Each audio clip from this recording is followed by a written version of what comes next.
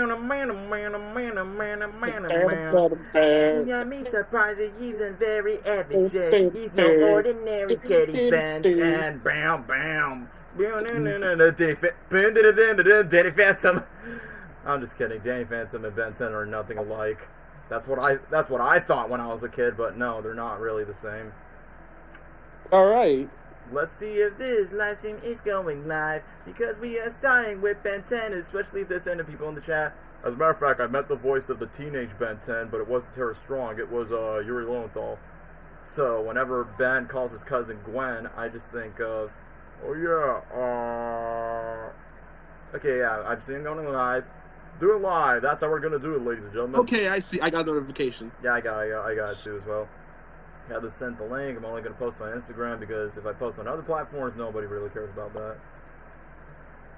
Because it's dead brain rot crap. How can I say kinda yupper yupper?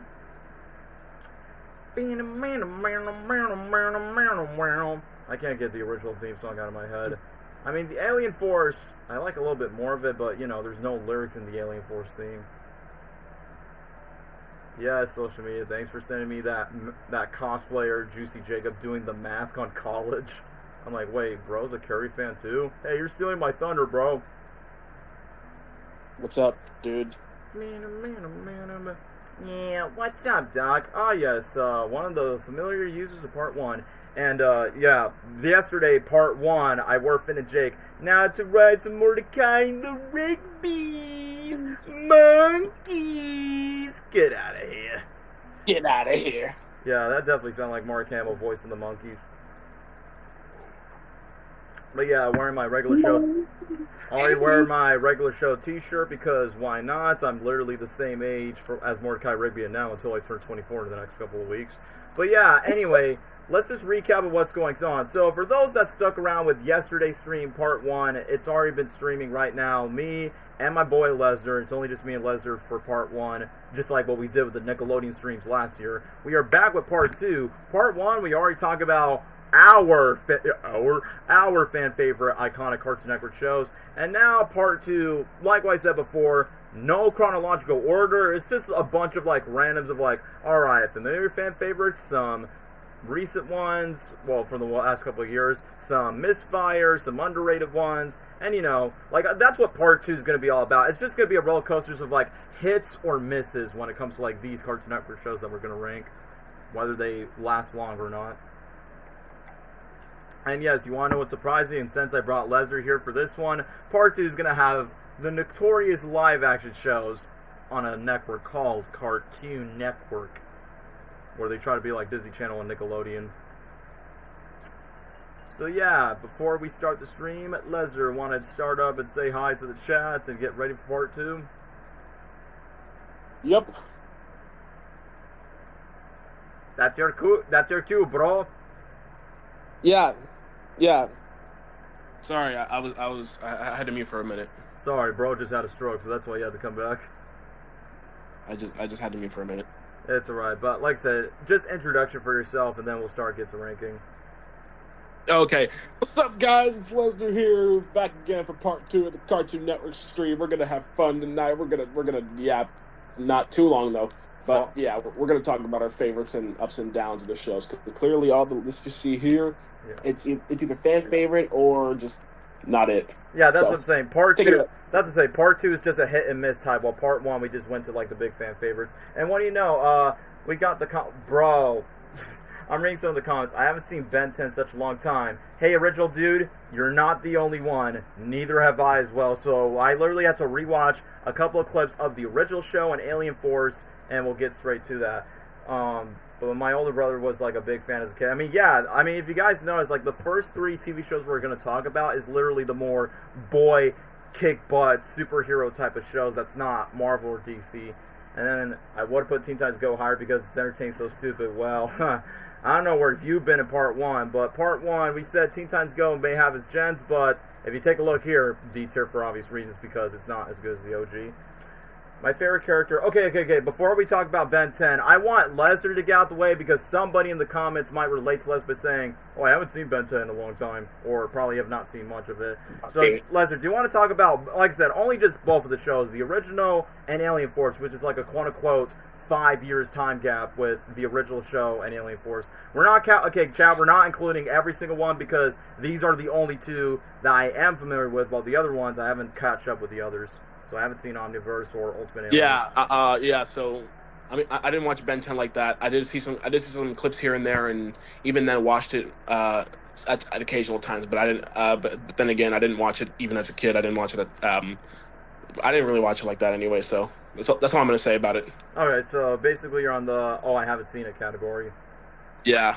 All right. Well, I just want to get Leslie out the way because I feel he has to say loyal. So I'm gonna read Zach's comment. My favorite character is Ben, of course, because he's literally the main character, and Grandpa Max. And yes, Gwen, when I hated her as a kid, plus when I was a kid, I thought Ben and Gwen were brother and sister. You want to know what's funny about that? I thought Ben and Gwen were like boyfriend and girlfriend when I was watching the episodes, but I realized they're not dating, they're not siblings, they're cousins. So I'm like, okay, that makes sense why in the original series, along with Alien Force, this guy named Kevin, a.k.a. the same voice actor who voiced Beast Boy and Teen Titans and Teen Titans Go, is kind of like, the quote-unquote rival to Ben, but at the exact same time, kind of a little bit of a romance with Ben's cousin Gwen. And I will be honest with you, so I'm going to talk about the original first because it's pretty obvious. Like, first of all, can we just talk about how catchy the theme song is? Now he's got superpowers, he's no ordinary kid, he's Ben 10, bow.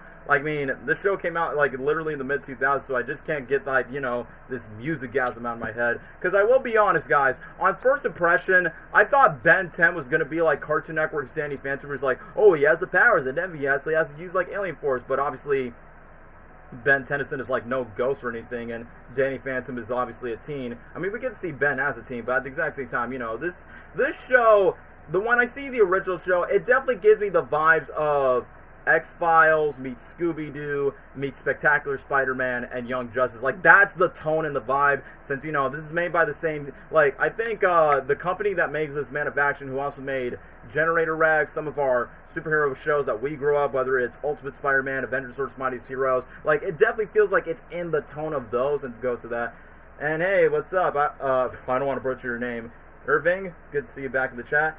Ben 10 to me is the biggest Cartoon Network show in my opinion. It's literally a Warner Brothers multi-billion-dollar franchise besides DC or Harry Potter. It was good. Can't wait for the new comic. Yeah, I recently just watched a video just not too long ago. Shout outs to Doom Blazer. I can't even say his name. Shout outs to my boy Doom Blazer, who's one of the most iconic superhero YouTubers that I know. Recently talked about the co-creator of Ben 10 is writing off the new comics.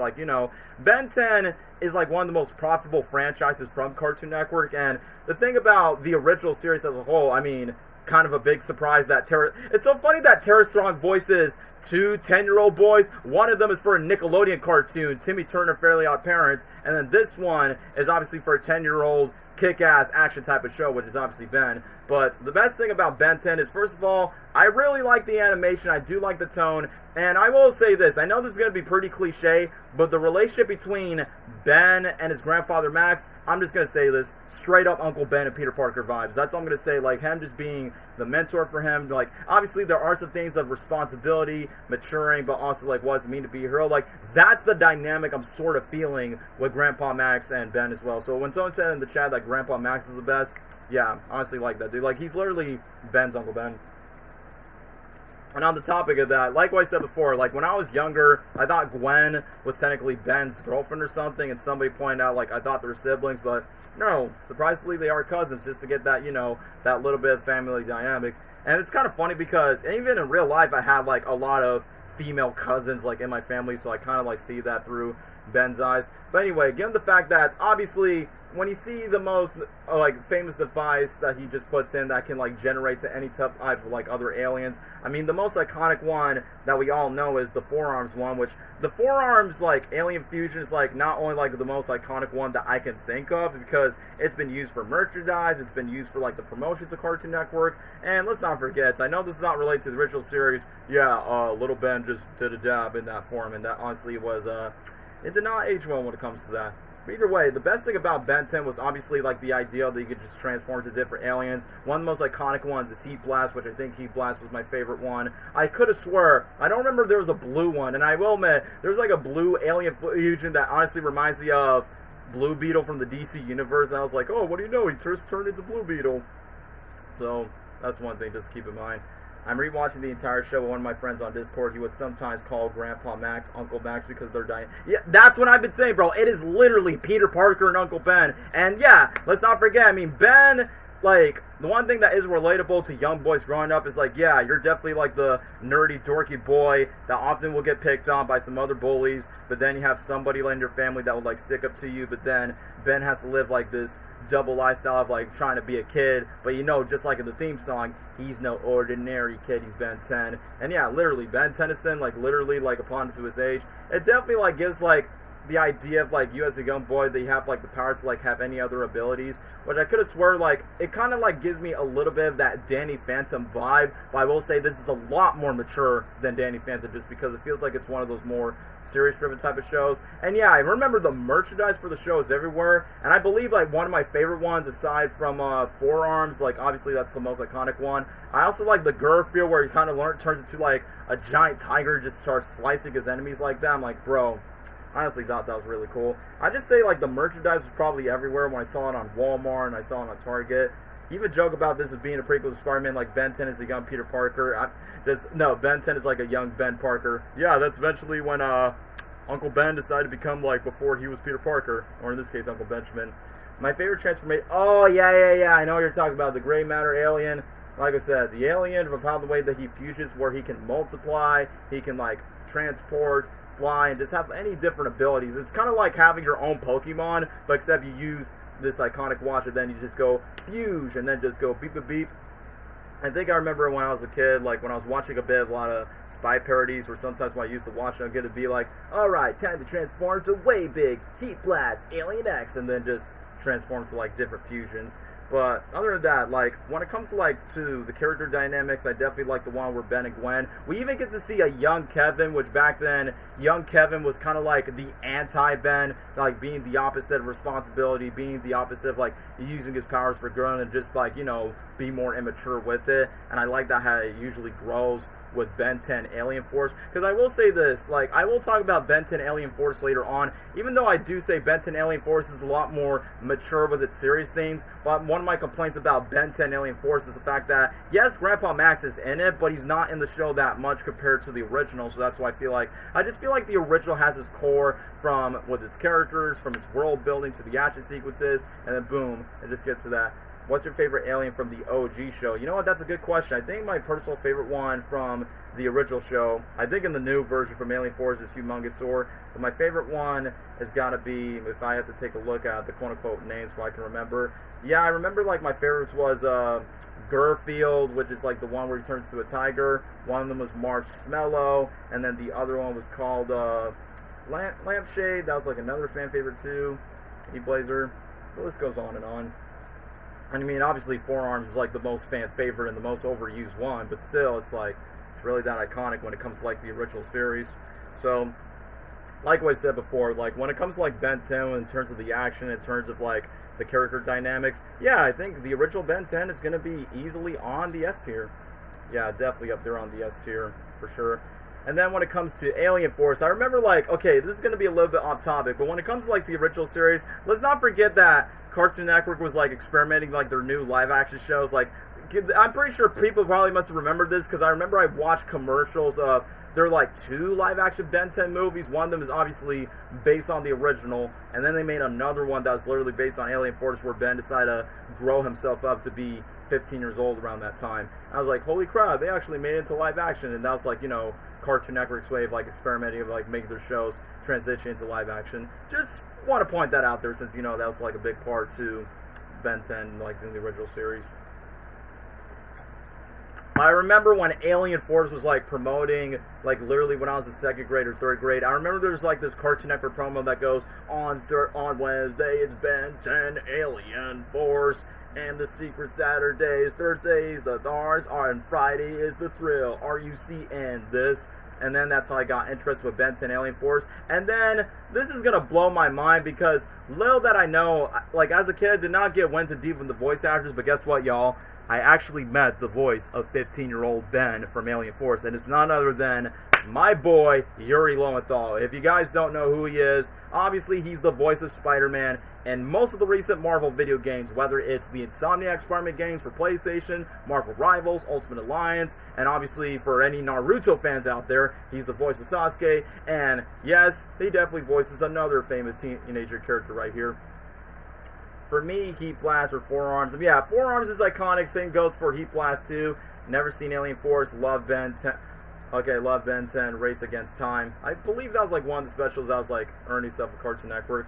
Alien Force, only seasons 1 or 2 are good. Yes, I would agree with that. 1 and 2 is definitely the ones that have the most like familiar, like good vibes I have, especially that we see a more mature, darker version of like Ben. Because you know, the best thing what I comment about Alien Force is the fact that I like about Adventure Time is we see the main protagonist like being a young boy, and then we see him transitioning from being a teen to soon to becoming a man of his own arc. And I honestly like that for what they've done from the original series to Alien Force. But I do agree with this comment by saying I blame Cartoon Network being studio control during the development of the 3rd season. The writers have like no creative control.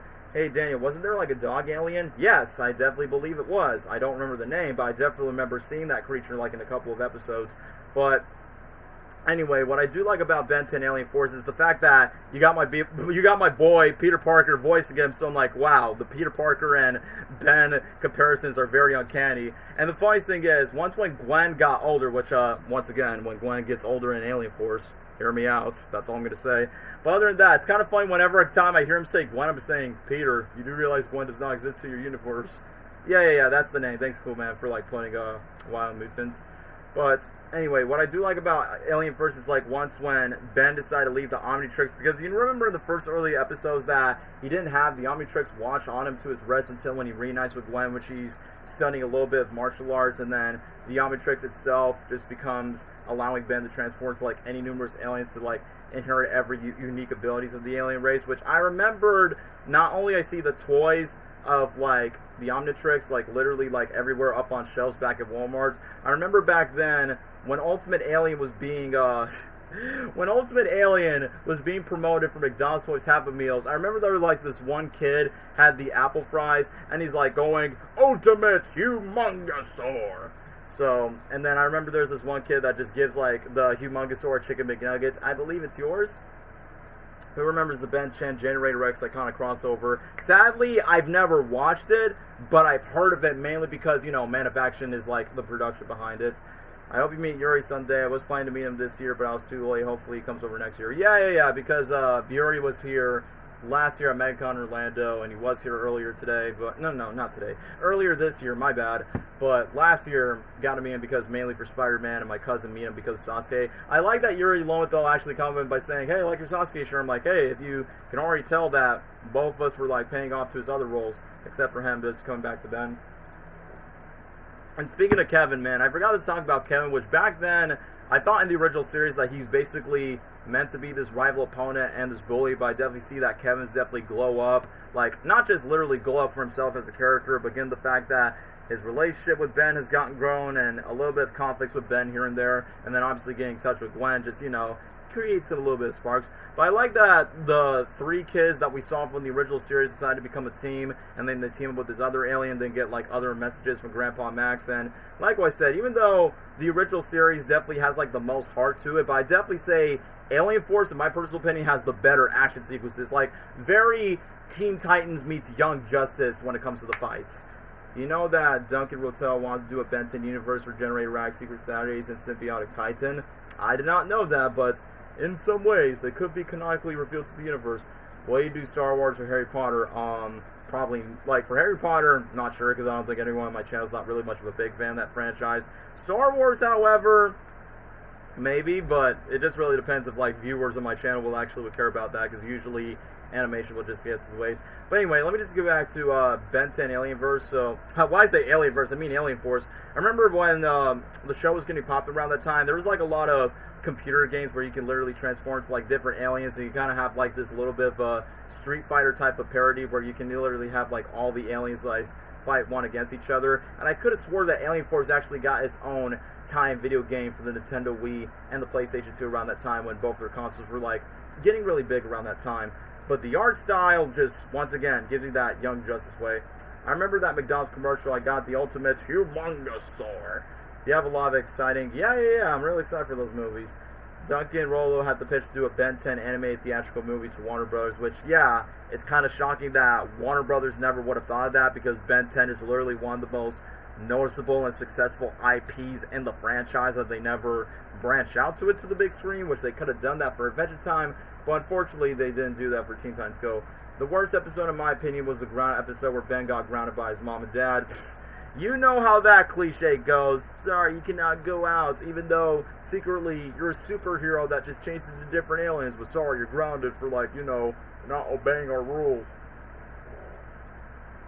But yeah, Ben 10 Alien Force, it's a lot more mature, it's a lot more serious. I think the action sequences are slightly better than the original, but I would say, like, it's probably another Ben 10, because, come on, it's like the first two OG Ben 10s. Because I will say, like, even though I say that the original series does much more better, where Grandpa Max gets a lot more screen time in the OG, but that being said, like, Ben 10 Alien Force is, like, a nice, like, mix-up to it. And I also like the time travel episode where 15-year-old Ben meets 10-year-old Ben, and then 15-year-old Ben was like, oh, was I really that obnoxious when I was younger, where you see his past younger self literally trying to roast Ben for himself, and then just goes back to Ben 10 Alien Force had two video games. One literally taught, like, yeah, that's what I remember when I saw a commercial about it. And the other one is Villagax Attacks. I'm like, yeah, I believe I saw that, like, at GameStop not too long ago.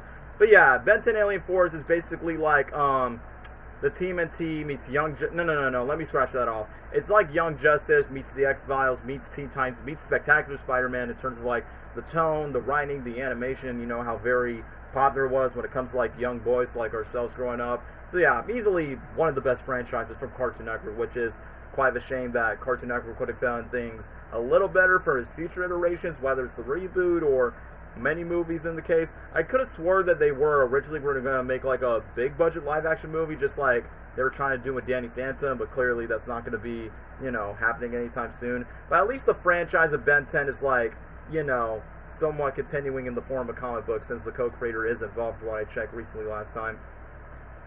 I would love to see Ben 10 or the Lucky Girl spinoff. 10-year-old Ben literally made fun of Teen Gwen's rear. Yeah, because, you know, us boys gets, like, very tuned to that. Anyway, of course you put Teen Titans Go typical 2020.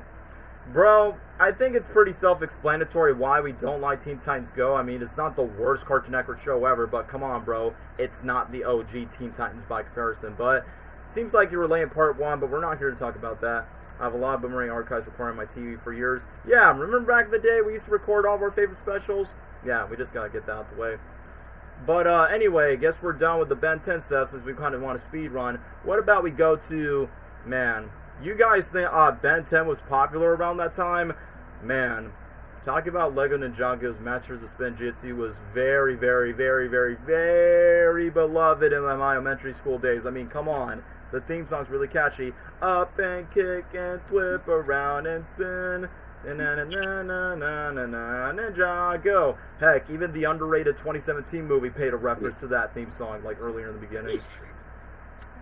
Oh, Lester, sounds like you're here.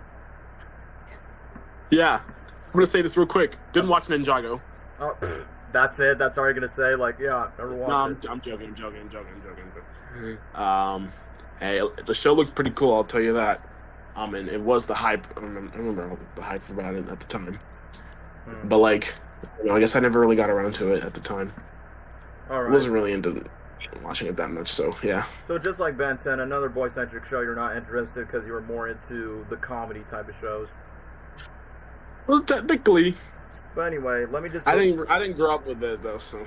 All right. Well, like I said, around my time, it was very popular around the time, which is why I'm going to talk about it. Ninjago was also a good one. I thought it I kind of gave up on it after season 7. Yeah, I will be honest with you. I kind of dip off the show maybe after season 3, I think. I think it was probably season 3 I dipped off just because I was kind of more interested in other stuff. So, let's just go on. Ninjago was my favorite. I literally oh, yeah, I remember. Because even though, yes, Zane is not, you know, quote-unquote, human part of the brothers, but since he was half cyborg, it took the sacrifice. Yeah, one of the top 10 most saddest moments in Lego anime history. In 2015, they rebanned Courage Marathon. Last episode, they accidentally showed the old Boomerang logo.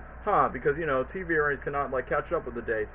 But anyway, why was this show so beloved? Because, bro, this is, Lego's answer to Power Rangers meets TMNT. Because you literally have, multiple brothers. You definitely have their Mr. Miyagi, Master Splinter type, where you basically just have, all the iconic characters on the ones. And, yeah, I mean, the best thing about the show is, literally the cast themselves and the colors themselves from what they wear. And when I was a younger kid, I was like, yeah, I thought Kai was my favorite just because, one, he's red, because clearly red is my favorite color. He was the quote-unquote leader of the group. But the other ninjas were also really cool. Obviously, Lloyd is the underdog, where he's basically the youngest one. He kind of gives me a little bit of that Ben meets Aang from Avatar The Last Airbender type of vibe. And I like that literally in one later episodes that Master Wu actually shows Lloyd about his mom. And it's that's kind of funny because the 2017 movie adaptation plays a little bit long that Lloyd is the son of Garmadon, a.k.a. the villain, a.k.a. the quote-unquote Aku, Darth Vader, Shredder of the show. So,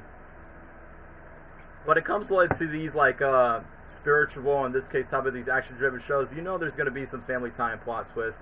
But then when it comes to the other brothers, I did say Kai was my favorite growing up. I thought Zane was really cool because not only because he was a cyborg, he has different fusions, but also a little bit of the technology that he can utilize, and even his dynamics with the other ninjas were also pretty awesome. I also like Jay, from the way that he used his blue electricity powers, and the way that he is sometimes, he kind of gives me a little bit of that Michelangelo, but a little bit of that Leo vibe, kind of like that teenage character that you would see in any of these type of ninja acrobatic superhero shows. And then when it comes to Cole, I think Cole is arguably the most underrated one in my opinion, not just because he's the black ninja that used the elements of Earth, is the fact that, he's definitely more of the tough boy.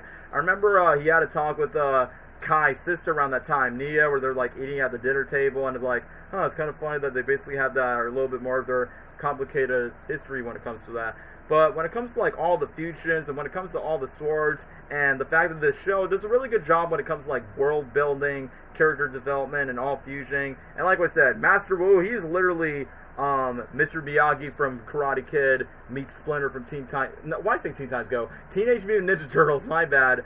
And a little bit more of Yoda from Star Wars. But yeah, I guess outside the influence of the TV show from season 1 and 2, Lloyd was my favorite, even though most people didn't like him, especially when they revealed that he was the Green Ninja. Everyone wanted Kai and Zane to be the Green Ninja. I mean, I know, like I said, obviously Kai and Zane are the top 2 most fan-favorite ninjas in Ninjago. When I was younger, I thought Jay would be in second place over than Zane, but, since Zane is, half a cyborg, but also has his more unique techniques, and the fact that he learns how to, have high advance with his combat compared to the other ninjas.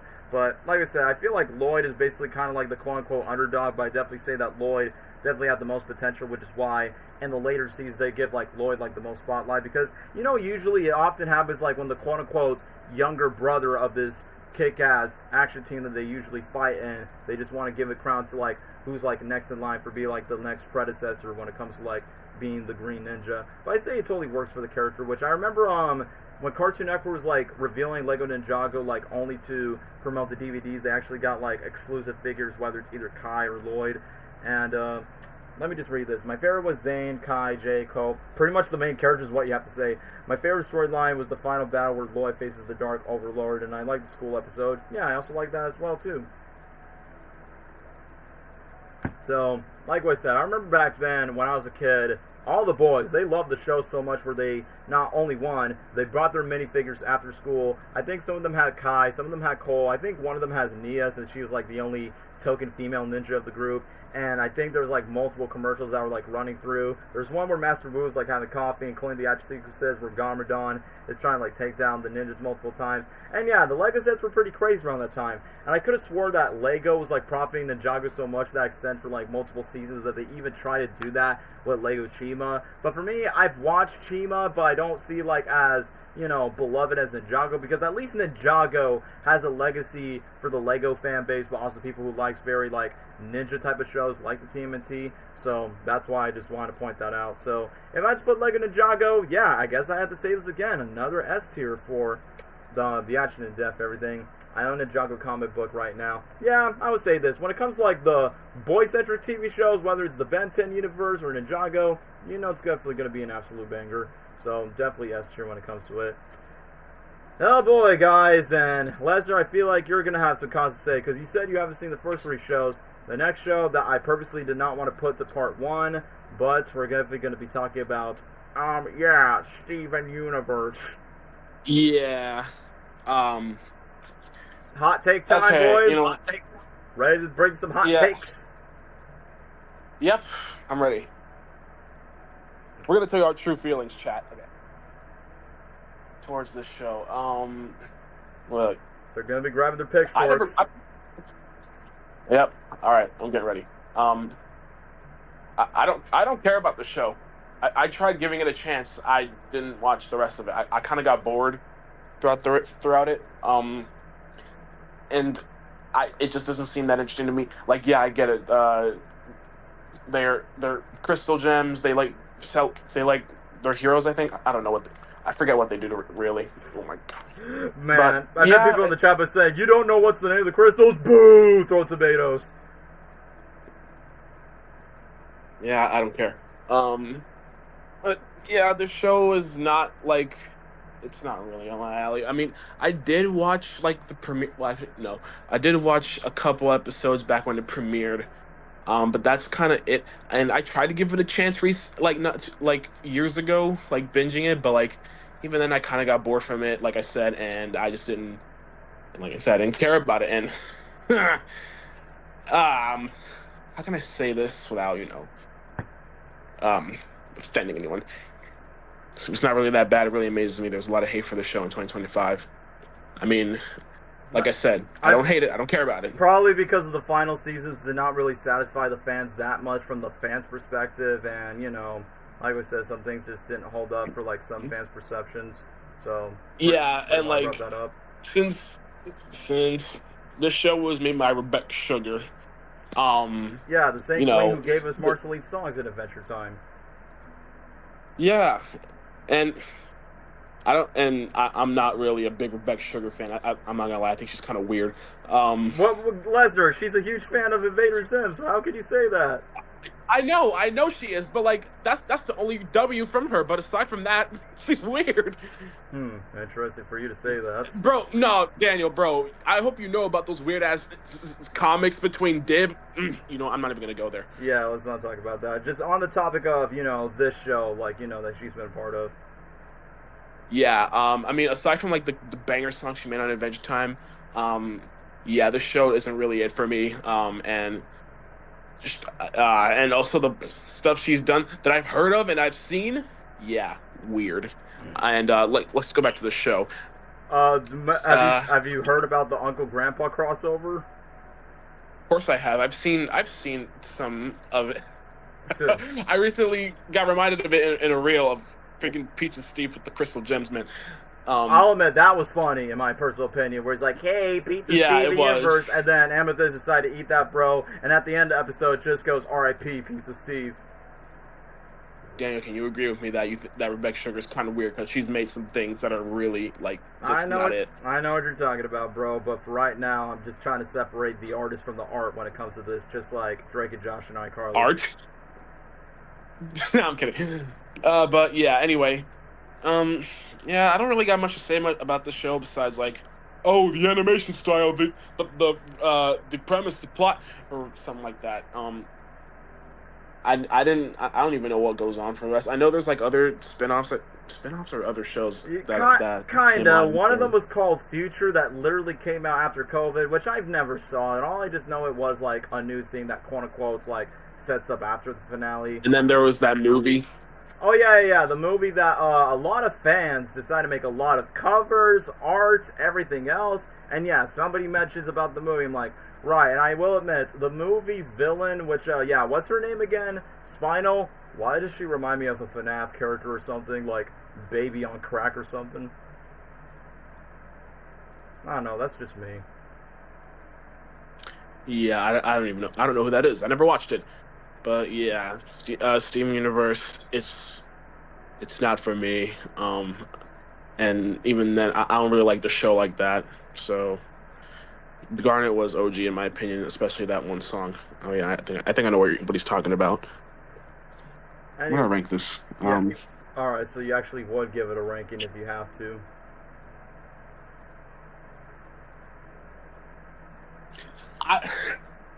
Now, just to please the fans, actually, no, screw it. Maybe is Steve? I think maybe C or D tier is acceptable. Wow, maybe C tier. You would put it next to Teen Titans Go, bro. Yes. You are playing. Yep. You're playing with fire, Lesnar. You are playing with fire. Like, okay, I understand where you're coming from, but to me, I don't think it's that mid, in my opinion. So here's my honest review about it. So, okay, who put in the chat? Steven Universe was a decent show, but it fell off. That's how I personally feel about it. For me, like, okay, there's going to be my hot take. I know Lesnar's opinion is going to be different from mine. It is definitely not a bad show at all. I mean, clearly there's a lot of great songs, there are great music arts, and the characters definitely have their ups and downs. But personally, for me, around that time, Steven Universe, I kind of feel like it definitely feels like, because, you know, Rebecca Shirker worked on Adventure Time and obviously worked on this. I'm like, it was trying to, like, capture the vibes of Adventure Times, and sometimes it does, but I just feel like Adventure Time has a very more simplistic and a lot more like a variety type of range when it comes to Adventure Time. Well, Steven Universe goes to like one note and then just goes to the second note to the other in terms of like the world and the characters when it comes to it. But anyway, let me just read on a couple of the other comments from Steven Universe. So let me just read some, because I know Steven Universe is not really that bad, but it amazes me there's a lot of hate for the show in 2025 after the series. And like I said, because like with most long-running TV shows, if it's really good, yeah, the first 2-3 seasons are great, but then 4 or 5 just ruin the show, and you know how that goes. So catching up with some other ones. Show means a lot to me. Made multiple friends in middle school because of the show, not to mention ended on the same day as my 14th birthday. Hey, congratulations, bro.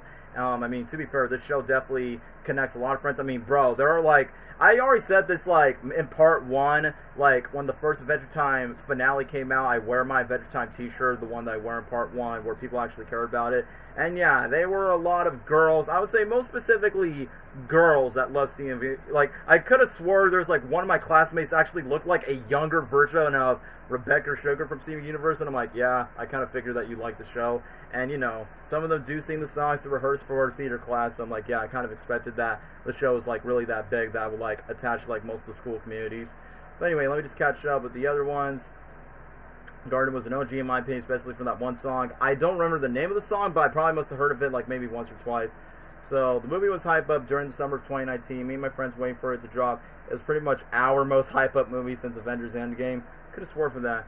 Most people said Steven Universe is like for the LGBT community for some reason, but it's not. Okay, yeah, I was going to say that. I mean, yeah, I would say the target audience is usually the LGBT like community, since, you know, the show has, you know, queer characters that are usually coded when it comes to that, so of course that they feel represented for this show. But outside of that community, usually it's mostly women, and sometimes, dare I say it, just like Steven himself, fat boys that has a habit for like cookie, cat, no, it was like a cat ice cream sandwich. I will admit, I'm not fat anymore, but I will admit that food actually is pretty good.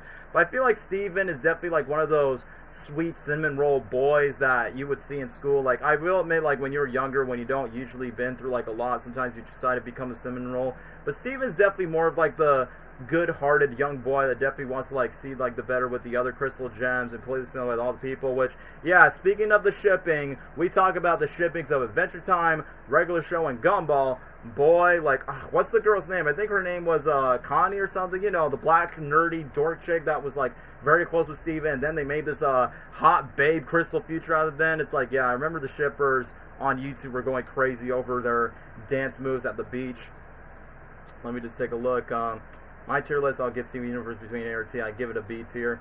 Zach, spoiler alert, that's where I probably might lean into whether it's a B or an A, but I don't love it as much as regular show and Adventure Time. Like I said, it's not my favorite of the 2010s eras, but it's not a bad show. It's just that I'm not usually the target audience, but I'm still crediting the highlights. Like the music, like it definitely has this very Broadway musical-esque type of vibe when they bring it into some of the episodes, including Pearl's song was honestly, I think Pearl's song is probably my favorite one out of all the ones, including Garnet's being in second place, and Amethyst is basically the roundhouse tomboy. I like that there's like one episode where Garnet, no, it wasn't Garnet, it was Amethyst that changed it to a bird, and then she's like chill it, dude. So I'm like, hey, reference to Mordecai for regular show, which I almost forgot. In Adventure Time, BMO tells a story where there's like a blue jay that goes, whoa, whoa, because, you know, I'm glad that regular show is still only, like, getting recognition to, like, more of these big story-driven type of shows. And I almost forgot, I think one of my favorite characters in the show is honestly Steven's dad. I think I honestly really like the dad. I know there's an interesting history of Steven's mom, and obviously the mom's relationship with Pearl and how it's, like, very sentimental, soft, and why, you know, she's, like, a big, like, eternal being. But when it comes to the dad, like, trying to bond with Steven, like, when they started, like, playing guitar, I'm like, I kind of like the sweet little bit moments that Steven has with his dad, and his moments that he has with Connie. But can we all agree, like, for those that watch the show, I say my least favorite character in that show has got to be Ronaldo, because, bro, Ronaldo can be manipulative, he can be annoying, and sometimes when Ronaldo gets beaten up by the Crystal Gems, he honestly deserves for what he gets, because, you know, Ronaldo is such a jerk in the show. And then when it comes to the other characters, I will admit, there's this one character named Peridot, which honestly spawns one of the most iconic memes of Steven Universe, where it goes, "What do you know? Apparently more than you Claude." And I will not kid you guys, I literally had friends in high school that actually sounds like Peridot, and I was like, hey yo, you sound like Velma meets Peridot. The voice of Steven's mom is the voice of Meg from Hercules. Oh, oh, would you look at that? She voiced that person from Hercules. Hercules, Hercules, Hercules, Hercules. Yeah, that's eventually I would just quote Eddie Murphy's The Night Professor, but that's not what I'm talking about. But yeah, anyway, I definitely do like the food for what they share. I don't think it's as delicious as Adventure Time or Gumball's food by comparison, but the cookie ice cream is good. But, oh, I also like the episode where Steven and the lion, this pink lion that just becomes his pet or something, and then Steven just try to, like, communicate with the lion, and then they actually have, like, a bunch with it. I mean, it's no better than Finn and Jake, but it is what it is. What I hate most about Steven Universe is fans bully that one fan, the creator who did the fan arts. Yeah, I almost forgot to bring this up. The reason why I don't get attached to this series because the fandom has its interesting territories. And I'm not talking about zesty or thirsty down bad fan art. I'm saying, like, some could be very toxic in some cases, where sometimes it just goes back and forth, including when you mentioned one of these controversial stories. I'm like, this is why I just don't, like, click with the fandom when it comes to, like, being that. So, either way, let me just get back to the point. So, I have to talk about the Uncle Grandpa episode because, you know, unfortunately, that's the only crossover, which, you know, Adventure Time probably would have been the better crossover, but let's be honest, Adventure Time regular show was, like, the top two ideal one. But I like that in the Uncle Grandpa crossover where Uncle Grandpa's like, don't worry, this is not canon. And then literally the Crystal Gems has to take down Uncle Grandpa, and then Steven literally goes aside the trailer to meet Gus and Pizza Steve, and then gets all around. And then when the Crystal Gems were trying to, like, get Steven back, and then you see Pizza Steve wearing Steven's wing where he says, hey, what's up, Pizza Steve and Universe, and then Amethyst's like, ooh, pizza. And then I like that Garnet breaks the fourth wall by saying, alright, I'm ready to end the episode, and then crack it on over. And then after that, when Steven defends Uncle Grandpa's life, and then literally goes to, like, every Cartoon Network character he meets, and then freaking Pizza Steve dies in Amethyst's stomach. Ronaldo episode where he tries to be like a Crystal Gem or something is the most hated one, because, yeah, I mean, like I said, Ronaldo just sucks in the show. And it was so bad they made Ronaldo a background voiceless character because, yeah, I'm pretty sure that the creators team behind the show were, like, very aware that Ronaldo was, like, the most hated character of the series. So, kind of glad that he kind of stepped back away from it just because we really didn't like him that much. I definitely agree, like, the majority of fans, even though I'm not, like, the biggest fan of Steven Universe, but I definitely am, like, people, like, right here where the first couple seasons definitely have, like, the best charts of its highlights, but then the later seasons, which I remember on social media when they were talking about the finale, some people were fine with it, some people were really disappointed with it, which, you know, I don't think it's as great as the regular show finale, or as decent as the Adventure Time finale by comparison, but hey, at least there was no cliffhanger scenario like Teen Titans or Amazing World of Gumball when it comes to that ending. But either way, so even though Steven Universe is not really for me to, like, rewatch again and again, like Adventure Time, regular show, Gumball, or any of the S-tier shows that I put on the list, so definitely I will not put it on a D tier because that will be so rude to put on Teen Titans Go, and it's definitely better than Flapjack. This is going to be definitely more of a biased opinion. I'm not going to put it on an A rank because I don't like it that much due to, like, the season decline and some of the things that they decide to add on later seasons. I would say B tier. I think that's, like, that would be, like, the nicest way for me to say, like, yeah, it's not a bad show. I do think at times it probably might be a bit too overpraised. Sometimes the fandom could go left and right. But if I just focus on the art and some of the songs and the artwork and some of the character moments that are wholesome in what ways, it's a pretty solid show. But it's not like it's no Adventure Time, it's no regular show. It's not, like I said, it's not S tier for me when it comes to the other shows. I feel like the Uncle Grandpa was okay, sorry guys.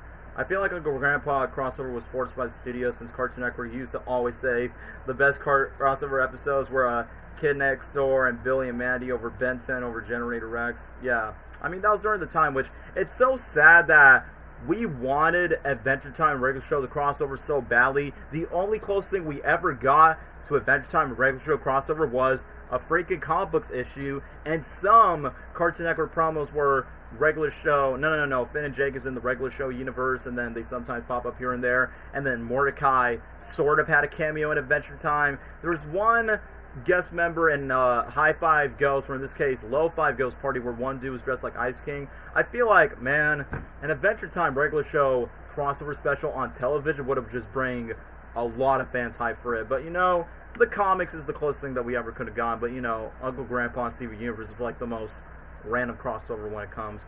But speaking of Steven Universe, and speaking of cartoons that are kind of similar to it, we got OKKO, Let's Be Heroes, which, yes, one of the crew members from Steven Universe also work on this.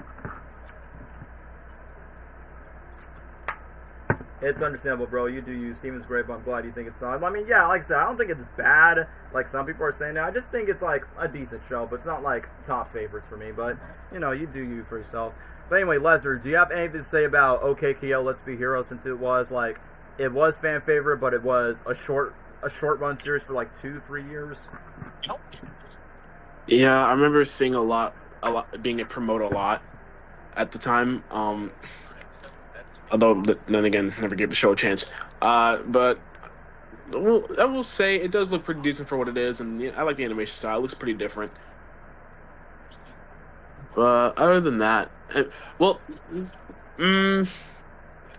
yeah, I think that's all I'm going to say. Ended was my favorite. What? Okay. Bro's having his short today, y'all. Lesnar just wants to kill my throat. That's what he wants to do. He wants to kill my throat and, yeah, be Jaking it tonight with Jake the dog. But anyway, joking aside, let me just read the comments right here. OKKO, in my opinion, is, like, better than Steven Universe. Alright, you do you, bro. I mean, OKKO is not as beloved as Steven Universe, but definitely, one thing I think OKKO is better than Steven Universe, the video game vibes that I get from the show, and I honestly like that if you are a gamer. Ended was my favorite. I mean, for reasons, if you know what I mean. Let me just go ahead with the other comments since I'm getting a little bit of a delay. I do like the theme song, OKKO. And I know that legendary voice actor Jim Cummins also voiced the villain, which I think his name was like Lord Boxman, I believe, for what I remembered. OKKO. Excuse it, boy. But I know the creator definitely voices, I can't pronounce his name, Randazos, you know, the blue butch guy that definitely looks like he's straight out of Captain Planet. Yes, I knew it, guys. I knew the moment that I mentioned OKKO, you guys are going to mention the Sonic crossover, which, yes, I do have some words about that crossover. But, yeah, promos in 2015, that was like regular show Adventure Time, which made me think that it was crossover, but it wasn't. Yeah, but sadly, they never take advantage of it. But, yeah, what makes OKKO, I would say the show is kind of underrated, not as underrated as We Bare Bears by comparison, because at least OKKO has its fan base, but like I said, I really like the video game-esque vibes that we get from the main trio, a little bit of the small town. The art style is honestly pretty nice, and basically KO is kind of like a hybrid of what you see from Steven, Chowder, and even parts of Finn the Human, but he's definitely like a hybrid of like Chowder meets Steven, and a little bit of Finn the Human like in the earlier seasons of the show. OKKO is like the last show that I love. It became my favorite after Benton Omniverse after 3 years prior. It's so underrated. Yeah, I definitely say it's definitely one of the more underrated Cartoon Network shows. Love letter to 90s anime, OG Cartoon Network shows. Yeah, I was going to say, I feel like OKKO, out of all the Cartoon Network shows, this one has the best crossovers out of all of them. And one of the first ones I can remember in recent memory is, number one, they crossed over with Captain Planet, which is a 90s cartoon. And yes, since you guys know, you follow me for Sonic content, yes, OKKO crossover with Sonic the Hedgehog. And yes, you got the GOATs, Roger Craig Smith voicing Sonic, and Colleen O'Shaughnessy voicing Tails, Sonic and Tails from the video games, were that special. If you're a huge Sonic fan, you're going to love the references where KO did the Sonic Adventure pose. And I could have swore the creator of OKKO and the creator of Steven Universe are Sonic fans, that both of them literally were invited to the Sonic Movie 2 card premiere. So I'm like, well, given the fact that it's this guy that approved with Sega to use Sonic and Tails in their special, it makes sense why Ham and Rebecca will show up to appear to see Sonic the Hedgehog 2 in theaters back in the card premiere of Sonic 2. But either way, let me just talk about the special itself. So, literally, what I really like about it is we got multiple references. We got Sonic Adventure. Like, there is a lot of references to Sonic OVA, the movie, where KO becomes a robot. There's only one little buddy, KO, no. And let's not forget, Jim Cummings also voices the main villain in OKKO, and since he voices Lord Boxman in the series. But other than that, he also voiced Robotnik in the Sonic 7 AM cartoon in the 90s, Sniffly. And the funniest thing is, he literally says, I hate that hedgehog. So I'm like, well, even though it's a different Robotnik, but it still kind of counts because it's the same voice actor. And once again, I like the OVA reference where KO literally was sunk into the lava with the robot. There's only one little buddy. Reference to the OVA movie Metal Sonic. There's only one Metal Sonic. And then, like I said, more references. Okay, guys, I forgot to bring this up. When I met Roger Craig Smith in person at MegaCon Orlando, I literally said by saying, hey, Roger, it probably must have been a pleasure that you met Ben Schwartz in person, right? And I said, like, hey, I saw the OKKO crossover special. I love that Roger paid a homage to Ben Schwartz, because around that time, we know that the first Sonic the Hedgehog movie was coming out on, for Paramount, because, the whole old design. But now that we know that Ben Schwartz was the voice Sonic for the movies, I love that Roger Craig Smith paid his respect to Ben Schwartz in that OKKO crossover when Sonic and Tails were flying away, where he goes, he's the worst! I'm like, hey, John Ralphio reference. And then, bada bing, bada boom, Sonic the Hedgehog 2, Ben Schwartz improvises iconic Parks and Rec reference, that movie's the worst! And I'm like, hey, I love this special. But yeah, let me just catch up with the episodes. Crossover was amazing that me and my best friend watched again because, yeah, like I said, you can tell the creator is a fan of Sonic from the games, the OVA. You hear a little bit of the Adventure Sonic the Hedgehog theme in the opening episode where KO was, like, freaking out like a fanboy. Like, basically when KO was, like, speed running with, trying to catch up with Sonic and Tails, and the Tails feels a little bit left out that Sonic has to keep on KO, and then Tails has a little bit more of his character growth, just like, be accepting of Sonic to be with his buddy and his best friend, and he doesn't want to be pushed aside. And then Tails talks about, like, his origin of how Sonic gets inspired by him. So I'm like I said, if you're a huge Sonic fan, I highly recommend that you should watch that episode because it was really good. Okay, to be honest, Edit favorite was here. Oh yeah, she was like a hear me out character. Dwayne, are you serious right now? Like, are you seeing this, bro? If you want to ramble about Clone Wars, then I dare you to stop playing Fortnite right now and be like, alright, let me glaze about Clone Wars for like 10-30 minutes, because if it was a Star Wars tier list, then probably would have put that, but I don't think my audience would care about that. Could you imagine if Ben 10 meets Sonic as a crossover? Yes! The crossover next is awesome. That crossover special is a huge love letter to everything Cartoon Network. I mean, I know they only share 4 central characters. You got Garnick from Steven Universe. Obviously, you got KO himself. You got Ben from the Ben 10 Omniverse. Well, obviously not Omniverse for sure, but you get what I mean. It's obviously Ben from, the reboots. But you also got Raven from Teen Titans Go. And then you see all of your favorite Cartoon Network characters from the 90s to the 2000s all being quote-unquote X'd by the villain from the statues. And then when Ben decided to transform to literally every single Cartoon Network character, and then you hear the iconic bum bum bum bum bum bum bum bum bum bum bum bum bum. It's like, bro, like I said, if you're telling me this is a love letter to everything to the Cartoon Network history, even though the majority of the other characters don't have that much quote unquote lines to each other, but that being said, it was everything that you love from Cartoon Network past and Cartoon Network future, and the fact that we see the dynamics between Raven, Ben, Garnet, and KO themselves. And it's bro, once again, I know this show is basically just go to the thing. Clone Wars is definitely S tier. Bro, if I talk about that shit, man, it's going to be too much for me to ramble. But if I would have added in, it would have been S tier. But since, a certain someone doesn't know much about Star Wars, I'm not going to put that to the list. Unless you guys hey, put a Star Wars list in it. I'm just focusing more on the more noticeable Cartoon Network shows, which is why I don't really put that much the other DC shows, only except for Teen Titans and Teen Titans Go. But anyway, let me just get back on top for KO. So, love the video game references. The character dynamics are pretty fun. I like one episode where the main characters were looking at quote-unquote viral YouTube videos and AMVs around that time. K.I. was originally voiced by the same voice actress who did Kid Goku in Dragon Ball, but then replaced by Courtney Taylor. K.O. definitely gives me that young Kid Goku vibes from the original Dragon Ball every time I listen to it, because, it gives you a little bit of that old shonen anime type of vibe that you would watch in the 90s. I feel like this show is definitely perfect for millennials to get nostalgic for the 90s, despite it's a quote-unquote new show. But given the fact that the show only lasts for only 3 seasons, and I think it only lasts for how many years? 2 years? Despite for a very short run, I definitely say I had a good one. So, you know what? I'm trying to think. Where would I put KO? Should I put it A tier or S tier? Try my best to think. I don't think KO is as good as Ben 10 by comparison, or Alien Force, or everybody sees. I guess I'll just put A tier, will be fine. Here we go. Yeah, there it is. Cartoon Network Fusion Fall in 2006 and 2010 was the most iconic. Yes, I was there around that time because, bro, from the games that they had, including the fusions that they got, it's really cool. And now, speaking of underrated Cartoon Network shows, we got the next one. We'll be there. We Bear Bears.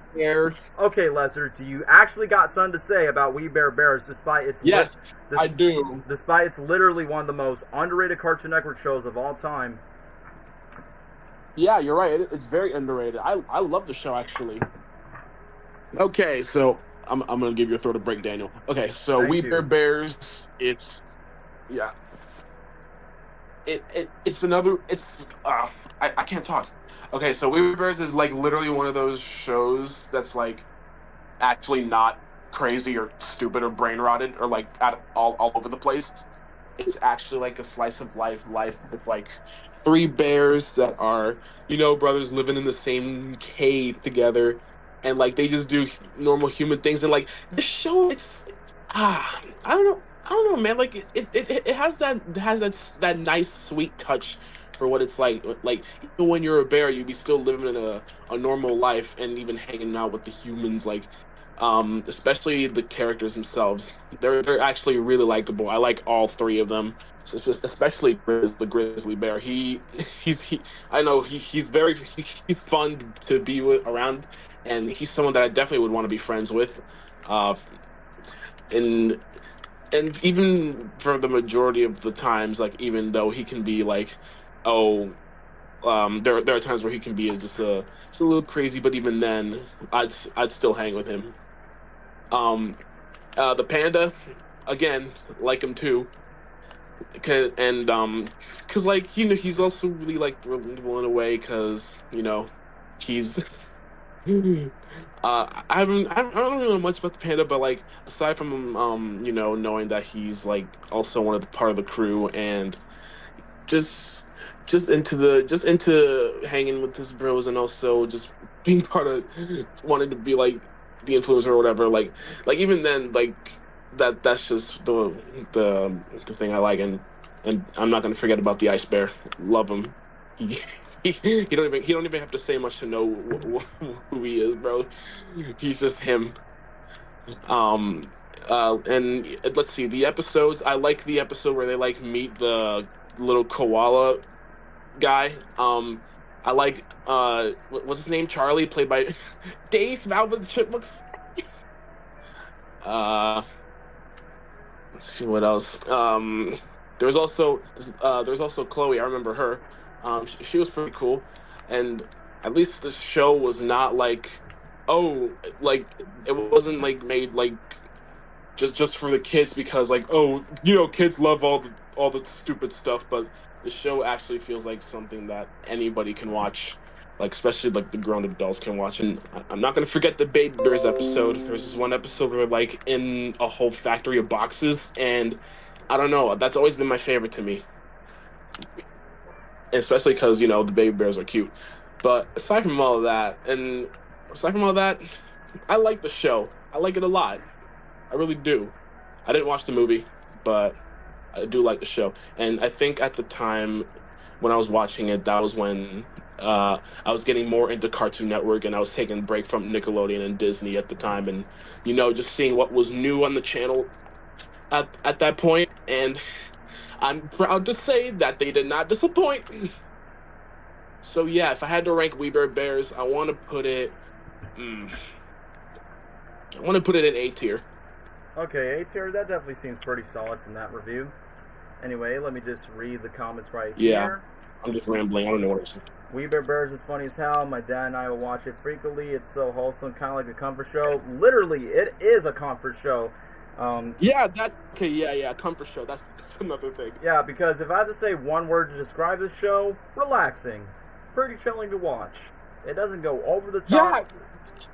It doesn't go way over the top like some other Cartoon Network shows. I mean, yes, there are going to be some, wacky shenanigans, but it doesn't do that all the time because it's definitely more simplistic. That's the way I would also describe it. It's not its main thing. Mm-hmm. Nom Nom, voiced by Patton Oswalt. Yeah, you got my boy Remy from Ratatouille, which, yeah, that's exactly who I was thinking, too. And Dave from Alvin and the Chipmunks. What character? Dave from Alvin and the Chipmunks? Yeah, what was the character he's voicing? It was like some hairy dude with a mustache. I'm trying to remember his name. Charlie, yeah, that's his name. Was Charlie, I think. Yeah, Charlie. Charlie. So that's what I remember. It's like, hey, yo, it's Dave Syndrome from The Incredibles. Fun fact, We Bare Bears was popular in Asia and Thailand. I mean, first of all, one of the characters is literally a panda, so that definitely makes a lot of sense. And speaking of which, despite We Bare Bears is definitely one of the most underrated Cartoon Network shows, I could have swore, like, in my theater class in high school, one of my classmates, I think she had a plush of either Grizzly or Ice Bear. It was either one of the plushes, and then one of my classmates was like, oh, is that from We Bare Bears? And then, literally in my mind, when I saw that, I'm like, so people actually still care about We Bare Bears nowadays? I thought people won't actually talk about it. So I'm like, probably must have watched with their younger siblings. But yeah, the theme song, like I said, it's simple but catchy. We'll be there. So We Bare Bears is easily one of those most slice-of-life cartoons, and the funniest thing is, every time I listen to Grizzly's voice, because the funniest thing is, the guy who voiced Grizzly's name is Eric Edelstein, and I realized he was also the voice of Bob in the Nickelodeon Monsters vs. Aliens, because bro definitely sounds like a less stoned version of Seth Rogen at times, where he goes like hey guys! But obviously he doesn't smoke weed or something like Seth Rogen. I can't believe the voice of Grizzly was in that Chris Pratt Jurassic World movie, and he sadly got eaten by the Indominus Rex. R.I.P. Grizzly. Theme song was done by Garner's voice actress. Yes, that is true. And let's not forget, the creator of the show is also named Daniel, a.k.a. Daniel Wu, but except, that dude's Asian, I'm Hispanic, so mine is Matamoros.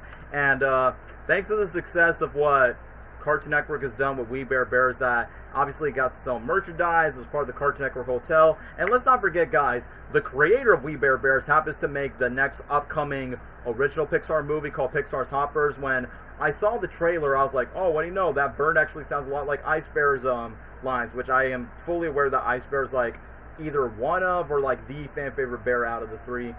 Patton also voiced Mel Jesse from the Minecraft Story Mode. Yes, he also has, because, Patton Oswalt has done a lot more voice acting than just Remy from Ratatouille. But him voicing Nom Nom is like, bro, I'm just seeing Remy just getting ticked off since he's a small freaking koala bear. But I feel like out of the three bears, I think Grizzly's got to be my favorite one. I know Ice Bear is usually fun because Ice Bear kind of gives me that Zane robot type of vibe where he goes, Ice Bear feels, Ice Bear definitely has to cook. But then when it comes to Panda, aka the same guy who voiced Louie from DuckTales, since, both of the shows were really popular around the time, Panda definitely could be obnoxious at times, but I definitely say that the three quote-unquote bears, or as I would like to joke about it, you got Norm of the North, you got Boog from Open Season, you got Po from Kung Fu Panda, you got the three trinity of the iconic animated bears. But then when it comes to the trios, I mean, I like at some moments where you actually get to see them going to cons, but they also go to events, restaurants, and obviously their go-to human friend is Hero, right? I like that when we get to see to her room, and then once when they get to their parents, and basically once we get closer to them, she actually has a lot more trust towards the bear themselves. And the funniest thing is one time there's like this Halloween special where they're trying to like check over the TV, and then there's like this digital villain that sounds exactly like Cypher from Gravity Falls, because the voice actor of Gravity Falls was a part of the show. The movie got me maybe upset because I'm like, oh, it's over. Still like seeing like what's going on with the baby spinoff. Yeah, I've heard some weird things about We Baby Bears, and the weirdest thing about that show, it's technically a prequel spinoff because, yeah, I mean, of course we've seen episodes of the Bears them as young cubs when they went to like go into the carnival and see how they eventually decided to bond with each other. But you know, with We Baby Bears, I don't know what they were thinking. I remember one episode where Panda got one crush on one girl. Yeah, that's honestly pretty interesting.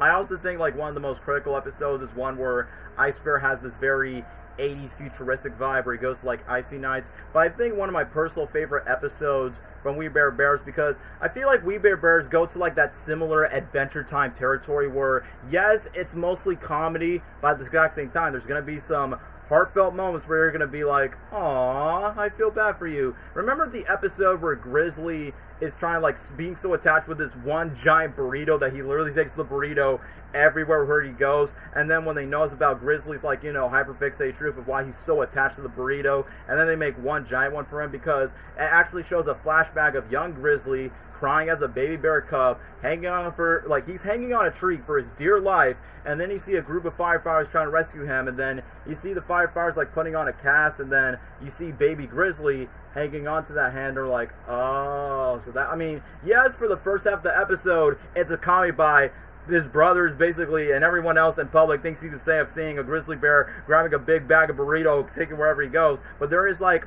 a deeper emotional attachment of the reason why he has it, and honestly like the little small character development details we have. So I would say that episode was truly a standout. But I think one of my favorite ones is definitely the Halloween specials where they made multiple parodies to multiple pop culture parodies. Like there's this one time when an alien comes down and he's basically a parody of Kermit the Frog where he goes, "Greetings, Earthlings. I'm sorry that I have to take over your planet." So I'm like, yeah, basically just a parody of Kermit the Frog. And then you see Charlie talking about his stories, and it's basically a parody of the Tom Hanks movie Big, where he goes to like this ventriloquist, like dummy type of gypsy guy, and then after that, Charlie becomes like a real person. And then when he teams with the bears, I like that there's literally an Adventure Time cameo where you get to see Panda, Grizzly, and Ice Bear change to Finn, Jake, and Ice King, and then you hear Tom Kenny's voice out of Ice King, Ice Bear, where he goes, "Ice King, a wrong show," and then Charlie runs away. There's even one time where you get to see the Cubs in a flashback, like they're doing the parody of Scooby-Doo, where they did the iconic Scooby-Doo chase scene. And then literally at the very end of the episode, when it comes to the Halloween special, is where they literally made a joke of spooky, scary skeletons and shivers down your spine. And literally for after watching that episode where the jokes were really funny, love the pop culture references, and around that time, it gives me a lot more respect for the people who work behind We Bare Bears. And yeah, Ice Bear is the GOAT. Ice Bear definitely wants to take some hotcakes. It makes you so invested in the great storytelling. It makes you shut up in a tear in those episodes because it kind of shows that these bears changed the lives of many people. Because, yeah, I mean, despite this is not really a show that everyone talks about, but the one thing that, and yeah, I can't forget about the movie where the bears don't feel like they feel accepted in society, where they definitely got to go on the road trip, where basically they have to go to, like, a diabolical wild agent that's definitely on their tails, and the bears are trying their best to quote-unquote outsmart them and be smarter than the average bear. And other than that, like, even though the whole thing about them of being refugees on the run and just having the hardship of like the three bears being like bros for life, I feel like once again it's the same way how I feel about Adventure Time and Gumball. It's like, man, I know this is meant to be a comedy show, but at the exact same time, like some of these shows get like really deep about it, and it just like makes you think about your own personal life if you can relate to what the three bears have gone through, or even the human characters too as well. It's like, once again, this is definitely like one of those underrated gems into the rough. I mean, like I said, clearly not as beloved as the other Cartoon Network shows before. But that being said, We Bare Bears, I mean, I'm definitely going to agree with Lesnar on this. Like, even though, yeah, there are some filler episodes here and there, but it's definitely like far from like a bad show. So definitely I would say I would put We Bare Bears at like, it's almost close to S tier, but it's not as cool as the other ones. But if you want something that's a bit more relaxing, comforting, gives you a little bit of a smile, give a bit of a chuckle, and shout out to the Pizza Calzone episode where they have like a whole Pizza Calzone like food truck that they started cooking. I was like, bro, it was so good, and the fact is like, bro, I know I'm gonna keep on shouting out Cooking with Fred so much, but he actually copied the recipe of that episode for We Bare Bears, and I'm like, bro, I want that in my mouth because it looks so cheesy and so oozy. I think Cooking with Fred needs to make his own restaurant called Fred's. I don't know. Oh, yeah. I think I know what you're talking about. There was an episode where the Bears made an imaginary friend that's a parody of Power Rangers. They even got, R.I.P. to him, man. Like I said, when you go back to the show, whether you know the inside story, the outside story, it really does hit you in a way. So, definitely underrated cartoon, but definitely deserves its high praise. And now, speaking of a cartoon with high praise, we're going to go to Samurai Jack. And yes, Lesnar, you can technically count Season 5 since it was a part of the same franchise, you know? Yeah, I did. Now, Samurai Jack, I only watched I didn't watch much of it, but I only watched the Adult Swim version of the show when it premiered at the time. Like, I mostly watched it because it's like, transition from Cartoon Network to Adult Swim. That's something new, but hey, it looks pretty cool for what it is, and interesting too. But aside from that, I think it looks. I like how it looks. Phil Lamar is the GOAT for voicing Jack. And what else is there? The theme song is also pretty cool. Yeah, and like, no doubt that everybody loves the show for sure. And if anything, I think I would. Where would I rank this show?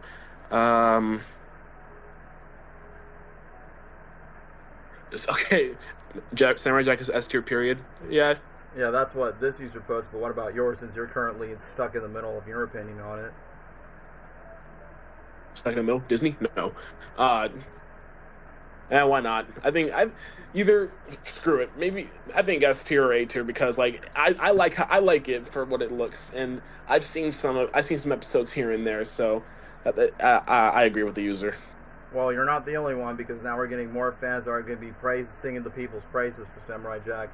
Let me read this other one. Samurai Jack is probably the best Cartoon Network show ever, and you're not the only one. There are a lot of people that says this is either like top 3 or like their go-to Cartoon Network show if it's not Teen Titans or Powerpuff Girls or Adventure Time, etc., etc. I feel like Samurai Jack is like in a lot of people's like top 3, top 5. The music, the visuals, the writing, and the characters are awesome. And yes, they even did make a video game back in 2020 from what I remembered. One of Cartoon Network's greatest shows from the golden era, especially from Only Toonami, only on Cartoon Network. Which, yes, I do remember the Toonami runs. So yeah, Samurai Jack.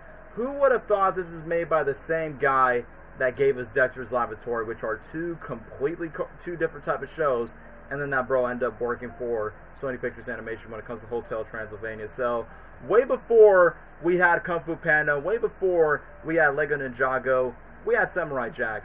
I watched the heck out of Samurai Jack. Let's not forget in one episode I hear SpongeBob from a monkey voice that the theme song was a banger. Oh yeah, the theme song, it absolutely slaps. And yeah, speaking of SpongeBob, I mean, yeah, Tom Kenny was also in the show as well.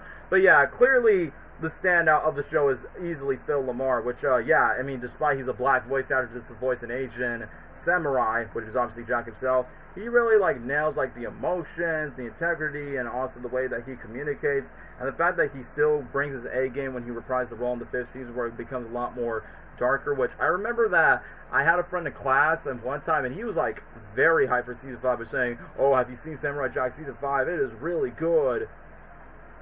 Same creator, by the way.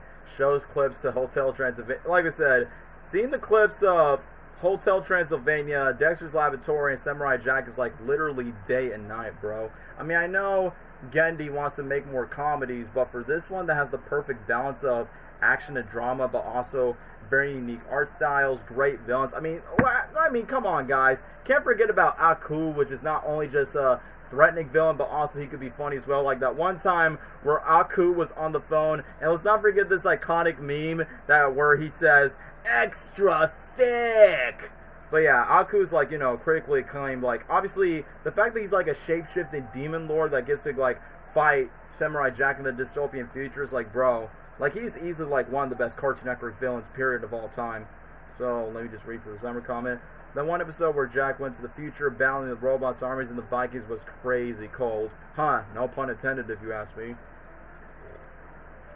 But yeah, what else can I say about Samurai Jack? I mean, clearly the idea of having a Japanese samurai prince that has this mystic katana, and I almost forgot that even Duck Dodgers made a parody of Samurai Jack, and they literally just titled it Samurai Quack because they knew how Samurai Jack was like a very popular Cartoon Network show around that time.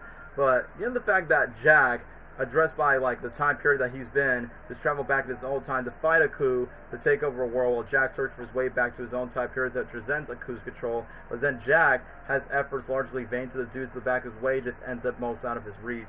And usually when it comes to that overarching story, without, you know, concluding, despite the 5th season definitely came along like, around the time, but still, given the fact that this show definitely has like a lot of things that there's so much about, like from the dialogue, from the action that it sets your mind free to like the path of Jack's destiny, and the exception of the aspect of the series is what it goes for the others. It just goes to like the extensive stretches where sometimes there's even no dialogue in the show, and it's really crazy to think about. There's even like some episodes that has like no dialogue at all, but it's only just carried by the visuals and the action, because the best thing about the show is it's not too violent for the kids, but yet there's still like thrilling actions that the kids can enjoy as much as the adults. Like, it has that unique combination of cinematic looks and comic book appeals that you can have into the movie, but it definitely has a more simplistic art style that has its big in scope that will fill into, like, no matter if it's a short scale episode or it's big scale episode. And I feel like that's what Samurai Jack just stands out for the majority of like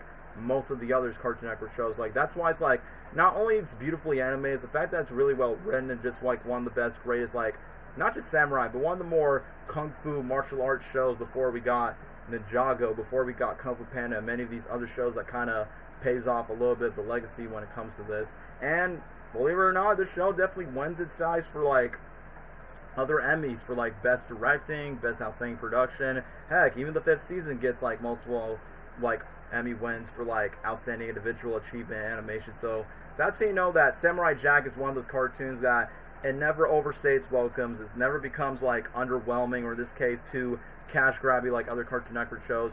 And yeah, instead of just having a reboot, just one final season where it's like freaking Ghost of Tsushima meets John Wick in the final season. So like I said before, y'all, like, this show is, I mean, I know I'm going to be singing the show's praises, but it's definitely a work of art. So I'm definitely putting it on a high S tier in my book. So definitely S tier for Samurai Jack. Let me just read the comments real quick. Gendy's still making action like Primal, which I heard that's good. I believe that's also going to be rated R from what I've heard, even though he just made an R-rated dog movie called Fix, which was really weird, which I'm like, the voice acting was good, the animation's good, but the story, yeah, it was kind of gross. Can't forget the Lion episode. It was so emotional. I definitely remember I was watching clips of it on YouTube, and I can understand why, like, that episode was definitely, like, you know, its fan favorite from its all. So yeah, Samurai Jack easily in S tier. But now for great, we just talked about a great Cartoon Network show to now somewhere in the middle where it comes to L-A-Z-L-O and Laszlo. What's his name? Was there any short words on Camp Laszlo?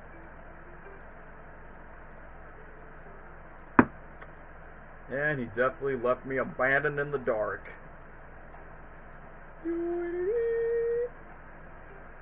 Bro, you good? Yeah, I think Lester just yeah. Want to say a little bit about? Yeah, I'm here. Want to say a little bit about Camp Laszlo? Not really. I mean, the only thing I know about the show is the theme song, like, but like I kind of don't even I barely remember it too. I think Camp Laszlo's pretty interesting for what it looks, although never grew up watching it because I don't think it was even on or anymore. Because the show just came out literally in the mid-2000s. Yeah, I was not there, so I got nothing to say about this. Alright, let me just read this. One thing I can say about Camp Laszlo, say it with me, pizza french fries. I consider Camp Lazlo the SpongeBob Cartoon Network because it has a lot of SpongeBob sound effects, and that's because they literally got the voice of SpongeBob, literally one of Lazlo's friends, which his name was Lumpus and Hoo-Ha and the Clam. And let's not forget, I feel like not only SpongeBob, but also Rocko's Modern Life, that you literally got Rocko's Modern Life, because the main dude is voiced by Carlos Azlaraki. Yeah, so that's why, I mean, obviously he's not a kangaroo. This character is a freaking spider monkey who's like, ooh, look at the mermaid. You look more beautiful. Like, literally in my mind, it's like, I just kind of see, like, Rocko and Lazlo definitely has a lot more uncanniness when it comes to the voices. But yeah, even the voice of Plankton voices a character named Dave to this, so when people said, like, it's literally the SpongeBob, and, oh, I forgot, Jody Benson voices a character named Miss Jane Doe, so I'm like, bro, who would have thought that you would got Ariel from The Little Mermaid in a Cartoon Network TV show that definitely leads more to the comedy ones. And yeah, I would definitely say Camp Lazlo, despite the fact that you literally got some of the same cast members and crew members that work on SpongeBob, I definitely say, like, I think what works for the charm for the cartoon is mostly just the comedy where they have their mistakes with the water, and including when the moose is like, I'm waiting, only for a lot more 5 minutes, alright already! And then literally get to see Lazlo and all of his friends trying to compete with each other, like in most of these camp activities that you see. And you know, Lazlo is like usually the quote-unquote idiot when it comes to the group, because usually most of the other ones are not as well advanced as like the team captain. But either way, Camp Lazlo definitely like has its funny moments, including that platypus dude that basically just usually gets like the punching bag. I don't have much to say about Camp Lazlo. It's good, it's funny, it's created by the same creator of Rocko's Modern Life. Yeah, it pretty much does. It feels like a Nickelodeon show on Cartoon Network. I will be honest, if Nickelodeon was interested to get the rise of Camp Lazlo, since he got literally cast and crew members that worked on Nickelodeon before, it wouldn't make sense to go to Cartoon Network. It's crazy that the show was a success, having 5 seasons and a movie where Lazlo goes missing. I'm like, yeah, I could have recalled that, because I remember I had a friend that used to be obsessed with Camp Lazlo so much when he was younger that he even acknowledged the existence of the movie. And I remember I watched like not a couple of the episodes, but even a little bit of like the computer game as well. So I'll say this, it's definitely not as good as like the other shows by comparison. I would say Camp Lazlo definitely fits more to the B tier territory. I say it's like it's in the territory of like and Eddy type of way, like, you know, like the comedy's like usually the best thing about it, but it's not like, you know, the show's like highly praised off. But speaking of shows that has like another high praise is Codename Kids Next Door. Lesnar, want to talk about this one, Codename Kids Next Door? Because I think they also did a crossover with Billy and Mandy when they did it in the past.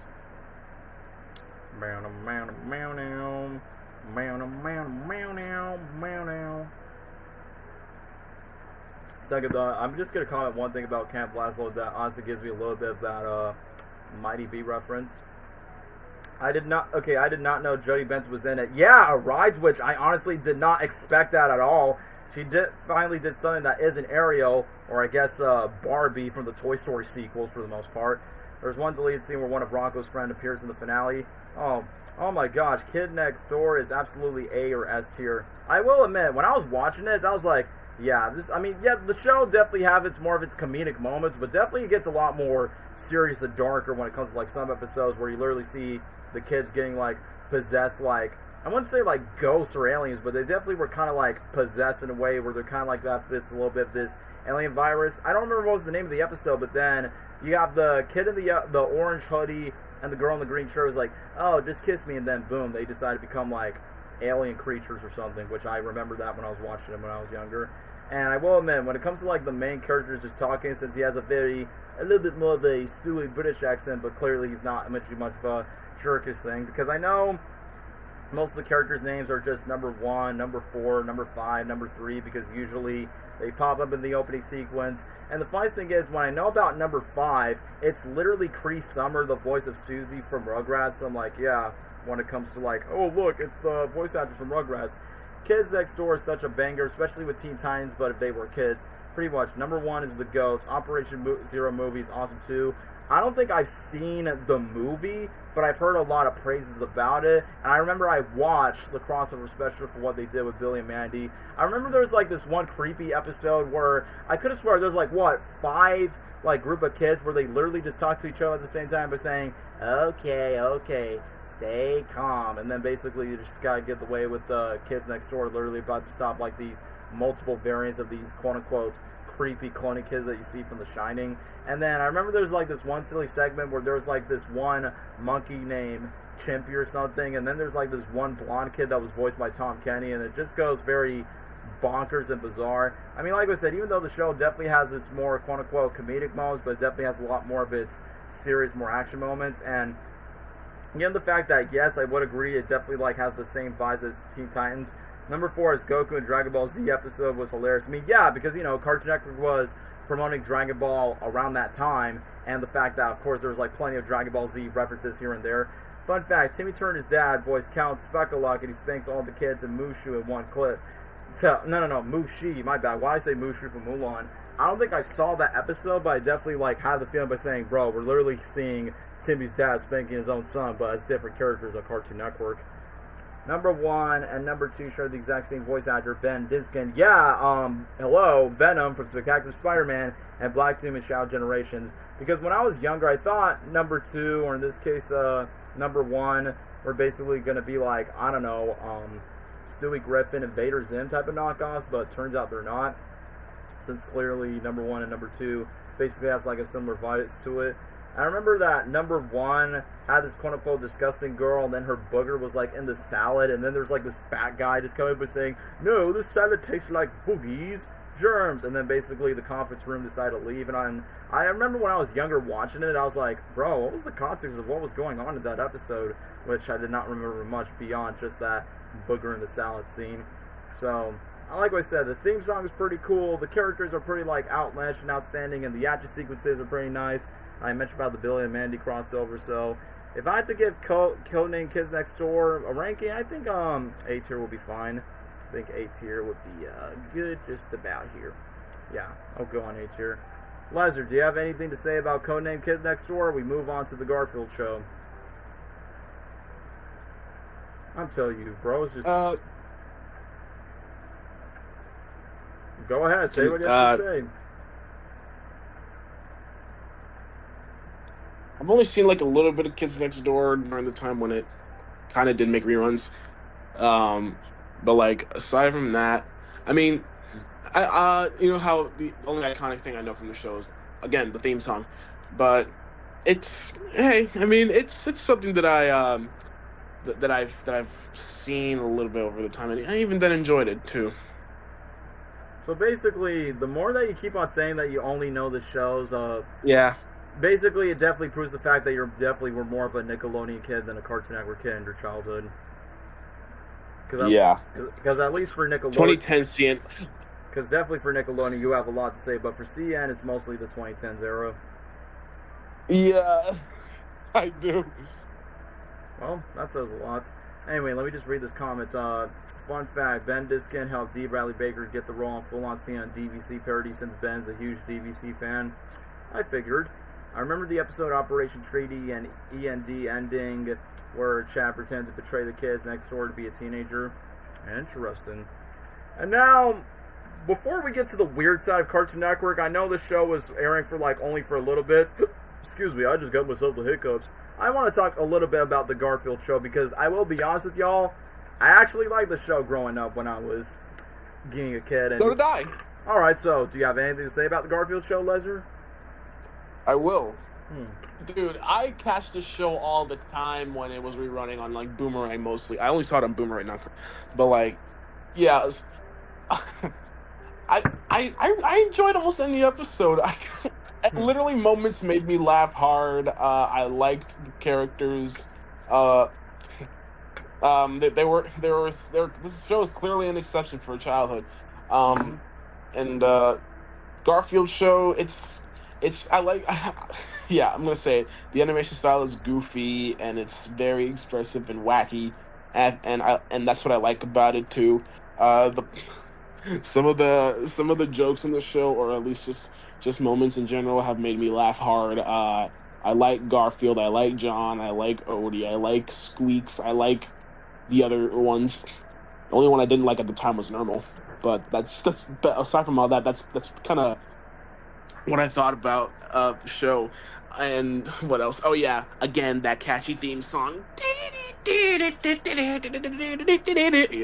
Garfield show is an interesting case, and by me like that, it was my first introduction to Garfield. Yeah, it was mine too. Yeah, it was my introduction to like how the popular the character was. It was a comic character, and just seeing this show in general really had me onto the Garfield train, and not knowing who he really is most of the time. And for this show, that's how I kind of got interested in see like, oh, what is this character about? Like, oh, what's going on with Garfield and his friends, literally. But like, I'm rambling, but still, yeah, you're right, Irving. That show was also my introduction to Garfield as well. So it's pretty crazy to know that.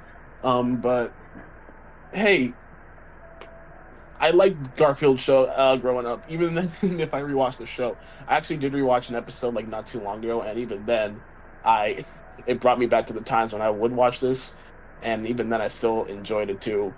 But yeah, what else can I say about this show? Like I said, catch theme song, everything else, and how and like I said, the characters especially are very expressive, and like the designs and like the animation is goofy and wacky and very like it's honestly out of control, but like it's like, well, actually no, not out of control.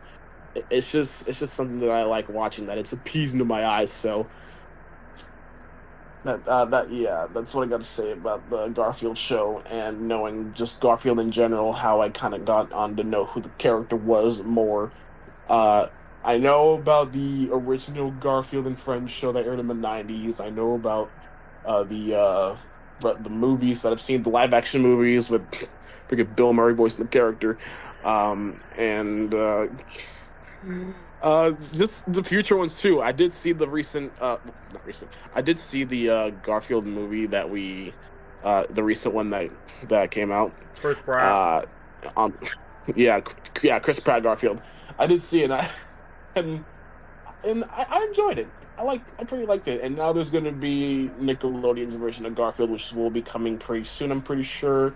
Because when I was at the Nick Hotel, I saw Garfield like almost all over the dang place. Yeah, when I saw not all over the place, but some places. When I saw the new Chris Pratt movie, I thought they were going to immediately make that cartoon, like, not like tie in the movie, but basically continue the success of the movie and just, make it like their own, since Nickelodeon owns the rights to Garfield. Yeah. And whenever Nickelodeon's Garfield comes out, I might watch an episode just to see what it's like.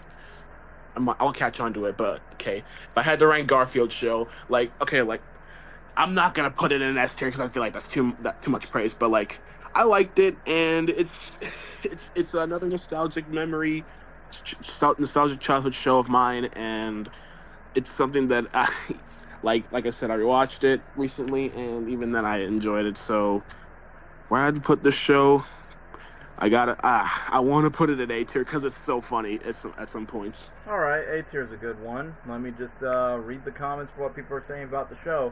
Garfield show is an interesting case. By the mean, I liked it. It was my first time introducing to Garfield. I'm pretty sure, well, for me, this might make you guys laugh. My real introduction to Garfield was, I think it was Garfield's Fun Fest, and also Garfield's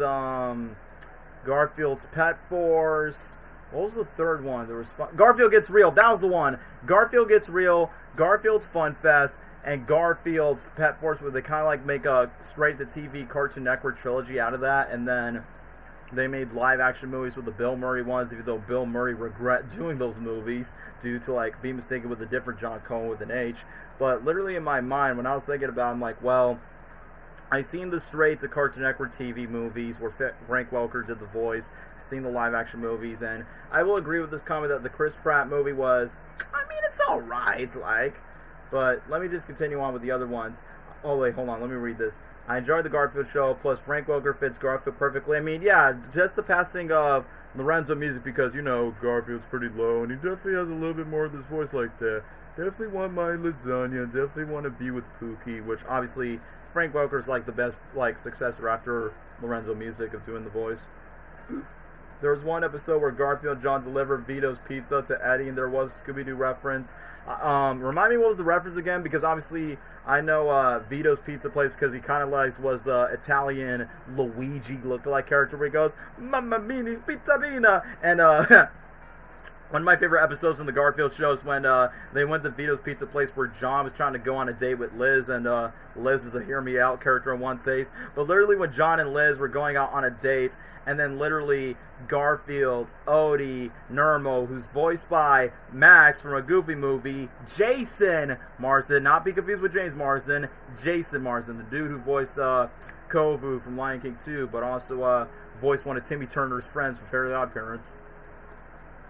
But yeah, the fact that Garfield, Odie, Nermal, and some other skinny cat, I forgot what the other cat's name was, but literally they just went inside to disguise themselves as little girls, and then you got John's boss, the cartoonist boss, coming over, and then you get to see the fat guy. I forgot what was the fat chef reality dude's name. Literally comes in, they interrupt the thing, and then Garfield, Odie, Nermal disguised himself as quote-unquote John's daughters, where he's recording on live television. And then when Nermal's idea was being revealed, that's where Vito was like, Mamma mia! What is this? El Pussycatto in the restaurant! And a puppy dog! And another pussycat! And you! And then Garfield gives Spose, trick or treat. Can I have one more slice of pepperoni, please? All of you, out of my restaurant! Out! Oh, can we take that to go, please? And then literally nothing but chaos ensues. One thing I do like about the Garfield show, I really like the music where it goes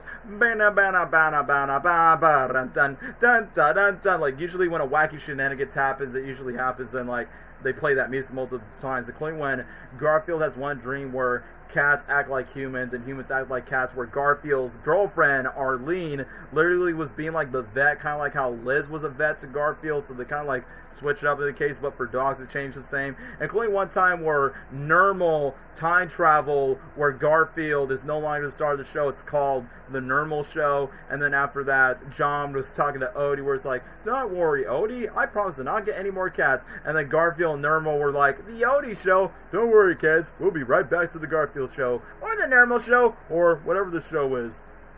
I remember Garfield. Oh yeah, the Caped Avenger. I remember Garfield decided to be the Cape Avenger reference, which I don't know if that's like a reference to one of the comic strips, because you know that's where it was.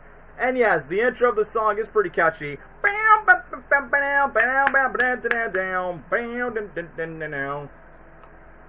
Another episode I also like is try my best to remember. Chester was Timmy's friend. Yeah, because they literally shared the exact same voice actor when, you know, he also voices Nermal in the show.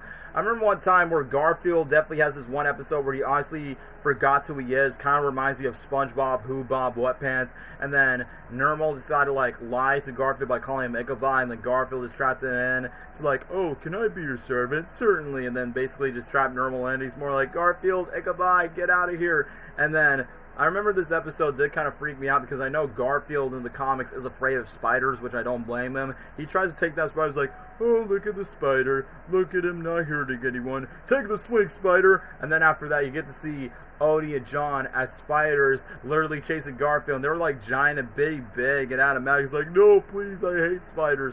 And literally Nermal around that time literally just messed up with Garfield's timeline that he'd rather get adopted by John than Garfield. Pick me, no.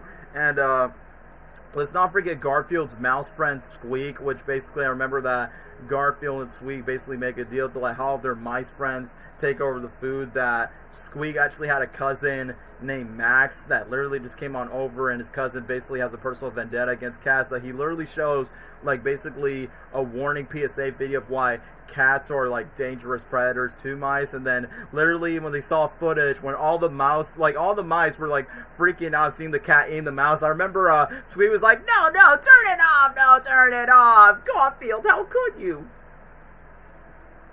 Let me just see another one. There was 2 or 3 episodes where Garfield and Odie were lost in China. It was kind of like an Indiana Jones. I think I know what you're talking about because they actually did get lost in like it's somewhere in an international country. And yeah, Zach, I know what you're talking about. The creator Jim Davis actually made a cameo where Garfield's like, Jim Davis, what is he doing here? Once when all the other characters just turned into red eyes and decided to like change Garfield away.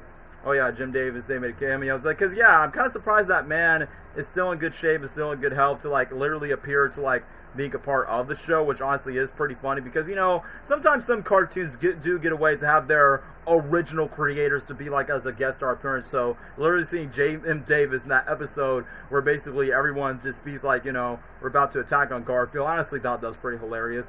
But yeah, speaking of which, I remember Garfield was doing like this one pet show where he's like, and the winner is, oh, what do you know, it's me again. It's like, bro, that kind of reminds me of Uncle Grandpa. It literally gets the exact same thing where Uncle Grandpa keeps winning the award, just like how we make the jokes of SpongeBob winning for every Kids' Choice Award, and then Garfield make this one setup where, and the winner is, just to make sure Nermal gets pounced by these other stray cats, where Nermal's trying to set up a revenge plan where the stray cats were trying to take down Garfield, but then he's like, Nermal cats, yes, I won, so you're the pussycat that always wins. And then obviously Garfield gets all the lasagnas for himself. And speaking of lasagna, bro, I mean, obviously that is Garfield's #1 favorite food, but that being said, bro, I remember when I was a kid, I asked my mom and my grandmother to like make lasagna, white rice, and decide to mix it all. And then literally on some Saturday mornings when I don't have school, I'm like, you know what? I'm going to feel fat, I'm going to feel lazy, and I'm just going to be eating myself some lasagna while I'm watching the Garfield show. And it was honestly the best meal combo while I was literally watching the cartoon when I was younger. Remember the episode where Odie turned into a were-dog? Yeah, I remember that because they did like make a couple of Halloween specials where Odie decided to turn himself to a were-dog, and then you got this old lady who's also voiced by the late June Foray, aka the voice of Granny in the Garfield show, where you have these two twins. Like, they keep saying the same thing by saying, look, kitty cat, it's a puppy dog, save us, Garfield, leave us alone. And then basically Garfield has to save the June Foray witch. But on the topic of Halloween specials, so you guys remember the Halloween special. I remember the Christmas special where Odie and Nermal were supposed to be doing Christmas carols, and usually when they sing the Christmas carols, usually the caroling is usually wholesome to all these neighbors, la la la, and then, you know, Garfield is so bad at singing. I remember when I was a kid, I could not stop laughing of like how bad it is. Like the first time he did so low of la la la la la la la la la, like usually all these people just like throw things at Garfield just because he was a terrible singer, wasted their time. And then there's one where Garfield probably like unintentionally insulted a fat guy that basically has a high-pitched voice where he goes, la la la la la, how do you dare to try to make my voice? Maybe it's because I just didn't sing the right notes. I love the Christmas special where Garfield can't sing. And then literally, Garfield literally has to trim out his nose hair just to get out to the vocal cords, and then he goes bouncing where he goes, just to be like with Odie and Nermal.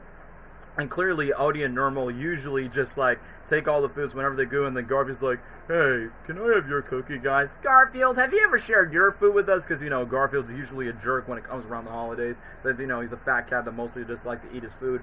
Let's not forget that Pookie was being, quote-unquote, stolen by this small Mexican Chihuahua bro that literally Garfield has to, like, voice over this small robot teddy bear just to search for over Pookie since, you know, Garfield was, like, very attached to that teddy bear. I don't know, man. The Garfield show definitely has its charms. Like, it may not be as wholesome as We Bare Bears, but, you know, I feel like it's... I mean, Garfield is obviously a slice-of-life cartoon, like, has what it is. But I know, like what Lesser pointed out, yes, Garfield Friends exists, and there were, like, many Garfield specials, but since, you know, those cartoons are very old around that time, I did watch a couple of few when I was younger, but I feel like the most history I got with Garfield, aside from Fun Fest, Garfield Gets Real, and Garfield's Pet Force, and obviously the live-action movies. I feel like the Garfield shows, that's where I have, like, the most history with the character. And I know I'm going to be pretty, like, hot take about this. Like, yes, even though the old cartoons have its charms. And, yeah, speaking of the sad episodes, remember when Odie's original owner was there, and then John and Garfield felt emotional that they have to get Odie away? It was like, it's okay, buddy, we'll definitely be with you. And then obviously Garfield and John obviously feels a lot sad, including the sexy park ranger decided to, like, you know, help John and Garfield out, just like bring Odie back, that the original owner was like willing to like help Odie reunite. I mean, for someone that raises dogs throughout his life, that's honestly like pretty wholesome with that. The mice were really hilarious. Yeah, especially Squeak when they decided to take over the mice where it goes. Let's not forget that Squeak had another friend that was like a big fitness mouse coach thing, and he tries to encourage Garfield to get healthy and fit, but then he decides to become fat, and then literally his girlfriend Emily decided to leave him. He was like, you know what, I'm hungry, Emily, why you decided to leave me? So I honestly think it's pretty hilarious that Squeak has his history of his other mice friends, whether it's his cousin or that buff mouse that just comes here and there. So yeah, I think I've rambled everything I say about the Garfield show. I will say A tier is like best ranking I could put it for the Garfield show. A tier for this one. But oh boy, I said a lot of good things about the Garfield show. Let's get to the more notorious Cartoon Network shows. And now we're talking about Good Morning, It's Me, Uncle Grandpa. Lesnar, want to talk about Uncle Grandpa? Yeah, man. Okay. Another crazy brain rotted out of control show that I watched growing up as a kid. Oh my. This era of I don't know what I'm saying. This era of Cartoon Network is the one I remember the most, guys. So bear with me. Uncle Grandpa. Oh my gosh. Okay, now I'm gonna be honest. I didn't like love the show as a kid, but like I would anytime an episode would come on, it's one of those things. An episode comes on, I watch. New episode, I watch. Like I don't know why. Like I just. But hey, it's another nostalgic show of mine. I remember just chilling on the couch watching the show as a kid and just seeing Uncle Grandpa being, you know, that guy. You know that part. You know how they always like include segments by like the end of the episode or something? Yeah, they do. I remember one where it's like, Uncle Grandpa makes music, and it's just him singing his tracks. Oh, yeah. I think I remember seeing like I said, think I'm getting fat. Especially there was one where he decided to make like a rap song like on stage or something. Oh, yeah, wait, dude, I remember Mr. Gus scream. Bro. I like blues. No. But yeah, hey, but anyway, Uncle Grandpa, the character, he's a nice guy. He's a nice guy with the kids. He can do literally anything. He's everybody's uncle and everyone's grandpa. Yep, there's that. But yeah, he's very likable. I mean, you can't go wrong with him, and he's, like I said, he's that guy. Pizza Steve, what can I say? He's Pizza Steve, dude. The coolest dude ever. And then there's Mr. Gus. Pizza Steve, you know I can't read anything. Yeah. I like Mr. Gus too, even though he was one of those like, he's the moody, grumpy type dude that doesn't mess with these guys. The flying PNG tiger. She was a character. Who else was there? I forgot it was a female. Y'all remember Aunt Grandma? Aunt Grandma? Yeah. Literally in the chat. As an adult, it's kind of tolerable with jokes. Oh no, I remember her. Yeah, you know what I mean, dude. You know. Yeah, I know. It's another hear me out moment. Oh my gosh. Let's not forget Weird Al made a cameo as a robot. He did? Yeah, he did. Weird Al actually made a cameo, like, literally as a robot in one of the episodes. Why am I not surprised? I'm not. Because, you know, Weird Al will find his ways to make a cameo in any cartoon that he could be a part of. I mean, yeah, he deserves it. He's Weird Al. He's the GOAT. Mm-hmm. Yeah. But, and then again, the show it can be pretty funny for most of the time, but I didn't, like, love it a lot as a kid. And even when I rewatch it now, like, it's probably gonna feel different for me, for sure. But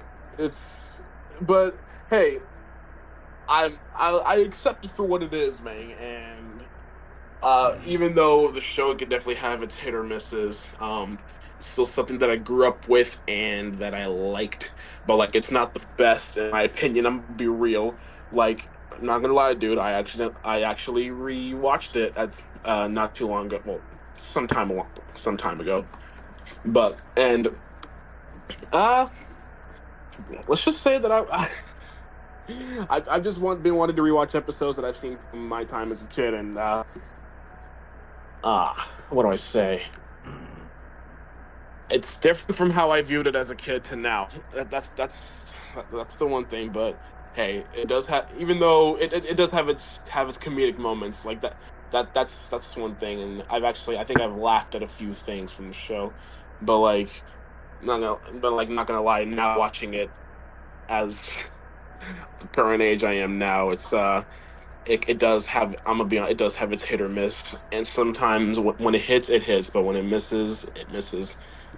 So if I were to rank the show,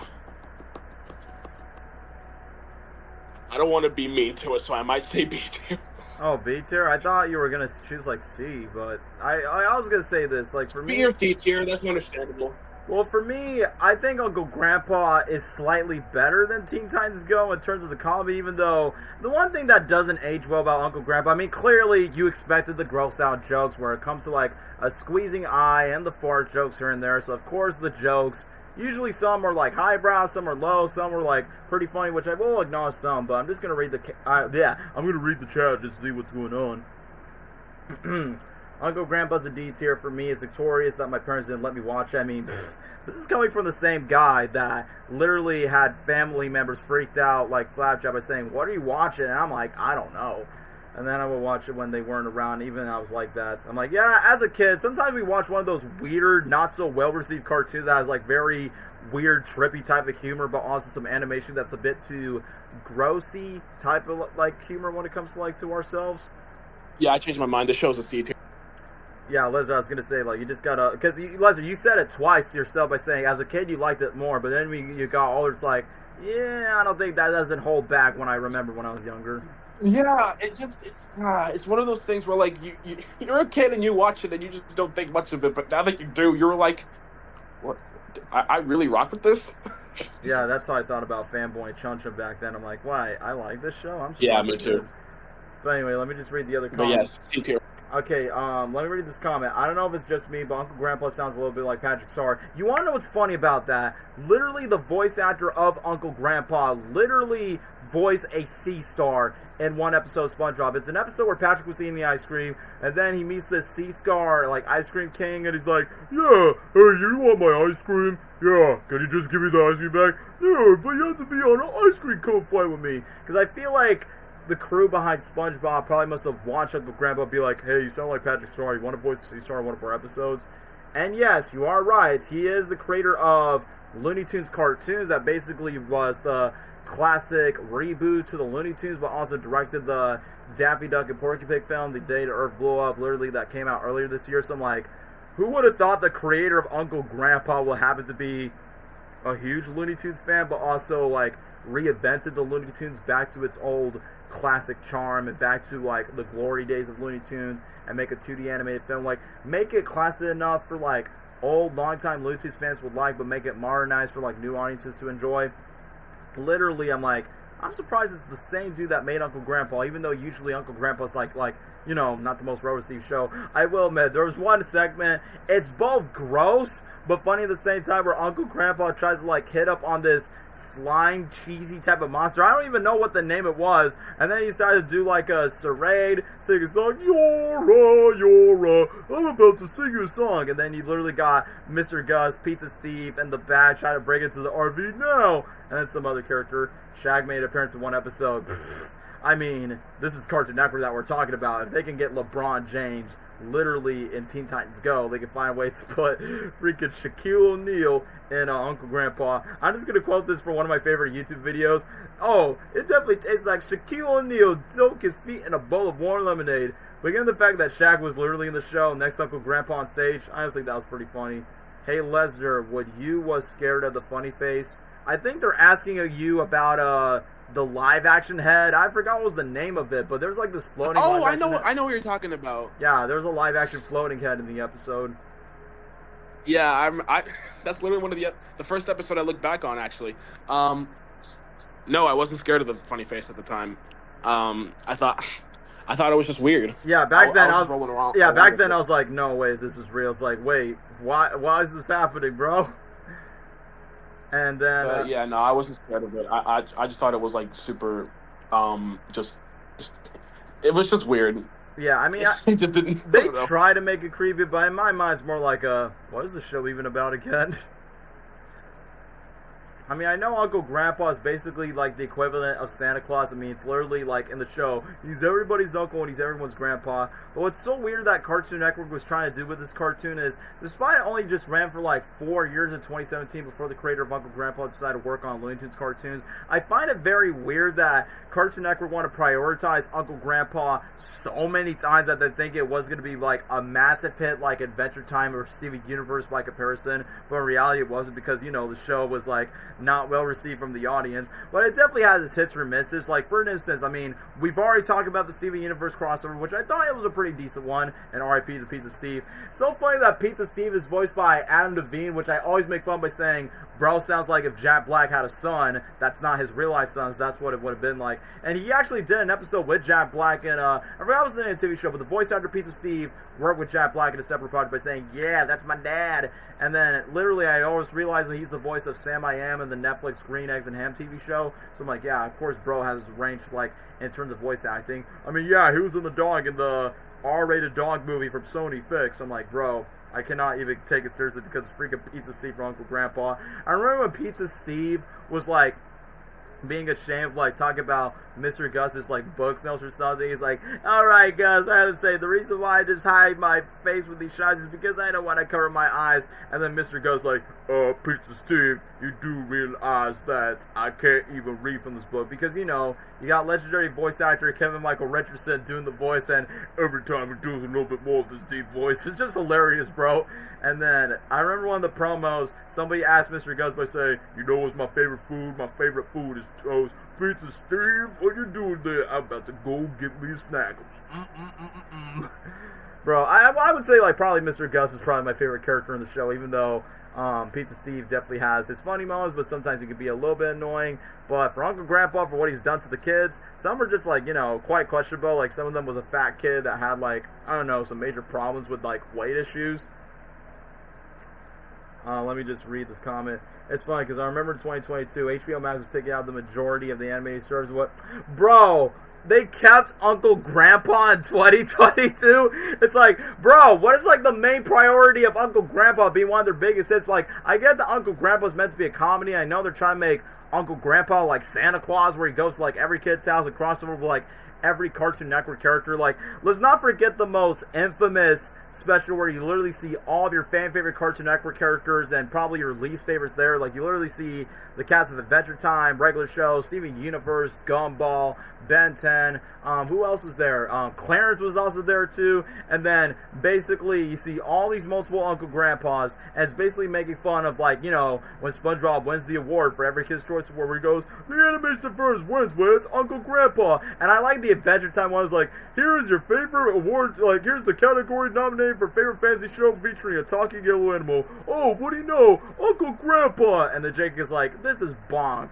And then after that, you get to see Uncle Grandpa take a selfie with Finn and Jake. And then Uncle Grandpa's like, favorite Steven Universe episode is Uncle Grandpa. So literally in my mind, by saying, like, if he's going to win for, like, every single category, what's the point of dividing, like, all these Cartoon Network characters being ashamed? Like, it's funny, but, you know, it's not as cool as like the Nexus crossover that OKKO does, which, like I said, in my personal opinion, I think OKKO has the best crossovers in any Cartoon Network show. I mean, Uncle Grandpa just does it in a more comedic way. I feel like those were like some of the standouts, but yeah, I definitely say Uncle Grandpa is kind of like in the vein of Flapjack in my personal opinion. Like, it's not a great show, but it's not a, you know, the worst show ever. Anyway, let me see this. Scott Melville voiced a character named Riley in the episode where Riley was grounded. I mean, given the fact that it's the voice of Robin from Teen Titans, of course, what makes sense, they will, like, be a part of this production. The creator responded to HBO Max with drawing a picture of Uncle Grandpa about to off himself with a pew-pew. I mean, given the fact that this bro definitely has worked closely with Warner Brothers Animation, of course he would think of something like that. So yeah, Uncle Grandpa, I definitely say, even though Teen Titans Go has, like, done multiple crossovers, but I would say Uncle Grandpa's like probably C tier. Like it has its funny moments, but it does heavily have like its weird moments. Like I'll say this: Uncle Grandpa is one of those cartoons that is stupid, dumb filler, and it's really gross to look at times. But there are a few little bit of episodes that say like, okay, that actually was kind of funny. But then when it comes to the next cartoon, yeah, I cannot say the same about Clarence. Which Lesnar, do you want to talk about Clarence for a little bit? Since for some reason, Cartoon Network decided to make a big priority of this show next to Uncle Grandpa. Yeah, I'll talk about Clarence. Yeah, it is quite interesting to look back at. Yeah, the show's about Clarence and his friends and kids. I don't know. I don't even know. Man, I don't even know what's the point of the show anymore. But Clarence is it's an interesting show. I didn't like it. I don't remember liking it as a kid at the time, but like again, watched a few episodes. But there were some moments that did make me laugh. I remember one point when I was watching it, I was dying. But like other than that, I don't know what Clarence is really like all about in that way, because it's just, these kids are just hanging out, doing stuff and getting crazy and going on crazy adventures and whatever fun thing they're doing. I watched I mostly watched that pilot that Cartoon Network posted on their channel, before like the show premiere, like the one where they're at that some like McDonald's place type place. I don't know why, but that's always something that I've watched, and probably I will say it's one of my favorites. But like for the actual show in general, I don't even know. It exists. It's a show that was heavily promoted during this time, and I remember seeing a lot of it. It's an interesting concept because kids, I don't know, stuff, Mr. President. But yeah, the character's Clarence himself. I mean, hey, he's a pretty good character. He's a friend that'll be there for you. He'll hang with you and play with you and all that stuff. He likes to hang out and play around and get crazy, but and his mom, she's kind of a hear me out. Yeah.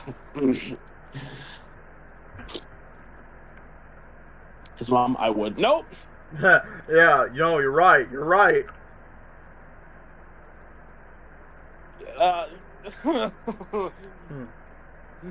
Yep, I would. You know what? Screw it. I would. His mother, yeah, That's what I'm saying. You're right. You're right on that. Yeah, anyway, Sumo, the kid that sounds like this, played by Tom Kenny. We can easily tell it's his voice because it's the exact same sweet chocolate. Oh, the first episode of the show. Oh yeah, that's the one I watched the most. Probably one of my favorites. But yeah, Sumo, he's just one of those crazy type characters. He's like barely human. I don't know. And I don't know what else he does besides, he hangs with Clarence. He can be chaotic, and he sounds like that. Yeah, but basically his rival's like the one with the nose and the curly hair. I think his name was Belson or something. Belson, yeah, I remember Belson. I think he was everybody's rival, like except Clarence, or actually no. I think Clarence saw something good in Belson, which is, again, why it makes Clarence a good friend. But, yeah, Belson, he was a character that hated everyone, didn't like him, and wanted them to suffer. I don't know. We got Jeff, the square-headed kid.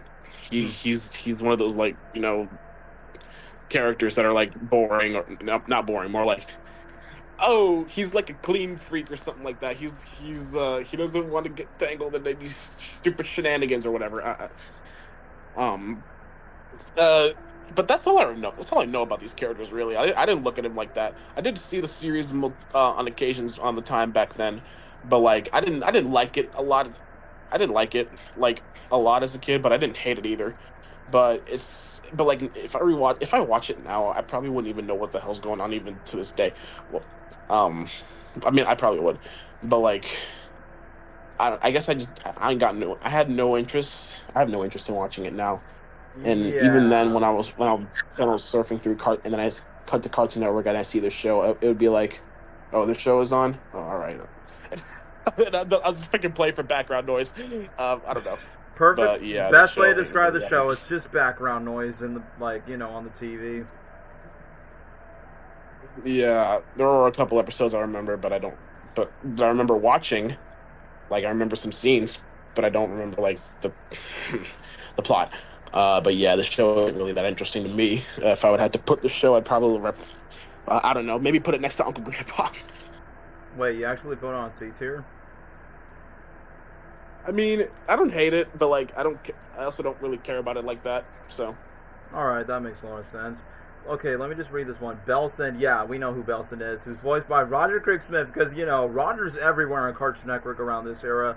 People are making jokes that Jeff looked like... Yeah, dude, Sonic Boom now. Yeah, making jokes, but also regular show, bro. He voiced a lot of characters in regular show. I know, dude, he voiced Thomas. He voiced the character. But yeah, making jokes that Jeff looked like Steve from Minecraft. He does, though, because he has this very blocked square head. Well, it doesn't age well because, obviously it's Jack Black. And let's not forget, Jack Black give a shout-out to the Teen Titans for the sake of the Cartoon Network Minecraft movie promo. Let's not forget that. Didn't know Chad was voiced by Grizzly. I mean, the voice is kind of the same where he goes, Clarence, which is basically just a Homer Simpson rip-off, man. It's like, with the face and him being fat and lazy, I'm like, rip-off, Homer rip-off, wannabe. I mean, the one thing I did like about the dad, that he was literally watching a parody version of Adventure Time on his side where he goes, Adventure Time, come on, brother, friends. And basically, have some Easter egg of recognition to Adventure Time at some point. I could have swore, like, at one point, I don't know if it was either in this cartoon or maybe in Craig of the Creek that there was like a Jake the Dog plush. I think it's in Craig of the Creek, not in Clarence, but I remember Clarence like did a parody of Adventure Time when the dad was quote unquote sleeping. And yes, like Letter said, the mom I hit, so that's why I said you're right. Why does Cartoon Network have so many baddies in the show? Yeah, that's what I'm saying, bro. And then somebody put in the comment saying she's voiced by Izzy from Total Drama, yeah, which is the ginger-haired freak from Total Drama Island. Yeah, also hit too. But anyway, let me just continue about Clarence. Clarence is definitely the perfect equivalent of just background noise. Like, I did say Uncle Grandpa's stupid, dumb, random filler, but at least there's at least some funny moments in it despite its gross out stuff. Clarence is like, filler, like Uncle Grandpa, but it definitely has, like, no substance. Like, it has style, but no substance when it comes to, like, to its humor and comedy. Like, even though, yes, Clarence has, like, two friends, which is, Jeff. It's kind of funny that Jeff is voiced by Sean Gainsbourg, who was from the Goldbergs, who played live-action Ron Stoppable from the live-action Kim Possible movie, and then you got Tom Kenny doing his chocolate, sweet chocolate. Do you think it's a bad idea for Clarence to eat those devil eggs? I'm like, bro, I understand that Sumo's meant to be like one of those kids that basically has this, like, I don't know, Sid type of haircut, but bro, I cannot take that voice seriously. And yeah, I will admit, Clarence's voice could be a bit annoying at times whenever he keeps on talking a lot by saying, wait, why don't you just stop carrying me? He's not just a goose. I mean, I know this is going to sound pretty harsh, but sometimes his voice gets a little bit, like, into the ear, into the out, since he's literally, like, the main character. But one of the episodes I do remember is, like, when Clarence decided to bring, like, half of the kids, like, I don't know, trash at the party place or something, and then one of Clarence's teachers was going on a date, and the weirdest thing is, she thought that the teacher was going to be, like, on a hot date, but then she starts to, like, date this old man that was, like, 70 years old, and then it realized that the old man's, like, shares the same name as Clarence, and then the teacher decided to join Clarence and his parents to, like, be a part of it. I'm like, okay, I honestly think that's probably one of the most weird WTF type of episodes I would have considered, especially if you're, like, a kid thinking that your teacher's on a date with an old man that shares the same name as you. It's more like a, wait, where is this supposed to be getting at or something? Like, I didn't really get it. I'd definitely say the first two seasons is like nothing but just random filler, but at least I would say like somewhere by season 3, it definitely had like has at least a little bit more of a charm to it when it comes to the characters. And then when it comes to like Roger Craig Smith's characters, Belson, like literally during the moment when Jeff was trying to like get all the kids together and they're like, all right, Clarence, we just want to know that we all love you. And then literally you got Belson going, I don't like you. and then they're trying to like make Clarence like cheer up from the whole air horn addiction that he does, and then they just play like multiple air horns like here and there. We saw the episode where Clarence shaved his hair. Wait, he did? I don't recall seeing that one. Probably must have checked that later on in my spare time. Clarence had like 2 voice actors. His original voice actor was the creator, but then he got fired, so then he'll be one of the voiced by one of the show's crew members. I mean, yeah, like I said, whether if I knew the story or not, couldn't get used to the voice.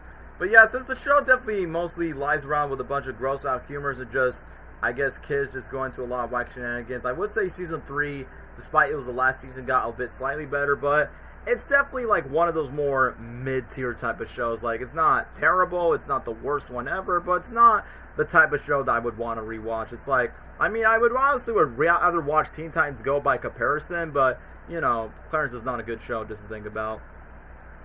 And now we're definitely getting to more of, I know we're just talking like the weird side of Cartoon Network shows, which bear with us, guys. We're just going to a bunch of random shows, but that being said, we're like, even though we have a lot of animated shows to talk about, but I know when we get to the live action segment of Cartoon Network, I know Les has a lot to say, but I feel like Crack of the Creek is probably like the last quote-unquote new Cartoon Network show that I actually watched, because it was popular around the time. And that's, I feel like after Crack of the Creek, that's where I decided to dip off from Cartoon Network in like maybe 2019 is probably the year, and then 2020. Because I feel like the last time that I watched Cartoon Network was once when Gumball ended, where I'm like, well, Gumball's gone. There's no other good Cartoon Network shows that I can actually do enjoy. And then Crack of the Creek comes around, which I'll let Lezer talk, but I will say I have not watched the show that much, but I have watched at least a decent chunk of episodes, but not like a whole bunch. Yeah. Oh, first of all, the show ended this year. Damn. It did? Literally in 2025? January 2025. Wow. It was like one of the last running Cartoon Network shows. It lasted for 6 seasons? Dang. Apparently so. Well. Okay, Craig of the Creek. I'm gonna be honest. I wasn't watching Cartoon Network anymore at this time, so I got nothing to say about this show. But like, it looks okay in my opinion. But that's all. Yeah, I think the show is like pretty decent. Anyway, let me just read the conversations. Craig of the Creek was the first Cartoon Network show to have a black character to be the main protagonist, and unfortunately, it's like one of the last ones ever before Cartoon Network's legacy slowly dying.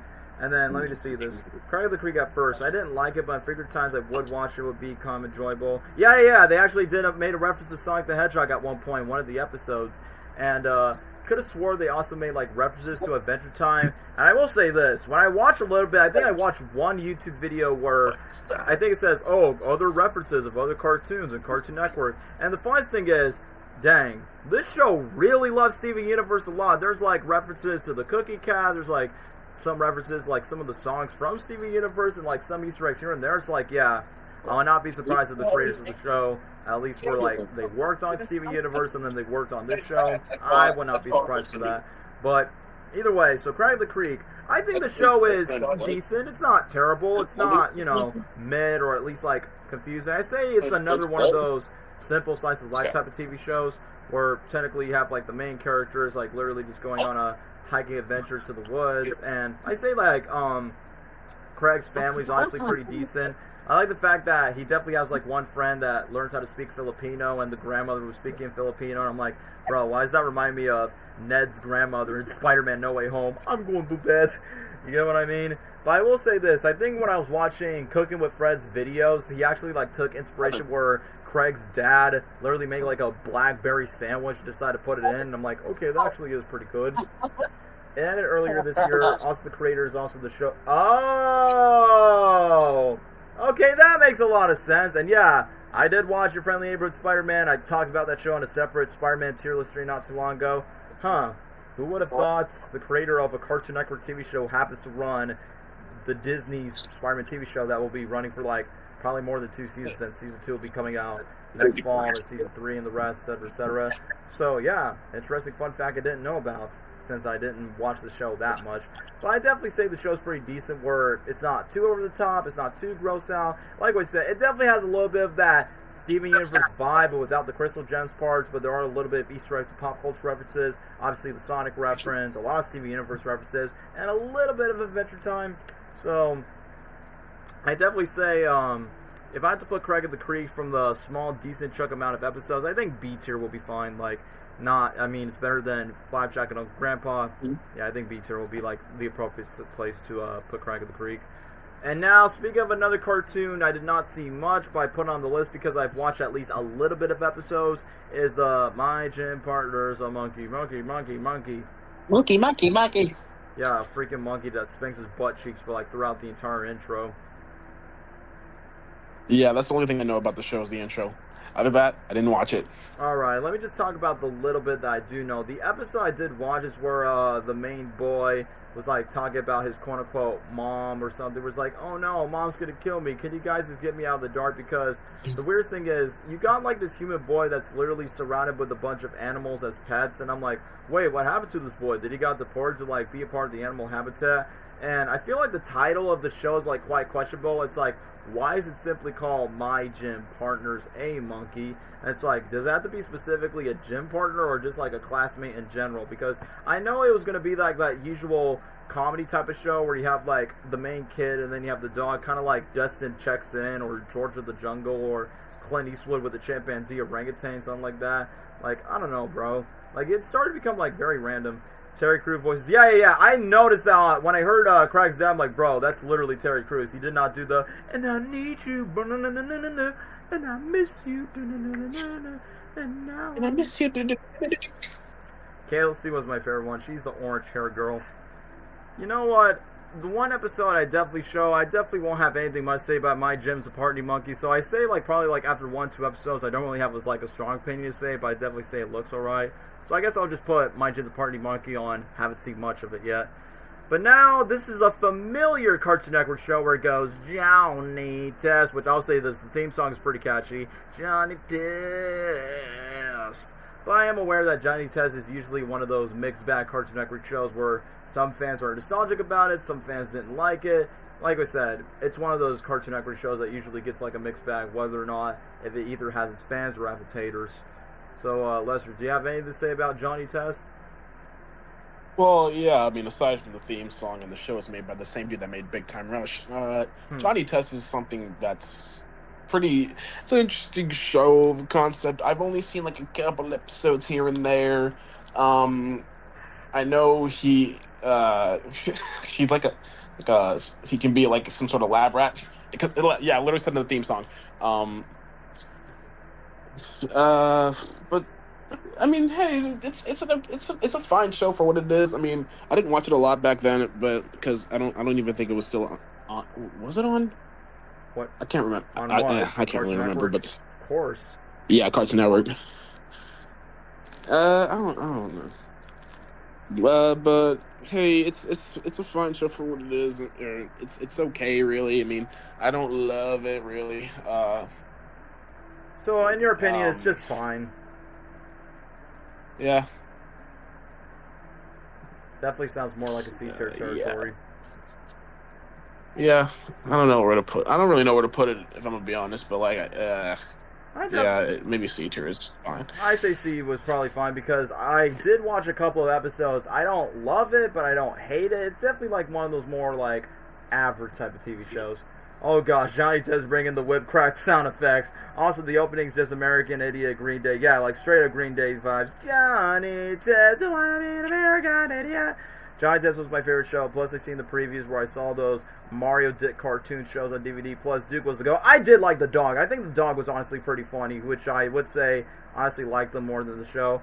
It's alright, I guess. I like the first season, agreed, since it was hand-drawn, but then it's so weird that I got a revival on Netflix. I mean, yeah, James Arnold Taylor, I did not expect him to voice multiple characters than Johnny Test, because, you know, James Arnold Taylor is a really talented voice actor, but I never expected him to voice I know this is a meme on the internet by saying, Bling Bling is here, start rapping for us. It's like, bro, like the freaking Fat Bling Bling boy, since he's usually like a rival to Johnny Test, and then the villain that has like that green mustache or something. But the one thing that really caught me off guard, so I know they didn't want to make Johnny like a Jimmy Neutron ripoff, so they make the quote-unquote twin sisters being the geniuses behind Johnny Test Tech, and then usually having the dog Dookie, which, yeah, I honestly think it's pretty funny that they usually have Dookie, because I think they were trying to approach that Scooby-Doo type of dynamic between Dookie and Johnny. I remember one point where Dookie and Johnny were in a Halloween special, and then he's like, Johnny, no, they're eventually going to be into the manslaughter. So I thought it was going to be like Ben 10, but more of a comedy, or in this case, like Scooby-Doo, but just minus the scares and the thrills. And I remember I watched a lot of the promos by saying, it's time for some more tests.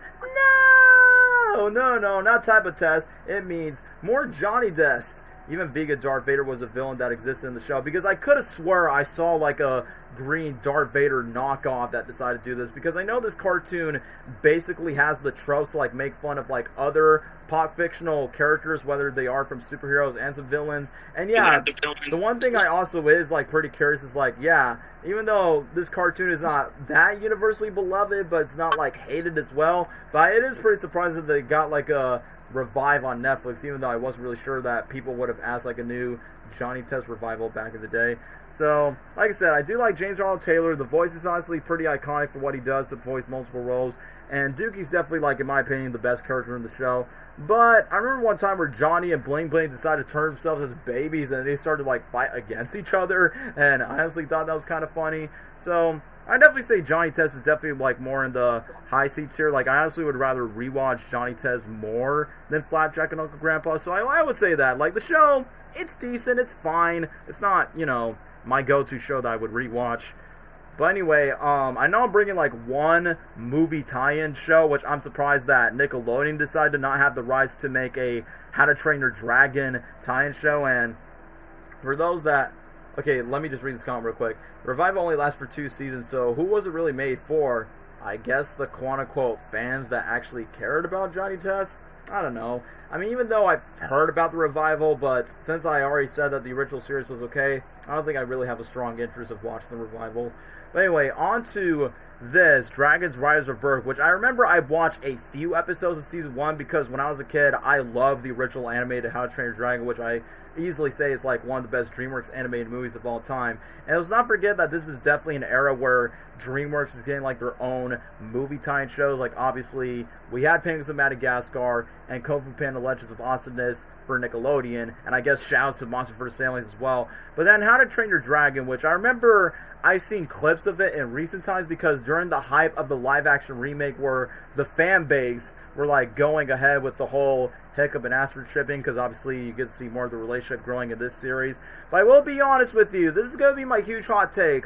For someone who really loves the How to Train Your Dragon movies, 1, 2, I mean obviously the first 2 movies, the third movie was pretty decent, but I think the third movie's strength was like the ending, while the first half of the third film was alright, but just not as good as the first 2 movies. But that being said, for someone who loves the movies, I would say this is an okay like movie tie-in show. I mean, the coolest thing about this Dragon's tie-in show, at least probably the first time, probably ever for a DreamWorks tie-in show, you literally got the majority of the main cast from the movies, like literally having the exact same voice actor reprise the roles. Like you got Jay Baruchel voicing Hiccup again, you got America Ferrera voicing Astrid, you got McLovin voicing Fish Legs, and the notorious T.J. Miller just being the voice of Tough Nut on the show for, I'm not going to talk about the things they did. But either way, it's kind of cool that they got those guys because, you know, for Penguins of Madagascar and Kung Fu Panda Legends of Awesomeness did not keep the majority of their voice actors from the movies, but for this show it surprisingly has. So yeah, Riders, Defenders of Berg is definitely goated. It's basically how I got to How to Train Your Dragon at a time where I didn't watch it from the first movie until now.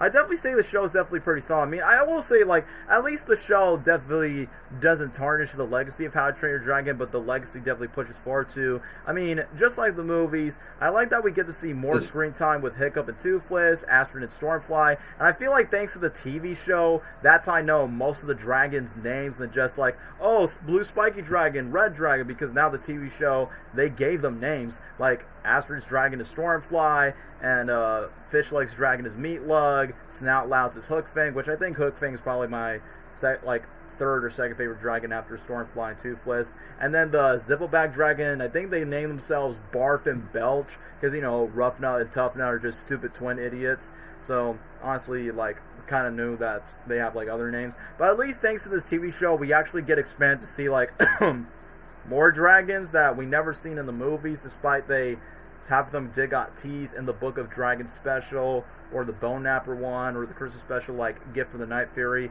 I mean, like I said, I mean, the best thing about the How to Train Your Dragon franchise in general is like the world building between new dragons and new Vikings.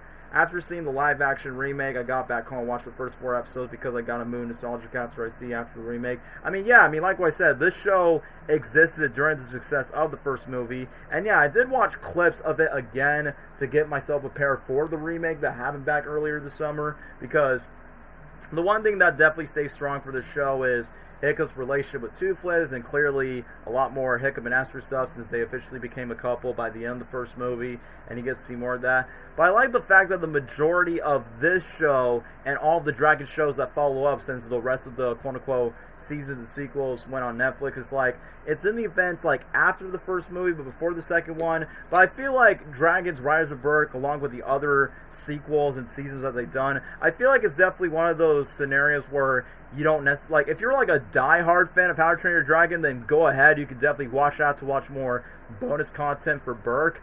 But if you're not really like the biggest fan of the franchise, the show is not really mandatory to watch because it's more bonus content for die-hard fans. But you can just easily watch the movies for only just the films or the TV shows. You just think about like how the way it is. But I will say this, I feel like for this show it makes me like Fish Legs a bit more, since you literally got the same voice actor from the movies. I think there's one moment where Fish Legs was trying to like teach the dragons to, like, you know, snatch the sheets before they get kidnapped. He's like, come on, I'm just a little sheep here, doing sheep things, bah. And then literally when him and his dragon Meatlog were trying to, like, get the sheep, he's like, no, sheep, come back, bah, bah, bah. It's like, bro, McLovin's just having a payday.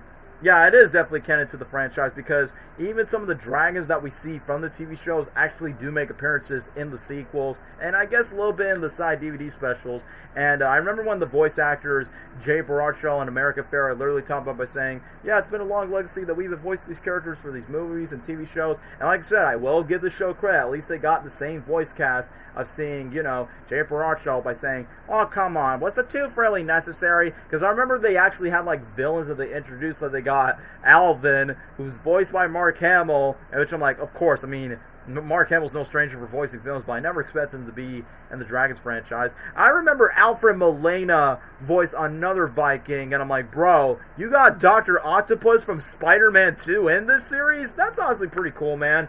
And I will admit, some of the things that kind of rub me off guard, even though obviously it's too expensive to get Gerard Butler, because, you know, he's a big A-list actor doing busy stuff.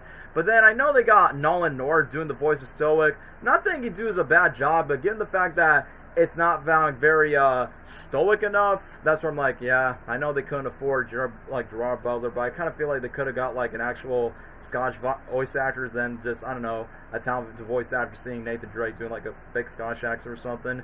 But like I said, the thing I like about Rise of Berk is the fact that they definitely expand the world of the dragons and develop more of the side characters, because, you know, when you make the movies, there's not enough screen time you could do. Like, usually when you have a long-running franchise, your side characters will be pushed to the sidelines just to give new characters more screen time, and I feel like the TV shows does that for more of the justice. Yeah, Stephen Root, who's also the voice of Grumpy Villager, who hated dragons and living in the Riders of Berk. Oh, okay, that's pretty interesting.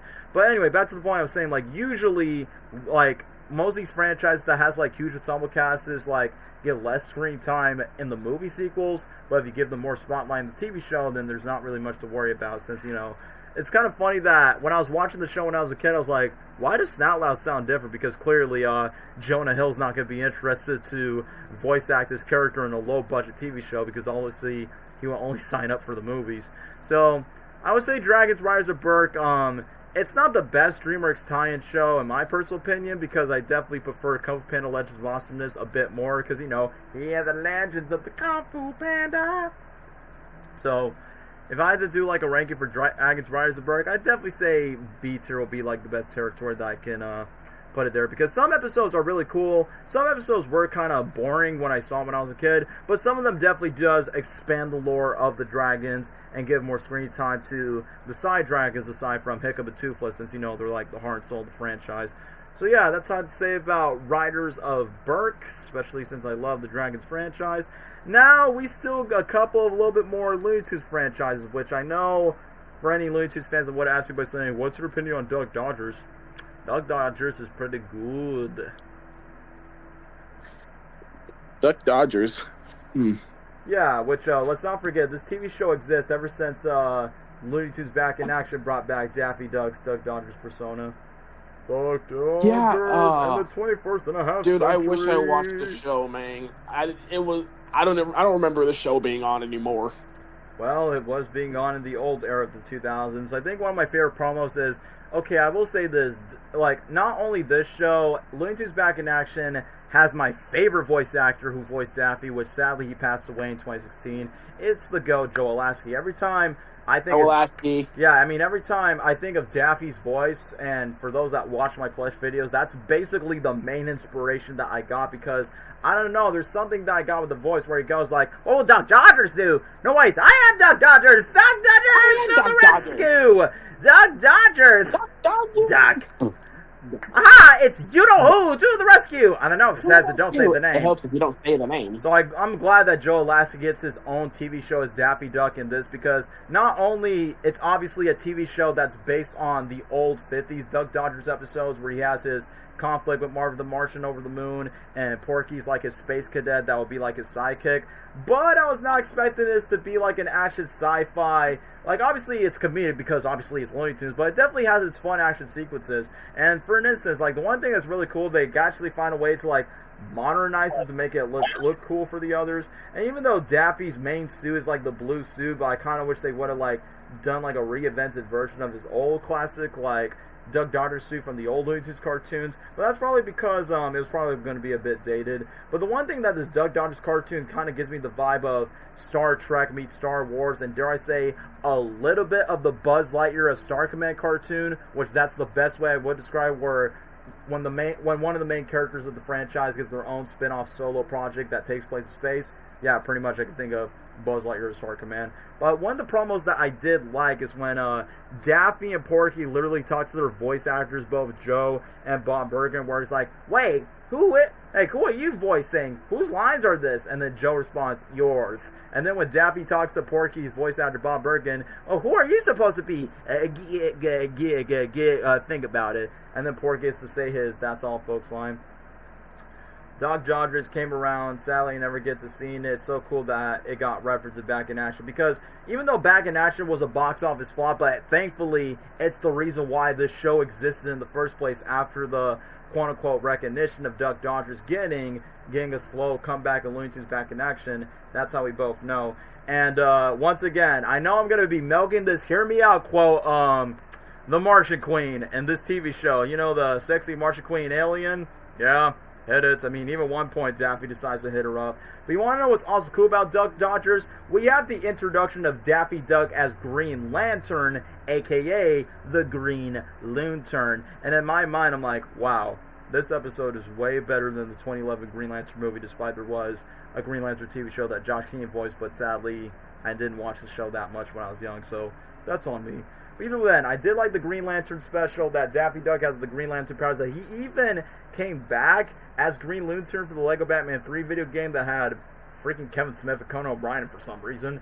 But other than that, I remember the episodes I did remember watching was Samurai Quack, which is basically a parody of Samurai Jack, and basically it's just Daffy just going through the same similar tropes where Jack has gone through in the original Samurai Jack episode.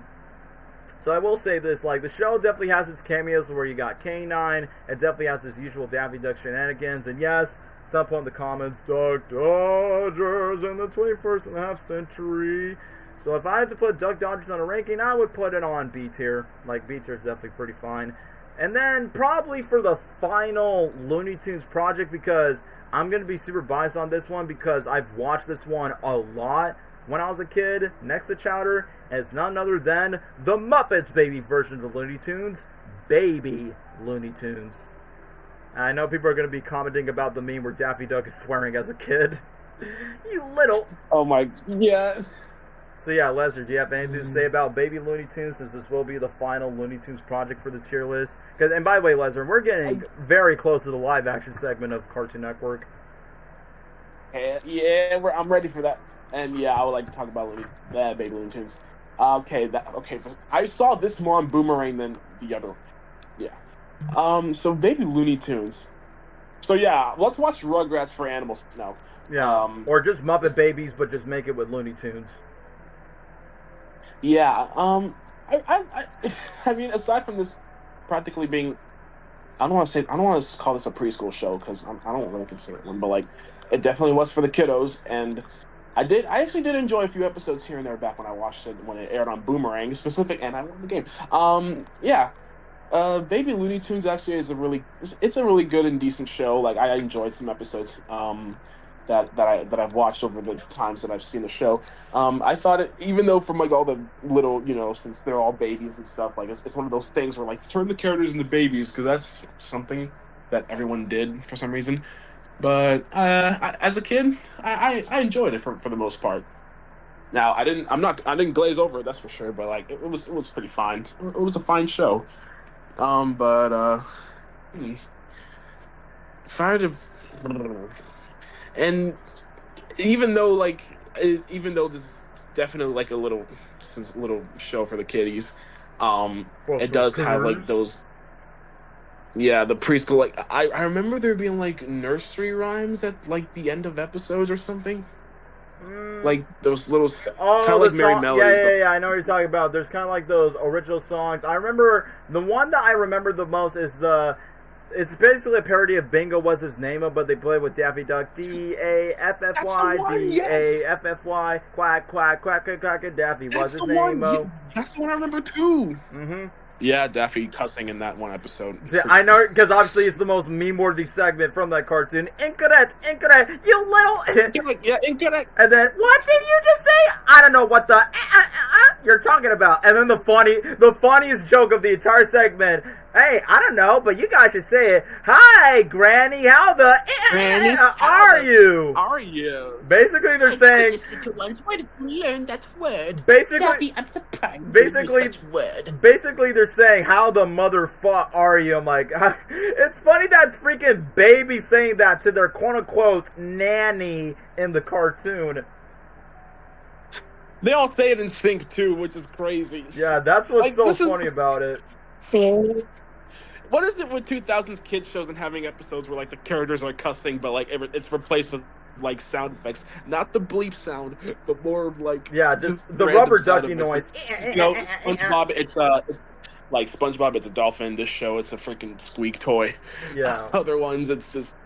Other shows can, like, I don't know, it'll just be silent, but this one's the most funny too. Let's not forget the reason why Daffy learned that cuss word just because the garbage man just dropped a trash can on his foot and then he started cussing out loud. Yeah, and honestly,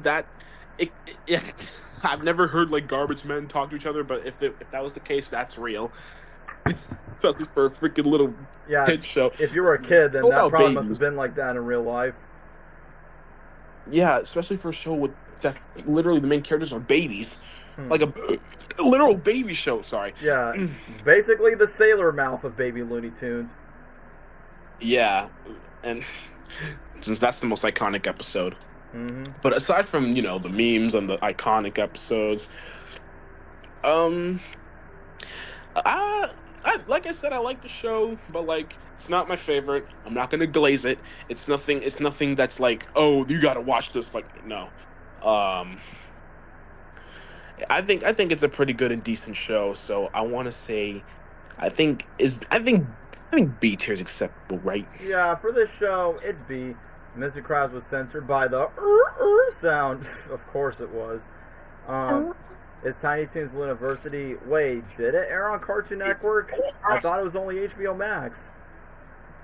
I don't know. I think so. I mostly see it as an HBO Max release, so that's why I didn't add it to the list. And secondly, I haven't watched... I think it both aired on Cartoon Network and HBO Max. Well, that's because I haven't watched much of the reboot yet. I've seen clips, so I'm not counting it because, one, I didn't know it did air on Cartoon Network. Secondly, I didn't watch much of it since, it was a reboot that didn't last that long.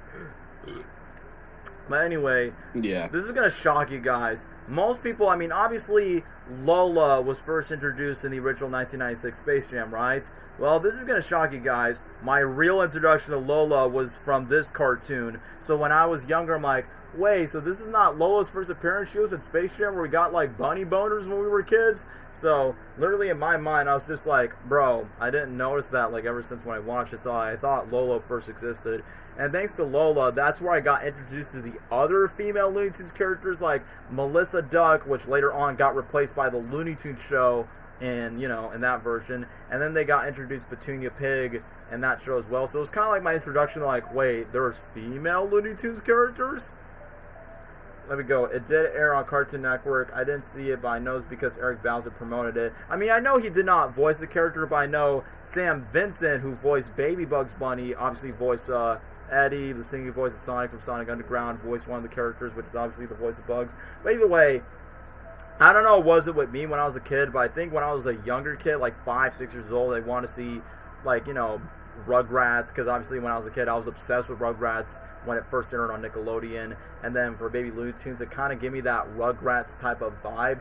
It does feel like Tiny Toon Adventures, but baby themed, because yeah, Tiny Toon Adventures is a lot more raunchy and a lot more edgier when it comes to like their humor, but obviously they're just like the next generation descendants to carry the legacy of the Looney Tunes. But for this one, it's like the Muppet Babies, but for the Looney Tunes. And the episodes that I do remember the most, I mean, of course we referenced the incorrect swearing episode of Hi Granny, how the F are you? So we mentioned about that one. I think Granny had like a babysitter or something, which was a dude, by the way. And I forgot that Elmer Fudd was not even a hunter in this game. And then literally he just takes away Bugs Bunny's candy. He's like, I'm gonna eat some candy. And then literally Bugs grab all their friends just to like give Elmer to like all the candy just to be nice to him. And he's like, oh no, I can't wait to be started crying.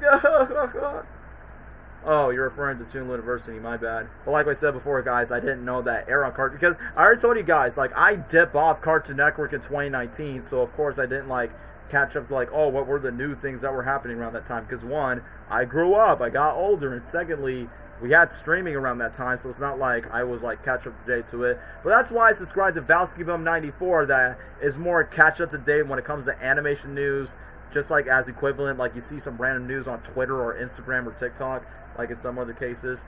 But anyway, let me get back on topic with Baby Looney Tunes. Kind of funny to see freaking Elmer Fudd crying over the candy. He's like, sorry, the duck and the West decided to take that away. I remember when I was a kid, I actually owned a DVD special where it's like the Baby Looney Tunes trying to find the Easter Bunny, but clearly Bugs Bunny was the Easter, and then you see Taz being a crybaby going, and then literally just crying like over the sensitive things, literally when Daffy comes back through. It's kind of funny because as a kid, thanks to the show, I usually think Bugs, Daffy, Lola, Sylvester, Tweety, and Taz are like the main Looney Tunes characters, even though that's not true. Porky's a main character along with Yosemite Sam, Elmer Fudd, and Foghorn. I mean, Foghorn does make some cameos along with Marvin the Martian, where one time Marvin did not know how to talk, so then he goes, okay, Earthling. And even Pepe Le Pew didn't even speak at all, but he was being like, I don't know, taking the spotlight away from Sylvester, and then second time, he started to, like, talk over was, and then Daffy decided to roast him just because he smells. It's like, well, how about you try that, Mr. Lestinko? And then Pepe just becomes insulted by his sensitivity, like, I do not care! And then freaking Pepe Le Pew was friends with Gossamer for some reason, and I'm like, wait, that was not a thing in the original cartoons. But either way, it's like, hey, Pepe Le Pew and Gossamer are friends in Baby Looney Tunes for some reason. But yeah, like I said, I feel like there were some other ones that were missing, like Yosemite Sam, Pete the Puma, and many other Looney Tunes characters. No Cecile the Turtle, but clearly Baby Looney Tunes is obviously more targeted for a younger audience, just like what Flintstones, Yogi Bear, Tom. Like I said, it's usually the trend where, hey, what about we make these fictional characters into babies like they're younger? Even freaking Total Drama Island did the exact same thing, where they did the Total Drama characters in the preschool, and most of the time, fans did not like that very much. But I feel like Baby Looney Tunes is like one of the rare exceptions, and of course, can't forget about a puppet named Scooby-Doo. That's another prime example of like, let's de-age these characters to like make them younger, just to like appeal to the younger audience. Same year, I did not watch Cartoon Network around that time, where the parents were the only ones that still use cable. Yeah, even though, you know, cable's not, like, pretty big around this time.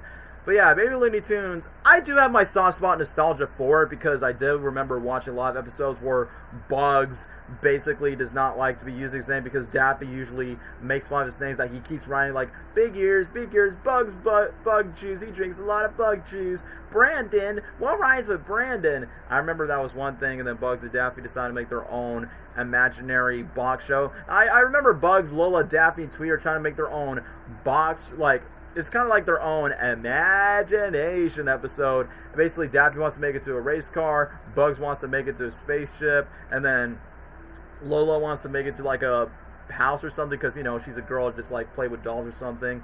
And then another episode I do also recall is that they were all being afraid from a toilet for some reason, y'all. Like, the one thing I just don't understand, they keep on making all these scary stories like, oh, we don't know what it is. It's a pool. It's the blue water genie. It's a bird bath. And then basically it's just this whole episode where they think that the toilet's going to kill them or something. And then an episode where they got addicted to eating cookies. They got addicted to eating cereals just for the sake of, all right, little ones, if you decide to eat your cereal, you'll get more toys. Because, you know, I mean, usually that's what parents will do by saying, oh, you cannot play with your toy. Oh, you cannot do this once when you complete your food and actually discipline yourself. And do not eat too much sugar because you'll have too much cavities and yada, yada, yada. So, of course, that's why Granny is basically the nanny, just like freaking Muppet Babies, but, you know, at least we get to see Granny's face and not like, you know, blur for a case. But that was actually the first time I get to know who Granny was from Baby Looney Tunes, and then I know her that she was like a main character of the Looney Tunes. I mean, like I said, from the very beginning that I said, I'm like,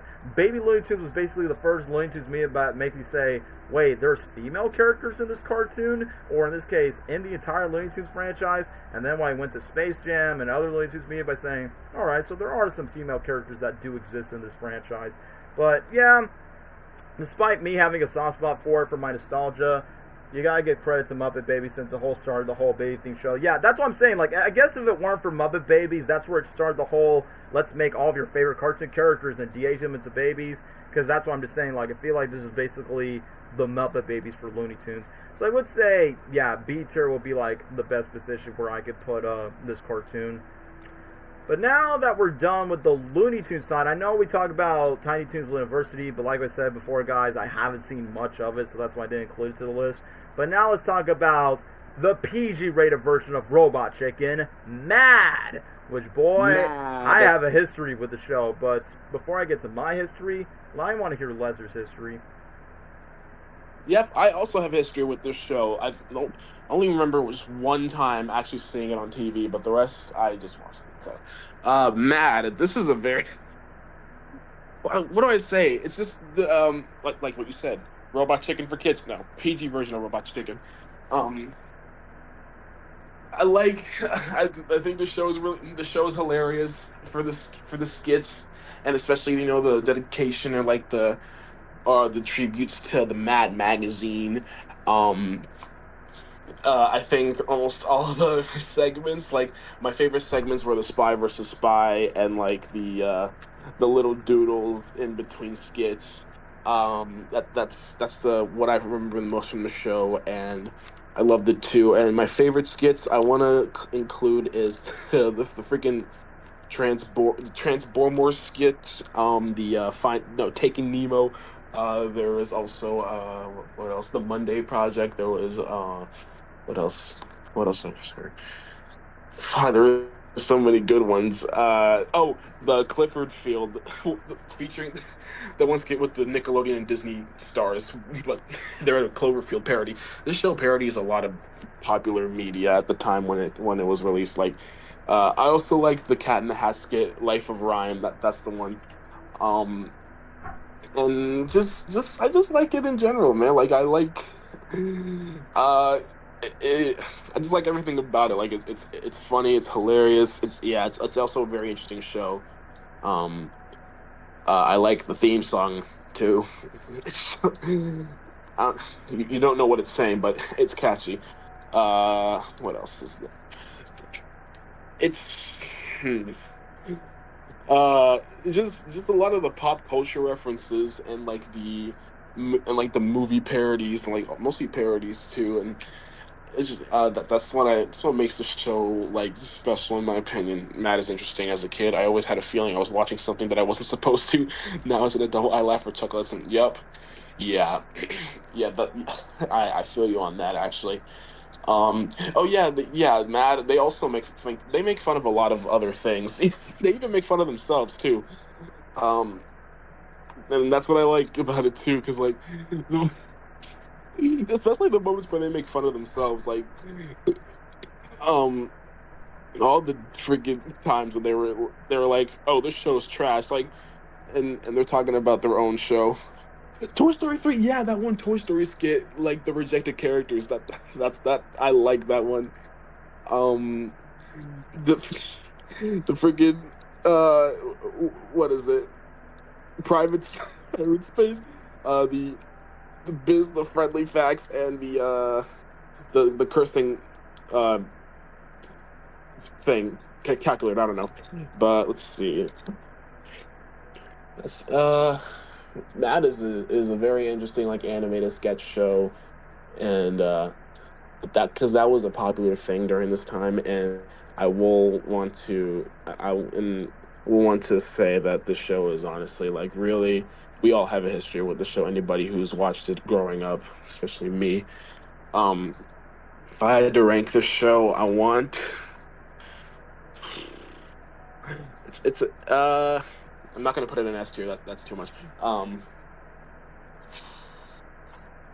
I'm gonna be really realistic, it's not like one of those shows where like, oh, I watch all the time. I love the show growing up. I mean, it says for me, I liked it, but like I only watched it like at least one time on TV.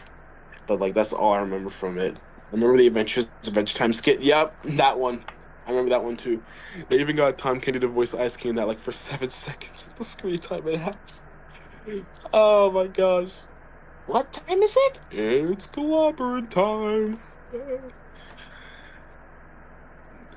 Oh yeah. If I had to put the show, I want to put it either A or B tier because I like it, but S tier is too much. That is if whenever Daniel gets back.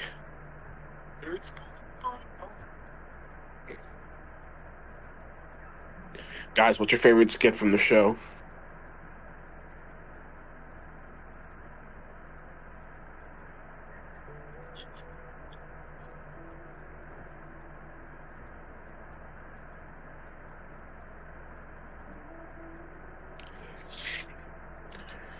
Let's see.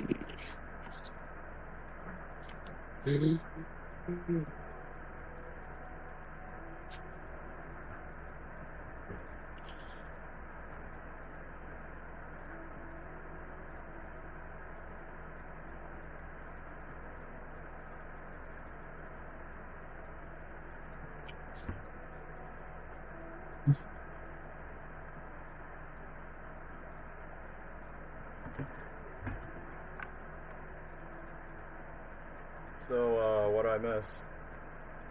Oh well, I just said my thoughts in my ranking. Oh, I wanted to put in either A or B tier. Anyway, let me just read the comments that I've been missing. But where do you put it? I wanted to put in either A or B tier. Let me just read the chat right here. So, Matt is interesting as a kid. I always feel like when I was watching that, I wasn't supposed to. However, as an adult, I laugh or chuckle at some jokes. The Toy Story 3 reference. Oh, you're referring to like the rejected toys were of the... Oh yeah, the Mr. Spell. How do you spell house? How the fuck should I know? Like, How the fuck should I know? Mr. Couch. Mr. Couch Potato Head. You guys rescue Buzz. Baby could not stop crying. If we don't find Andy tonight, does he really have to be here? And then Mr. Tax File. What are we gonna do, Bill? What are we gonna do, Bill? And Private Space. Hey, there's a person over 5 feet by 5 feet. Toy Story 3. So many. Toy 3. So many characters, but not these. Rejected toys. But yeah, I remember. Oh yeah, the Avenger time. They even got Tom Kenny to voice Ice King for like 7 seconds. Yeah. They literally did. The one thing I really like about that special, yeah, you literally got Finn and Jake, and then Jake is like the thing. It's like, what time is it? It's clobbering time. But I like the beginning aspect where Iron Man, Captain America, Thor, and Hulk take down the Red Skull. Why does Red Skull choose evil? I don't know. I have a skull and it's red. And then when they got the Tesseract, careful, that thing's dangerous. What the? We're in the 60s. Well, that's just groovy. How can we be short and sweet? And then they went to the Marvel Superhero Squad universe where they would go like, you have to say short and sweet. And then after that, they went to the Adventure Time scenario where Captain America's Finn, like Hulk is Jake, and then Thor's hammer is like a lollipop. Hulk change the same. What time is it? And then freaking Adventure Time Iron Man. Whee! Hulk can now run too. Hulk dash. Anyway, let me just see some other ones. The Spy versus Spy segments. I mean, clearly they're the most iconic ones. Usually it's like either the black spy or the white spy that usually will go and mess around. Like it transitions stop motion around the second season. Yeah, it did. Which I honestly think that was pretty cool. My favorite skin is probably the Go Diego Go and Dragon Ball Z. What's the part of Toon skit? I think one of my personal favorite ones is the Madagascar 3 one, where it's basically carrying the plot of Madagascar 3, but then there's like, this franchise is running out of ideas. And then after that, Alex and Marty decided to go with Shrek, Manny from Ice Age, Buzz Lightyear, and Lightning McQueen from Cars. I only had 2 movies, the original and the sequel where he went to Tokyo or Major Spy, and yeah, because, you know, they just jump into the train bandwagon of like long-running animated franchises with diminishing returns where some of their peak eras are good, and then there's going to be that one movie that says, oh yeah, that ruined the franchise. Which in some ways sort of aged well with the majority of the characters. It's kind of funny that Shrek is like, no, you cannot call me the Hulk, and then Alex is like, well, really, the Avengers made more $1 billion than any other movie. You may call me the Hulk. And then you got this dinosaur that's basically from The Land Before Time, since, you know, The Land Before Time has like, what, 14, 15 sequels in the franchise? And then literally they just kick that dinosaur out. And then the funniest thing is, once when they launch Buzz Lightyear out, to infinity and once again, Pixar is ruined by cars. Pixar is ruined by cars. And then the funniest thing is once when Marty and Donkey were there, no, they put Scrat into the flaming hoop, and then Shrek decides to put the fire in the entire the entire circus, and then Marty was like, Shrek, what did you do? Oh, how could you be so stupid? Everybody run! And then you got the freaking Katy Perry firework parody. Burn if you wanna learn. I remember, like, I saw the original parody where it's basically the parody of Katy Perry's firework, and like, it looks like it was straight out of Robot Chicken. I think what made me laugh so hard is the freaking Muppet being on fire when the song was played, where he goes, ha ha ha ha, and then you see like, dude, and then Katy Perry getting arrested at the end. I'm not gonna lie, dude. That song parody kind of did disturb me when I first saw it. Yeah, because, you know, it's literally like seeing people getting burned inside. Yeah, it disturbed me at first, but then I got around to it. Bro, okay, now you remind me. Yep, I will admit it. That was disturbing to watch. See Lightning McQueen getting scrapped, getting squashed, and I'm like, no, what have you done to my race car Go from a Pixar 2006 movie? For the damn that where he's like, I'm a talking car for crying out loud. What you're doing here? And then they freaking crush him down. Let's not forget about Thomas the Unstoppable. Thomas the Unstoppable take edging. Get out of the way! Yeah, then Lightning McQueen Mayor's like, see, Mater, everything's fine. Then Thomas just run over them, and then they literally try to stop Thomas by saying, I almost ran to the small little village of Strawberry Shortcake. And then literally you see Percy, the green train, and then you got Harold, the player's like, I could not shoot Thomas. Thomas is one of my best friends. And then literally just having the guns to, like, shoot him down like he's trying to kill Thomas. And then Percy's like, I like you. You're a nice man. It's like, what the heck, man? Let's not forget the Rio Green Lantern parody. I think it was called Ria or Rioa. My girlfriend got kidnapped, and I'm the only bird in Rio that can't fly. That's the only thing in Rio that can't fly. Oh, I wish for a star. Wait, that's not a star. And then going ahead with Ryan Reynolds, The ring just shows you how, Jordan, you can fly. Fly? I always wanted to fly. Get in line, bunny. I need this more than you do. And then after that, when Blue went to the Green Lantern chorus, it's like, wow, who would have thought Hal Jordan's a chicken? I'm a macaw. And then literally, it's just any fictional bird you could think of. Like, freaking Bigford from Sesame Street. Oh, look, a ring. And then Kermit gets disappointed. Aw, but I'm the green one. And then you got my goats, Mordecai and Rigby. Whoa, a Green Lantern beam. You know what that means. You know where we're going. Yo! And then Roadrunner takes the Green Lantern lamp.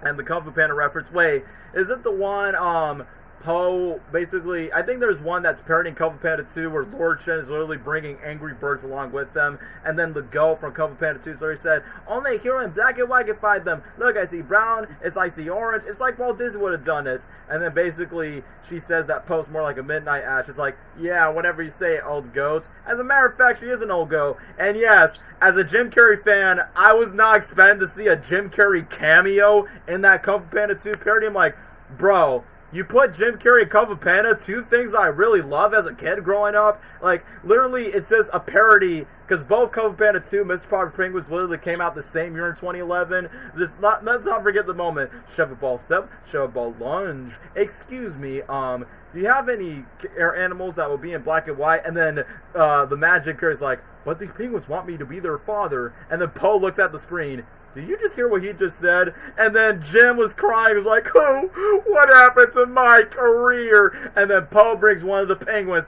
Okay, Shen, prepare to meet you. Okay, it's not this penguin. And then he picks up black-suited Spider-Man, or this cookie, or this Pokemon, because reference to Pokemon Black and White.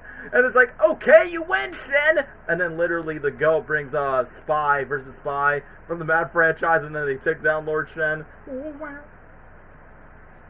Remember the Franklin? Bro, wait, Daniel, you remember the Clifford Field skit with the Nickelodeon Disney stars? Oh no, Hannah Montana, not you! Miley, can you believe that Hannah Montana's dead? No, my wig! Why? How did Clifford get so big? He said he got it from a lot of love. Aww, and a lot of toxic chemical waste. Nuclear waste. Ew. And then you see a parody. There was like a billboard that says Marmapuke, like dumber fummer for that. And then I think one celebrity died, and then one was like, oh, I hope it's not too late for winning a Kid's Choice Award. I mean, poor Zach. No, not Zach and Cody. But speaking of which, what's another parody I like? There was one called Arthur, which is a parody of that one Russell Brand movie named Arthur and the movie Thor. And then freaking Rango, yes, the Johnny Depp chameleon Rango was in that parody. And then basically Arthur has to go to another rounds where you get to see the giant robot thing that Loki sent from the original Thor movie, where Rango's like, alright, so you just met a girl you just met and a chameleon. Oh, this is definitely something. Now you just gotta marry your fiance. But I don't love her, Rango. I love Jane. Then we just had to explain everything to her. I don't think we can. But why not? You see, that's my fiance. Whoa, is that a giant suit of armor? Yes, that's what you would say, blah, blah. Hey, excuse me, miss. I think Arthur has fallen in love with someone else now. And then disintegrated Rango. And then he's like, are you okay? And then the end, it just sees, like, the Mad mascot with Nick Fury.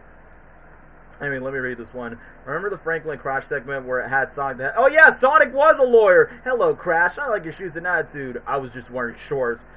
I don't remember if I watched the Kirby parody because it must have been a long time. One of the parodies I do remember was Taken Nemo, which is a reference to... I just talked about that while you were gone. Yeah, because I was trying to take my dog out and make sure she gets pee. But the Taken Nemo one is so funny where you got Liam Neeson from the Taken franchise where he's like, no, Nemo has not been lost. Now let's go find her son. Which I can tell... Which I know that's voice actor Fred Tassitore. He's trying to interrogate Ariel from The Little Mermaid, but he keeps beating up Flounder, and then he beats up SpongeBob. Like, where's Nemo? And then, someone captured Nemo. I'm getting the answer, so I'm gonna start beating people up. Nemo? Yeah. And then let's not Nemo. Second, down here.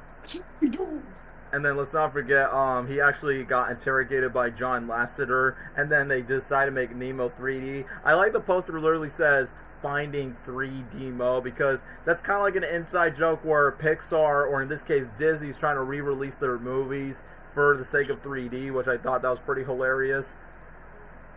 I remember they did do that. That actually happened. Oh yeah, I remember the Cowboys versus. Oh yeah, I remember where it had Daniel Craig from the Omnitrix from Ben 10, and the love interest turns into a My Little Pony.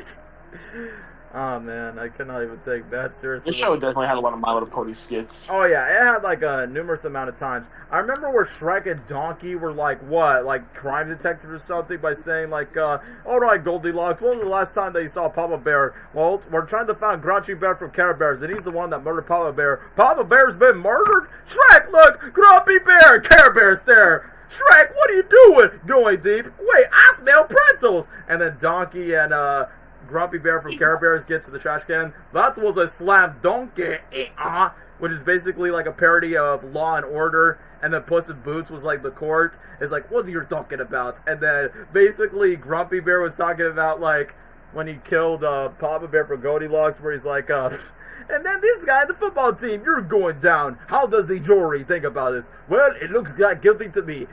Case closed. And then Shred just got called by freaking Yogi Bear. Oh, speaking of Yogi Bear, let's not forget Yogi Bear, where it's like Yogi and the Ranger are doing like a Yu-Gi-Oh parody with Yogi. I remember that. Another parody I also remember is where they were making fun of the Jaden Smith Karate Kid 2010 movie. I remember where Jaden Smith was like, he saw his Ni Hao Kai Lan, because you get it, she's the Chinese Dora. And he's like, I am Kai Lan. Oh, I'm Jay Smith, for sure I say the son of Will Smith. And then you got Poe and Shifu coming in. More like the black and blues, more like black and whites. You just because you're a new star because you're cute? Well, I'm a panda. I'm always cute. And then you see Jackie Chan's Mr. Han like, I'm a panda. I'll always be cute. And then the one thing that got me head started by saying, but wait, Jackie Chan is in the Kung Fu Panda franchise. He's the voice of Monkey. So then he literally beats up Poe. So he's like, oh yeah, I love noodles. And yeah, Zach, I'm literally talking about the segments. And it's like, yeah, but I'm seeing my teacher hitting your student with a spoon. And then literally they make fun of the viral sneezing panda video where it's Poe sneezing on Shifu instead. And they use the exact same audio from that viral YouTube video. And then you got the Star Wars Empire Strikes Back. No, the backpack segment. I was like, alright, you gotta throw your Batman down. But I got it with my friend Dora. I'm the backpack. Alright, throw the backpack down. And then throw the backpack down. Dude, ow! Hey, what you doing? You know that part where like she just throws up inside the backpack? Oh, that was so gross. Oh, I don't feel so good. Hey, what are you doing? And then she sounds like this. That was so gross. Bro, you know what? I swear this show had so many iCarly skits, bro. Oh, the Mexican one, iCarly. iCarly siempre tiene trabajo. Freaking working with bulls. iCarly. Like I said, for anyone that makes like, you know, Hispanic jokes, I'm easily gonna find it funny. Oh, remember Yo Gaga Gaga, which is basically a Yo Gabba Gabba parody? I do. It was Lady Gaga as be the host of Yo Gabba Gabba, but like a horror movie. And then at the end, we get to see DJ Lance watching. The movie, and then he's like, "Yeah, I love me some monster movies. Yeah, about that." And then freaking Broby and the rest of the guys start holding him captive. And then, what was another one? I think there's one where it's a parody of The Amazing Spider-Man, but they call it The Amazing Spider-Manage, where Nicki Minaj decides to take Andrew Garfield's life, and then she basically... I remember the wall crop. And I think the freaking Geico Gecko makes a cameo, and then she makes all the police officers and the lizards, like, all Minaj-fied. But, oh, bro... I mean, yes, I did. I just mentioned right now the Amazing Spider-Manage parody. But guys, can we? Okay, if you are a Spider-Man fan, remember the infamous Spider Baby Mad TV parody? I'm like, bro, what the hell were they thinking? Like literally during the. I know what you're talking about. Okay, I'll say this. So there's a Spider Baby segment where what if Peter Parker gets his spider powers as a baby instead of a teenager, and then. This was the this joke is never going to get out of my head. Where Mary Jane is older, right? And Peter's a baby. And then and then and Aunt May's like, Peter, this is your babysitter, Mary Jane. And then you see the baby Pete drooling. And then Mary Jane's like, is someone hungry? I'm like, no. Dude, it's crazy. And I'm like, in my mind, it's like, it's referencing the baby wants to taste Mary Jane's breast milk. And I'm like, dude, how did they let that slide? That's crazy. That's a baby, bro. Yeah, I mean, I get it. He wants Mary Jane's mommy milkers, and that's what babies want. We all do, but like, damn. It's like, bro, I mean, like I said, could he just make Mary Jane like a kid or something? I don't know. That was like a pretty effed up moment, in my opinion. But, what was the thing? Like, Spider Baby's like, oh, the one thing he needs to do is learning how to walk. It's like, I don't know. As a Spider-Man fan, it just rubbed me off the wrong way, bro. But either way, I remember there was this one Captain America Mad parody where you have Iron Man, Nick Fury, Agent Coulson, and one of the hosts of this game. I think it's basically a parody of Captain America's Got Talent. And it's so funny that the person behind the mask is James Franco. I'm like, bro, you were Goblin Jr., Spider-Man 3. I dream inside my mind. I dreamed that I was naked. And then Iron Man was blowing out his tissue, and Nick Fury squeezed his eye patch. I dream that I could fly, but then I had a bacon. Oh, speaking of Spider-Man, and okay, I find Spider-Man Turn Off the Dark as a guilty pleasure, even though the Spider-Man musical is so bizarre as hell. I like that they make fun of it with the Superman TV show Smallville. Like, you got Julie Taymor, Bono and the Edge from U2. They're saying, hey, we just wrote a Spider-Man musical. Then you see the guy in the Spider-Man suit by going, make it stop. Because it's making fun of the broken bone accent for the Spider-Man musical, and then they change it to a Superman musical. We're going to call it Smallville, Turn Off the Clark. And then basically, you got Green Arrow from the DC Universe coming back where he goes, I'm Green Arrow, I don't even have any real powers. And I'm like, bro, this is so random, bro. But I freaking love it.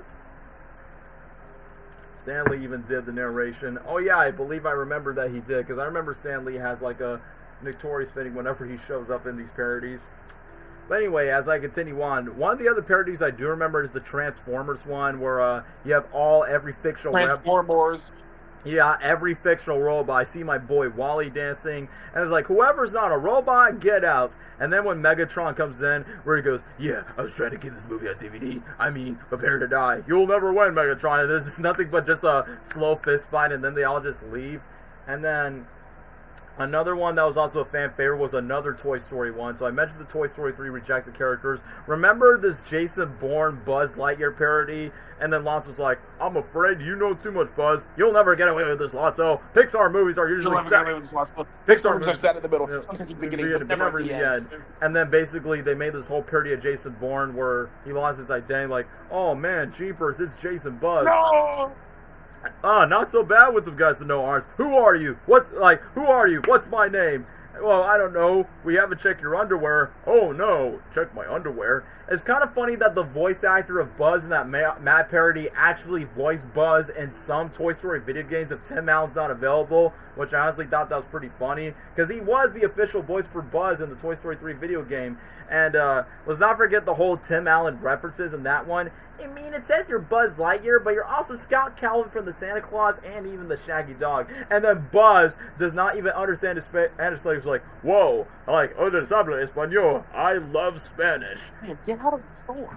And then after that, you got Jesse coming in. Oh, I don't know my catchphrase. To infinity and... And then Buzz gets, like, crashed into a building. Then he meets Ken and Wheezy by saying, like, you're just a toy, Buzz. And then you got freaking Matt Damon, like, literally grabbing the Buzz toy out. And then you got this Wizard of Oz parody at the end. Too bad it was all nothing but a dream. And then you got Leonardo DiCaprio from the movie Inception having the spinning top. Or are you? And then you see all the characters turn to, like, Snow White and the Seven Dwarfs. And then the top has the top by saying, bro, I'm getting dizzy. Let's not forget one SpongeBob segment where they decided to make SpongeBob as an actual sponge. And then they try to, like, mess it around and try to sell SpongeBob about the product. And then... Oh, yeah, the SpongeBob thing? Yep. The one thing that actually reminds me of, I think the actual SpongeBob cartoon did something like that, where SpongeBob decided to become a commercial actor. No, I can't do it. Matt was literally parodying WWE. Oh, the Winnie the Pooh Matt skits. I remember Fast Hive when Vin Diesel was with Winnie the Pooh, and then when Vin Diesel was talking to Piglet. Some people think I'm a girl. Yeah, it sounds like You're a not. girl. And then one of them is True Grits, but they change it to Pooh Grits because it's a parody of the movie True Grit. And I will be honest, when Pooh was talking, is there anything I can do for you, son? And then when Christopher Robin was talking to the owls, like, I'm trying to look for Pooh. Who? I think Pooh was somewhere there. And I will be honest, every time I see Christopher Robin trying to ride on Eeyore like a horse, since, you know, Eeyore looks like a stupid donkey, every time he eats the hay, when I was a kid, I thought he said, I'm Batman. And that kind of inspired the inside joke that we did for Wayne Daffy Duck, where I make Gabriel said, I'm Batman, as Eeyore, because of that Pooh parody. And we say, Pooh parody. Pooh. Pobrecito Pooh. The Jason Bourne Toy Story segment did a Portal 2 joke with the cake is real. Yeah, I remember that. They didn't make fun of My Little Pony, Pokemon Lot. Yeah, there was. Yeah, I was gonna point that out. The Monsters Inc. Pokemon parody, Jurassic Pokemon was one, and they even I remember that. They even make fun of How to Train Your Dragon, but it's all about you think you could dance your dragon, where you see Donkey was trying to dance with his wife, with his dragon. Thor was naked. Then you get the main dragon villain, the Red Death Eaters, were like, Love and Thunder? yeah, it's more like a, yeah, I like to eat you, Thor. I thought the dragon's going to be like, hi, I'm Bob. I know I've been saying a lot of good things about Matt. I mean, yes, the show can be really weird, but you know what? It's basically the PG-rated version of Robot Chicken, so I'm going to be super biased about it because I think Matt is honestly a really funny show growing up, even though there were some questionable stuff. But you know what? As a parody series, as a much more PG-rated Robot Chicken, I decided to put that. Let me just put it. Did Matt parody Home Alone? I believe they have. One of the segments. Hey, it actually has Randy Cunningham in WWE, since, you know, they were parody a Disney XD show, and then technically, I think I mentioned one time that's literally my introduction of knowing who Ben Schwartz was because of Randy Cunningham on Disney XD before I knew him as, you know, in Parks and Rec, DuckTales, TMNT, and obviously Sonic in the movies. So I never would expect Randy Cunningham, despite it was a recent show around that time, bada bing bada boom, he's in a WWE parody. I could have swore I saw Triple H's face, John Cena's face, and clearly The Rock as well. So yeah, I honestly would go on A tier for the Matt, because I honestly think it's really that funny. But anyway, Lesnar, we are almost, I guess we are kind of in the live action segment of Cartoon Network. Yeah, I mean, it did feature real people, but, like, it's kind of still animated because of the fruits. Yeah, I mean, this is the trend after when Nickelodeon wants to milk off Fred, getting his own movies, getting his own TV show. Yeah, but Cartoon Network was trying to copy Nick. Oh, they knew what they were doing with Fred. They wanted to do the same. Yeah, because, you know, Fred and Annoying Orange were rivals around that time, which is why they crossed over, like, twice. So... yeah. Do you want to get with your review on Annoying Orange? The show. The TV show. Yeah. Annoying Orange, the show. I prefer the YouTube channel. Yeah. Yeah, the show is not great, but something that my kids self-watched a lot and liked. The one episode I remember the most is the Fruit Vengers episode. Yep. Where they all become superheroes. Mm-hmm. Yeah. There's another one. I could have sworn I've seen promos, and it was I think they did like an Indiana Jones parody episode, which they do that. They make parody episodes a lot, but yeah, that's one of them. And even then, I've seen like the episodes posted onto YouTube, and even some that aren't like especially the Fruit Vengers episode. That's the most memorable one. I remember seeing this other episode where like, they're having a sleepover, and it's the guys versus the girls, and like they like do practical jokes on each other. Meanwhile, it's another orange and passionate love story type thing. And they sing a song at the end, like twice. Yeah, they did. Yep. That's the one. What else is there? I remember the Fruit Plane episode. I think it was. Did Gabe Iglesias make appearance in episode? Fluffy Boy. Fluffy Boy was in the episode, and Fluffy Boy. Yeah, believe it or not, that was my introduction, knowing who Fluffy Boy was. So I'm like, hey, this is like before I knew him in stand-up comedy shows and The Voice of Speak, because I was Space Jam 2, where he's like, oh yeah, is it me, Juicy Fruit? I'm a #1 superstar. Then he gets like crushed by the plane, and then freaking Tobuscus just takes the booth or something. Yep, Tobuscus, the best part of the show. How can we forget? Mm-hmm. I watched the Christmas special. It was good. But yeah. Yeah, who was that chick? Weird Al. I forgot who was the chick in the show. I forgot too. Yeah, but she was fine. Just saying. Yeah, she was. Let's see what else. I also watched the one where Orange basically technically runs away from the store, like, and he goes on to live a new life. And then there's this other one. Shoot, there's so many. I remember there was like this little mini version of Orange called Annoying Cutesy. I watched that one too. It's not on YouTube, but like it's one of those rare episodes you'd find. But that's the one I watched. So if I had to, my personal opinion on this show, it's not great, but like since we were kids, we didn't know better, and I clearly prefer the YouTube channel over this, because even though they do have they feature some very notable people on the show, like I'm pretty sure Tim Curry was in one episode. Oh yeah, he was. Yeah, and other very notable names in the industry that have been part of the show, like bro, freaking Dave Grohl was on an episode. Mm. The lead singer of Foo Fighters and the drummer from Nirvana? Yep. He was on the show. Was the mustard guy Chris's special Hulk Hogan or someone else famous? I don't remember. Who was it? I don't remember either, man. Yeah, obviously we're not referring to the Christmas Carol, just the special where they had like multiple celebrity cameos. But yeah. This is clearly set. Yeah, on an actual Alice set. Cooper? What? Alice Cooper. Oh, the movie theater chick, right? Maria Menounos. That's how I know who it was. The movie theater chick from Movie. Yeah, she's still fine though. The show's first episode premiered with 3 million views. I mean, yeah, it's Annoying Orange. Yeah. Okay, the famous guy. It's some guy named Bret Michaels. That's what I remembered. Yeah, Hulk Hogan was not a part of it. I've heard that name. Yeah, Bret Michaels. That's the dude. Yeah, it's called Generic Holiday. Yeah, that's the one. Man, crazy with the celebrity cameos, bro. Yeah, that's the thing. Why does so many famous, notable names in the industry were on this show? Like, what did they see? Yeah, it's Annoying Orange, and the kids are gonna love it. They're gonna know who I am when I'm in this. Yeah, and get the paycheck. And let's not forget Tom Kenny was the voice of the coconut, like, in the show. And then, who's another one? Do you know this voice, it's not Midget Apple, but the main apple, where he goes, "No way, Orange, he's not even doing it." That's Monster. Monster from Robot and Monster. Monster from Robot and Monster. He voices that other robot from Disney's Meet the Robinsons, and he's also the police officer in Dumb and Dumber, where he drinks Lloyd's piss out of the bottle, where he goes, "You got that booze out of your medicine?" And then when he drinks the piss, "You get the hell out of here." I'm like, that dude from Dumb and Dumber is the apple from Annoying Orange? What?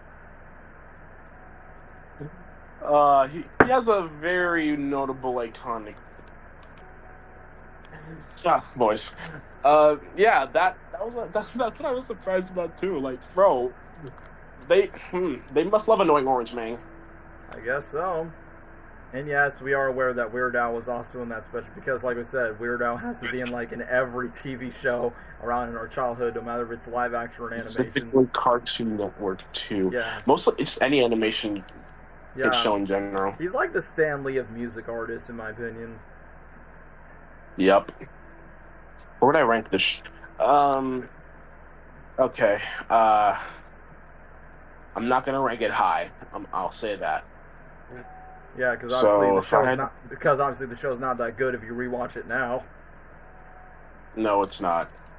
I want to put the show on at least C tier, maybe even lower. All right, well that's fair for I would say it's on the par with Uncle Grandpa, because I will admit the animation, you can easily tell it does not age well, because it's just nothing but transparent PNGs of the characters that you see from the YouTube channel. They just I don't know, whenever they sort of move, it just kind of feels off to me by looking back at it. And the weird. Yeah. Obviously, Annoying Orange doesn't age well. Tobuscus doesn't age well, but it's so weird that I actually met that guy in person in 2018. Seriously, how they got celebrities? I mean, bro, Lesnar literally just said it. "Oh yeah, Annoying Orange, it's going to be the highlight of my career. My kids will like it, or some other kids will like it." Yeah, it's exactly what Lesnar would Yeah, say. because like the era of where like, oh, we're gonna make because these channels, these brands are making TV shows or franchises out of these YouTube channels or YouTube characters, like because the kids love it. And plus, that was the they main want to hype get of paid, it. so of course we'll be a part of it. Yep, I'm Jake. No, Well, who was the store worker? I forgot the guy's name. Obviously it's Toby. Neville, yeah.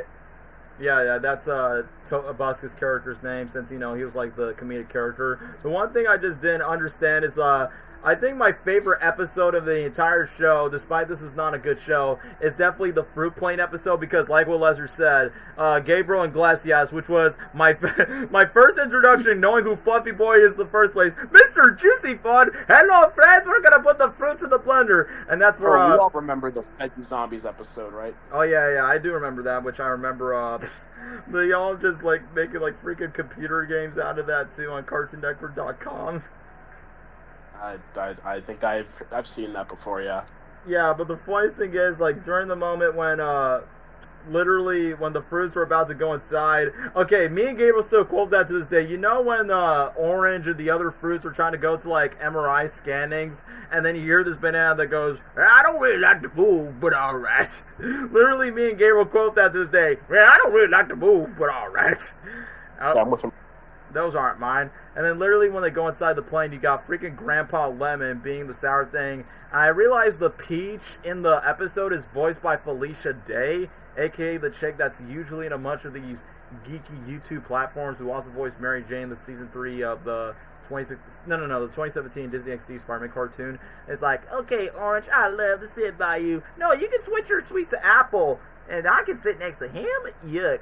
And then with Grandpa Lemon, I like that he goes to the fact where he's like, excuse me, hi waitress, I would like to have a coffee. And then literally Grandpa Lemon was like, what, passing out in his sleep when you have like this inflatable banana as like the co-player. He's like, oh, just to let you know, I am already married. What? Lemon juice? Oh no. And then literally Passion Fruit and Pear are trying to encourage annoying Orange. It's like, Orange, you're the one that has the cool pilot's hats. But guys, I failed one time. We're going down. Ah, Orange, but that's just a video game. Hey, everything's upside down. No, the plane's upside down. So literally it just goes to like wacky crazy shenanigans where Grapefruit was like sucking in. And then like what Lesnar pointed out, the Fruity Vengees, the Avengers parody that they did where they go to like this blue lagoon type of thing where Orange can like levitate, Grapefruit has like Magneto's powers, and then Marshmallow has like the powers of the Flash, and then Midget Apple becomes big for some reason, and then Pear has the abilities of Aquaman where he can just communicate to the fish, which is why Pear gets disappointed.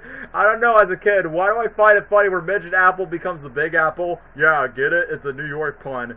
And it's like, yeah, call me the Big Apple, get a ball! And then just crash like the market floor. And then I like that freaking Toby Turner's character, Nerville, was like, talking the grapefruit by saying, put the vegetables down, as you wish. And then literally just kill all the fruits and vegetables. I regret nothing. I forgot to mention in the Fruit Plane episode when they crashed to Fluffy Boys, like, where are the fruits on? And then literally they crashed to him. And then Toby Turner was like, sweet mother boots, I'm like Mr. Tootsie Pants. I'm like, is bro like freaking overacting like he's freaking... I feel like they're trying to make him like he's freaking Spencer from iCarly, but clearly not as iconic as Spencer from iCarly. But, yeah, when it comes to the Christmas special, yeah, they got Weird Al, freaking Alice Cooper. They got the sexy movie theater chick from Nuvi, who also was in the 2005 Fantastic Four movie, thinking that Passion Fruit was... thinking that chick was going to hit up on Orange, but instead she hits up on Tony Turner instead, which I honestly thought that was pretty random when it comes to it. But yeah, given the fact that despite it's the exact same voice cast that did the YouTube series, like iJustine, Grandpa Lemon, and the guy who voiced Grapefruit around the time before the Honest Trailer guy just replaced him in later YouTube videos. But like I said, it's just like Fred, which this show is not as like weirdly beloved like the Fred franchise in particular. But like I said, this is like during the time where networks were trying to like make popular YouTubers like get their own TV shows. But it is what it is, man. So if I had to give like a personal ranking, like I would say it's like in between low D, like I would say like high D, low C. Like I honestly would watch it over Teen Titans Go. I would say it's like similar like Uncle Grandpa. Like it's fine, but it's definitely like not one of those shows that's not necessarily great. But, it just exists. It just exists, and even though Annoying Orange does not age well, as we're talking about it right now. But this was during the time when Annoying Orange used to be at its peak. As a kid, I got the merchandise, but then as I got older, I'm like, yeah, I'm so glad I decided not to count that, because Annoying Orange does not age well when you grow up. This is part of the golden days of YouTube. But anyway, speaking of which, yes, I know this is called Cartoon Network, but let's not forget, guys, they made live-action shows just to be more like what Nickelodeon and Disney Channel did. But except, I will admit... Mostly Nickelodeon. Most of the time, Nick, because they don't take the whole, oh, let's be the celebrity pop star persona. So definitely their comedy was like trying to replicate for what Nick does with their own Nick sitcoms, but obviously not as beloved, not as iconic, and not as good as the Nick sitcoms by comparison. Yep. But anyway, I have not watched much of this show, but I know Lesnar has some history about it. And yeah, somebody mentions it in the comments. The recent thing I've watched a scene from Level Up was the movies available to watch on demand around 2017. Of course, anyone knows the actor for Lyle is now A-Train in The Boys. In Bro, The Boys. Really? I didn't know that? Yep. That's him. Mind blown. But anyway, Lesnar, do you want to talk about Level Up, since it's meant to be this quote-unquote live-action video game TV show where some things from the video game comes to life in the real world? Yep, and I'm so glad you put the show on the list, because I was actually binging the show last year. Really? Yep. Well, go and right ahead, so bro. I'm gonna... Bro, the fact that this show lasted 3 seasons is insane to me. Level Up, yeah, it's like, I'm not gonna lie. At first, when I watched it, it's like one of those, like, it's one of those corny teen sitcoms where it's these teenagers, like, just fighting off like these video games from like this game they play. They're called leaks, by the way, and and since that's technically what they do, there was a movie before the show, but I didn't watch that. What I think about the show in general, I'm not gonna lie, dude. This show definitely has its cringe moments, especially one of the characters named Dante. That dude he's just, how do I say this? He's not like entirely like the funniest character. He does have its moments, but like he's supposed to be like the dim-witted and also like disgusting, or like just a crazy type character, like teen character, like but it's I don't hate it, but like it's not the greatest show ever, in my opinion. Like, I know since this shit lasted 3 seasons, and it ran on for a while, and like some of these episodes definitely have plot, like especially in the other teenagers' lives. Like the main character, his name is Wyatt. He's the leader technically. He's like this like normal but also like nervous type kid. Well, not nervous, I don't know. That basically like he holds the group together. And what are they called? Oh, they have a group they're called Never Fail, I think. That's what they're called. And since knowing the show, it can be creative at its points. Like the premise of the show is really like it's interesting actually, because you get a bunch of teens fighting off these like leaked video game characters from the game they play, and it's like it can be, and it's really interesting until like there's like these cringe jokes, cringe writing, this sometimes pretty like. Sometimes unfunny moments, but sometimes here and there it does have some hit or miss moments once again. But it's but like I said, I don't hate it. But like it's not the greatest show ever, really. It's just, I want to say it's decent for what it is, really, because like I said, cringe stuff, and since they're technically experimenting with all this new live action teen stuff that they're doing, it's something that they tried, and since it lasted 3 seasons, it clearly had a big following. Apparently, because it's one of those shows where like you watch it a lot, even though since you got some mixed feelings about it too, which I do. Um, and let's see, a train. No, what's his name in the show? Oh, Lyle. He's the tall dude. Yeah. So basically, he's supposed to be like the popular one in the show. Like he's the handsome popular dude that all the girls want. But he hangs out with the guys and also fights monsters. And then there's the girl, aka Wyatt's best friend and supposedly love interest. No, I'm kidding. She also at first she thinks like, oh, yeah, I'm not gonna join you guys in fighting off these monsters, stupid. But then later in the show she becomes technically part of the group. But although she's not a gamer, but then again she later joins the group and even fights off the little leaked monsters with them. There's also this other character who technically he's like I think he's the creator of the game they play, and they also hang out at this like place where technically he lives. Hold on, what's his name? I gotta look it up. I have no idea because he definitely watched the show more than I did. Yeah. I'm just curious, like, what was the villain's name, like the main boss? Oh, Max. No.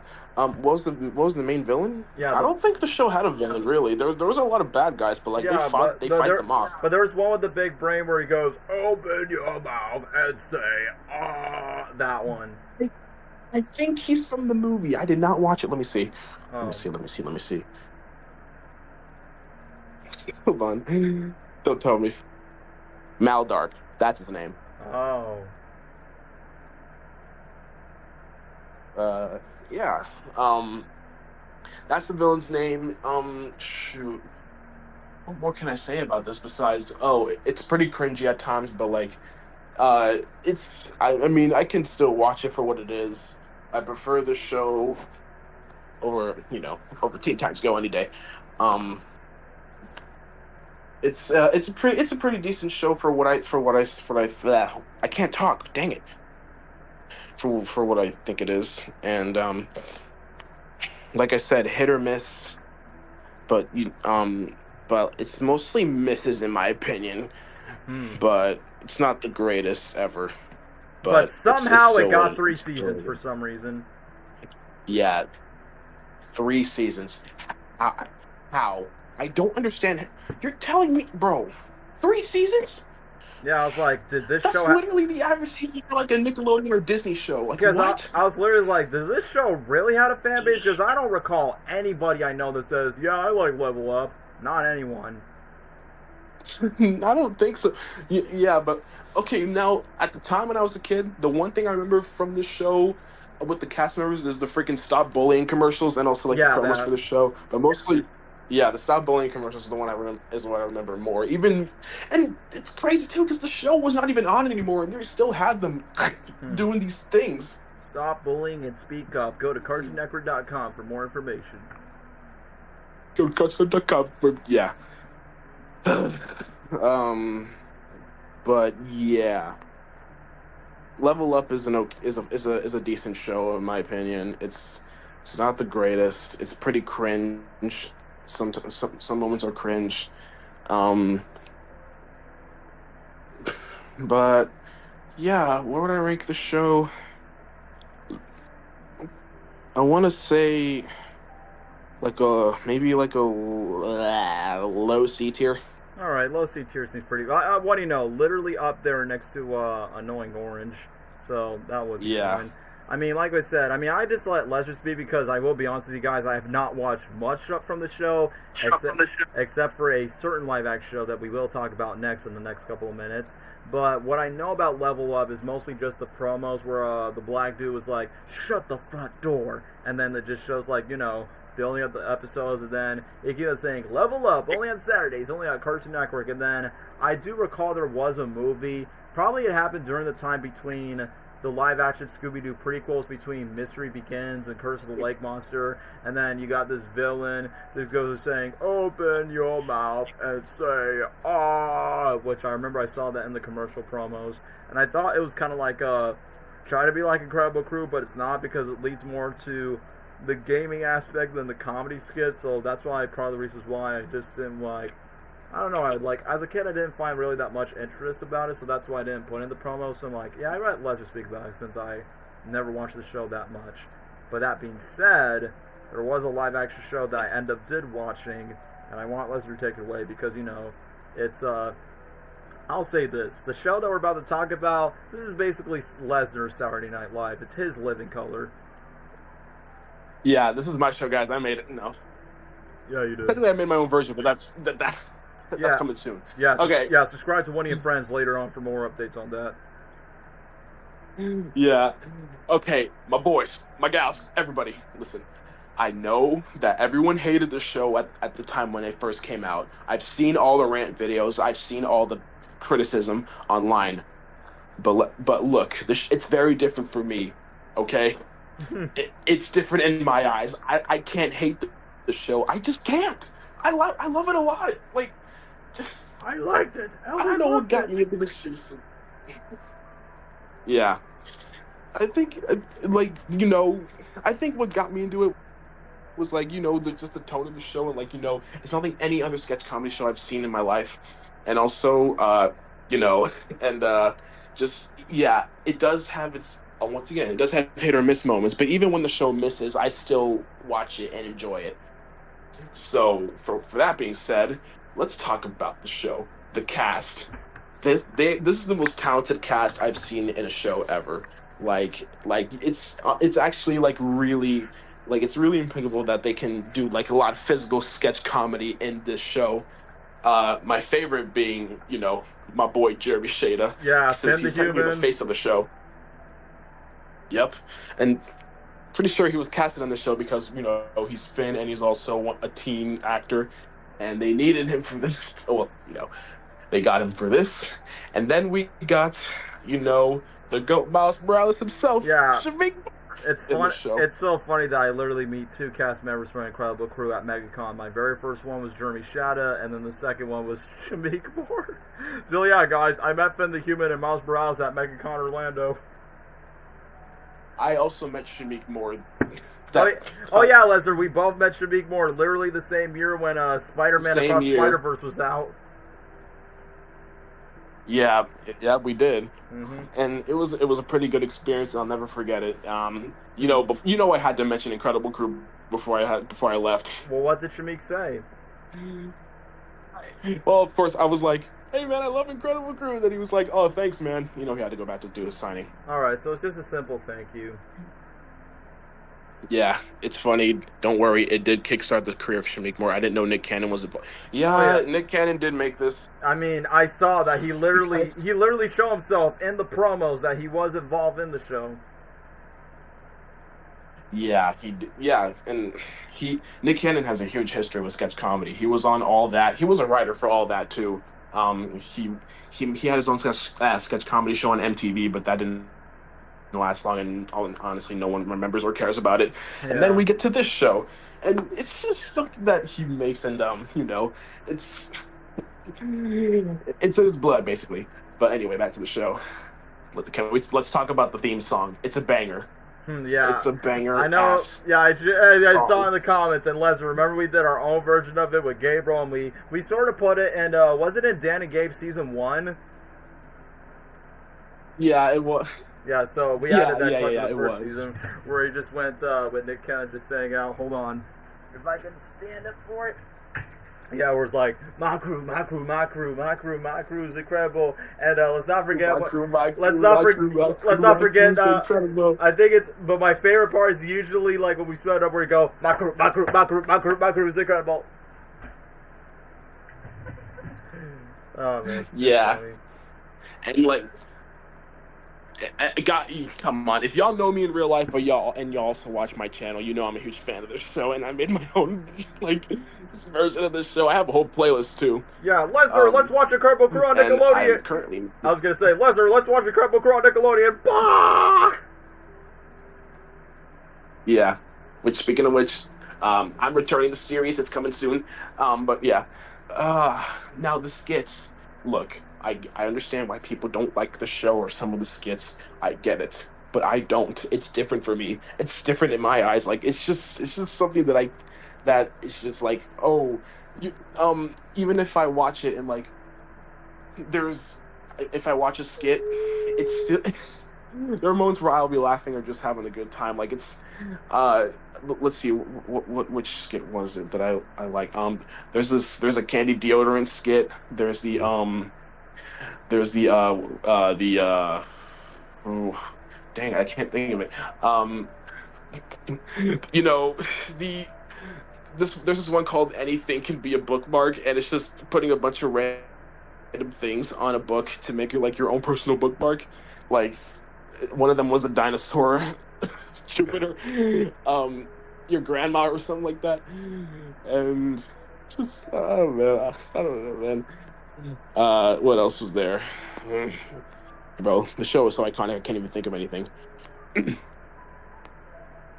Oh yeah, there's the worst thing that could ever happen thing, where like the worst things that'll ever happen to you basically just happens to you.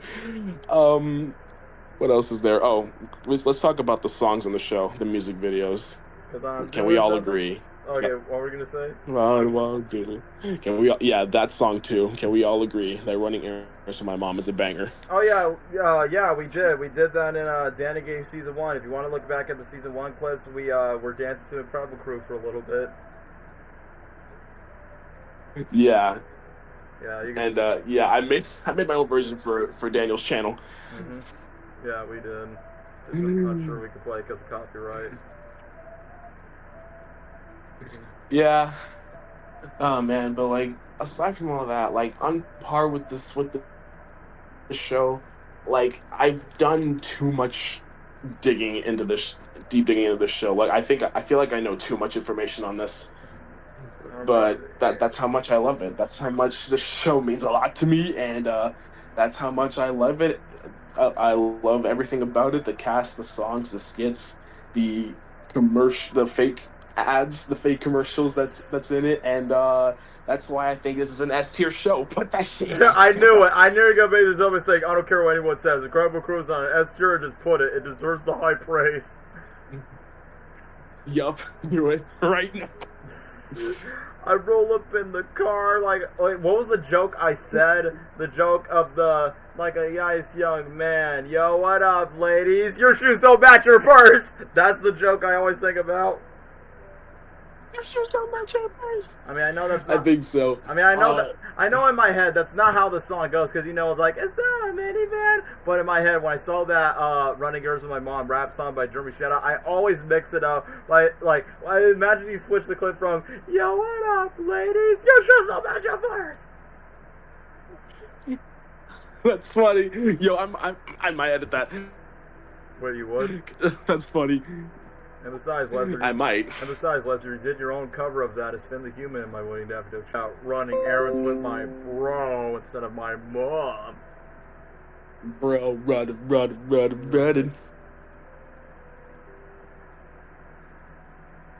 I do have a favorite. Oh yeah, episode 11 is one of my favorites, along with episode 9 and episode 6 too. Because it only lasts for only one season compared to Level Up that only ran for 3 seasons. Yeah, it only lasted 1 season because, this is technically their last ever one live action show that they did. That they experimented with, basically. And let me guess, the ratings were so bad that they decided to not do any more live action Cartoon Network programs. Yeah, because clearly because it's just not for live action. It's just not for Cartoon Network, man. Yeah, clearly that's what it's not made for. Yeah, we did that with Human Irving. We sure did. It's exactly in American Idol 10. Yeah, it was in the series finale. Because it was Leisure's idea. This hey, you want to do this cover of Finn the Human where he decided to do the song. Yeah. I like the Get Along Bunch skit. I like the Terrible Cupids. I like Mop Robbie. I like the Olaf, the super sensitive Viking, and oh yeah, and then he just runs off and cries. Yeah, that and Oh yeah, Daniel. This show does have a fair share of its guest stars. Like, first of all, Poe's dad is in this show. Oh, Bryan Cranston or James Hong? Yeah, James Hong. He was in an episode. He was in the fourth one. I can't believe Ping from Ping's Noodle Shop is in the show. Yeah, then we have Kelly Marie Tran. She was in a skit. She played a bride. Are you serious? And then there's the teacher from iCarly. She was in one. Oh, which one is it? Is it the female one or the male one? The female one, dude. She played a 2 weeks of detention. Oh no! She played like the basically the it was a skit where they're running for class president, and then she starts introducing the Jeremy's character in the skit. Oh, okay. Well, now that makes sense because it's part of the sitcom universe. Yeah, she always has to play a teacher or something. Kelly May was uncredited. Also, this is before she was Rose in Star Wars. Yeah. No, she was credited. Crazy that this is like before her big breakout for a big franchise like that. Yeah, but yeah, S tier. Incredible crew for S tier. Well, I'm gonna get to my history about it. So back then, yes, this is during the time where Cartoon Network wanted to experience live action shows, which obviously fans hated that really much because it's literally called Cartoon Network in the first place of what makes Cartoon Network. Blame the president at the time. Yeah, which around that time, I don't know what the president was thinking. And I remember that, because, that's what makes Cartoon Network distinct compared to Nickelodeon and Disney, that there's no, live action programs, but they were, quote-unquote, experimenting around that time. But, yeah, Incredible Crew was probably, the only one that I actually watched to sit down through, because, obviously, they were promoting the crap out of it by saying, Incredible Crew, created by Nick Cannon. And, yeah, I already talked about earlier about the whole live stream that we just danced to, my crew, my crew, my crew, my crew. And, given the fact that I met Shameik Moore, and I also tell him the exact same thing, would say, hey, I got introduced to Incredible Crew, and I met Jeremy Shakir, because, yeah, it's funny that I literally met 2 Incredible Crew members, literally, at MegaCon Orlando, and I'm like, yeah, one of them is Finn the Human from Adventure Time, and the other one is Miles Morales Spider-Man, and the funniest thing is how did Shameik went from, it's time to watch some movies about 3D glazes, and then it was in the freaking guy on the plane. And then, yeah, in the first episode, literally, I thought about this, and I briefly mentioned about it in the Spider-Verse, no. I mentioned this in the Sony Pictures anime movie tier list. If you want to tell my younger self by saying, hey, Daniel, Miles Morales, the Black Puerto Rican Spider-Man Rise, what if I tell you if this guy from Incredible Crew will be the voice of Miles Morales Spider-Man, a big budget animated movie, and I'm like, nah, this guy that goes, Soda Rain, and I'm like, that's not Miles. But then later on, when Into the Spider-Verse came around, I was like, bro, literally both of those performances are literally day and night when it comes to that. Instead of just Miles getting the shoulder touches by saying, hey, Gwen, you want to know what time it is? It's time to watch some movies. There have been animated to that. Yeah, and let's not forget, I remember the cast of Incredible Crew were doing a promo for Sonic Boom Rise of Lyric where Shameik Moore was literally saying a line that Sonic says. I forgot what was the line. Is the way past cool, that's no good. And I'm like, so does that mean Miles Morales is canonically a Sonic fan if that's the case? Even though it's such a weird time where you have a show that was critically panned promoting a Sonic video game that was critically panned as well. So I'm like, that doesn't age well, but hey, cool, Miles Morales is a Sonic fan. That's nice, because Cartoon Network really likes Sonic. You take the moon, and you take the moon. Bro, we already talked about Chowder in the last stream.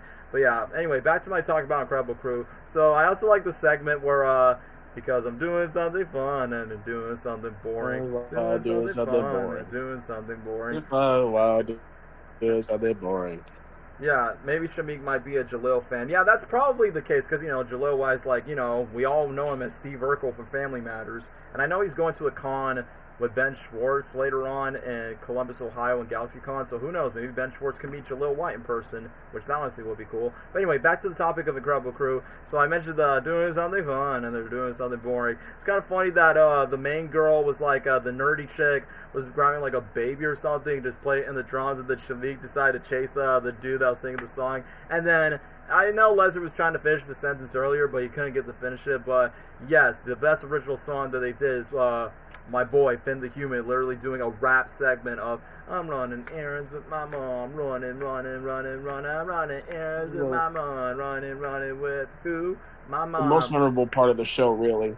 Yeah, literally. And of course, I will say the peak of Jeremy Shadow's career outside of Adventure Time, and yeah, I knew you were gonna mention the Netflix show that he was a part of it. Cook mom, cook mom. I remember there was like this one interview where Jeremy Shadow's like, "What's it like recording lines for Adventure Time?" and then obviously recording live screen segments for Incredible Crew, because obviously Incredible Crew is a comedy live skit. It tries to be like Saturday Night Live but for kids, and obviously it's like a lot more challenging for him because he has to do a lot of physical slapstick comedy and then do some voicing lines for Finn the Human for like recording lines for Adventure Time. So it was kind of an interesting story. But I remember there's like two dudes. I could have swore that one of them was like super Asian, and I think one of the things that my grandmother was watching is where he has like a baby translator on his head. Look what you've done. I am pooping. I am pooping. I am pooping. Oh. Pooping. My grandmother actually finds it funny by saying, don't decide. I'm pooping, man. Do you want me to draw you a diagram? Yeah, it's kind of like, hey, we always thought about dogs like using a translation for Pixar stuff, and now it's like for a freaking baby translation. Let's not forget the one where Jeremy Shadow and the girl's like, you hang up, and then they never hang up the call through graduation, and they freaking got out of the zombie grave, like out of the cemetery or something, which I thought that was very weird. Where you hang up. No, you hang up. And it's like, bro, that relationship is so super clingy, bro. And Lesnar, let's not forget, remember you showed me that E.T. How do their phones not die? I don't know. Like, they probably, like, charge it, like, 24/7. But let's not forget about the E.T. parody. Yeah, E.T. parody? Mm-hmm. Where it's a sock, right? Yeah, Bop. Or it's like Bop. Yeah, it's a sock. It's like, bro, I couldn't take it Yeah, seriously. it's called Bop. Bop, no, I had to go. I couldn't take that seriously, bro. Yeah, when he got something from his spaceship and like, when he hit the dumpster. And another segment I also like is "Don't disturb the giant, don't disturb it." Then you got a freaking giant's foot trying to like destroy like disturb the giant with the board game. Well, you know one thing for sure: never disturb the giant. You want to know what that reminds me of? That reminds me of this classic board game called "Don't Wake Daddy," which is actually a board game that actually exists like maybe in the 80s or the 90s. And the funniest thing is like, don't disturb the giants. And I remember when I saw this one YouTube video where they make the dad the psychopath. Oh, wake daddy! I don't know. They decided to make that as a over-the-top horror comedy, and if I have to think of like any other segment, is the one dude that has like the vampire cape. He's going something mysterious, and decided to like put like mysterious, and then bro just put like what, maple syrup on his hair or something. And then there's he did it by the end of the skit, and also. Sorry, you go ahead. And then there's like this there were just like this Asian guy that basically was like doing a set by saying, "Shh, my foot is asleep, my foot is asleep," and then basically just put his foot into a blanket to the pillow by the cute blonde chick that was just trying to like. That actually made me laugh. Yeah, because look, I get it, because you know when you sit down for so long, you can't even have your blood circulation moving in your foot. Then it cuts like a freaking pillow in bed. Yeah, goodbye, foot. I'll sleep with you. No. Bro, wait, I want to mention this. One of my favorite skits. Doug High. I love that skit. Oh. Because the song is catchy as hell. I would listen to the full thing. And also because, like, you know, it's just a bunch of clones, and, like, they're by the end of this skit, they're calling, one of the Dutch is calling the other Doug, and then, you know, it's over and over. He's like, "Hey, Doug." "Yeah, no, not you, Doug. The other Doug." Oh yeah, "Hey, Doug." Wasn't that the one where not you, Doug, the other one. That's the one where Jeremy Shadow plays like multiple versions of himself. Like there's like multiple Jeremy Shadow clones. Yeah, clones. Bro. Yeah, I remember that. With a high school, because scientists wanted to clone him. Yeah. That's my favorite, and mostly because of the song. That was catchy. I'll have it in my playlist. Yeah. But I can. And then we're gonna see a parody of it at some point in the future. You will. And what about the one where it goes, "Stickers, stickers, I like stickers"? Guys, stay tuned for that. That's coming soon. Yeah. Another iconic song from the show, man. Stickers, I like stickers. Yes, I do. Oh man. But yeah, as I had to continue on with the Incredible Crew, I mean, clearly it's not the best show that I ever watched, but I have to say if there's like one live-action skit series I would rewatch, it would be Incredible Crew. So, yeah, I remember when the cast of crew actually went to like, it was kind of like Cartoon Network's version of the Kids' Choice Awards, but it's called Hall of Game Awards, and I remember that the cast was there, the voice actors of Gumball and Darwin were also part of it, because they were inviting like, who were like their Cartoon Network actors that were working, and, the last thing I will mention is, I remember they actually got the cast for Incredible Crew to talk about their New Year's resolutions, something like that, and then it just shows like the cast doing their promos for like the new year, because it was like what, from 2012 I to might 2013? recreate that. Yeah, I mean, who knows? You probably might do that for your Cartoon Network promos for your plush rebooted version of Incredible Crew. Yeah, I'm gonna do that, and like, yo, we can't forget about the hidden camera pranks. Oh yeah, Because yeah. they do that in the most niche sketch show. Because I could have swore you probably must have referenced that for that upcoming idea. Yeah, I did. There was one called Farting Grandpa, where it's just For some reason, it kind of reminds just the grandpa farting. It kind of reminds me of the movie Bad Grandpa, where he literally just take a dookie Yeah. and then it explodes out of his pants. There's this also prank where like Jeremy has like 2 broken arms, and he like goes around in a restaurant just trying to. And like by the end, he has this lady like feed him his food and like have him like answer his phone for him and stuff, and then it's just like, bro, does she know? Like, bro, I hope you told her what's going on, bro. Oh man. Well, if I had to give the show a ranking, there's also. Oh, you go ahead. You go ahead.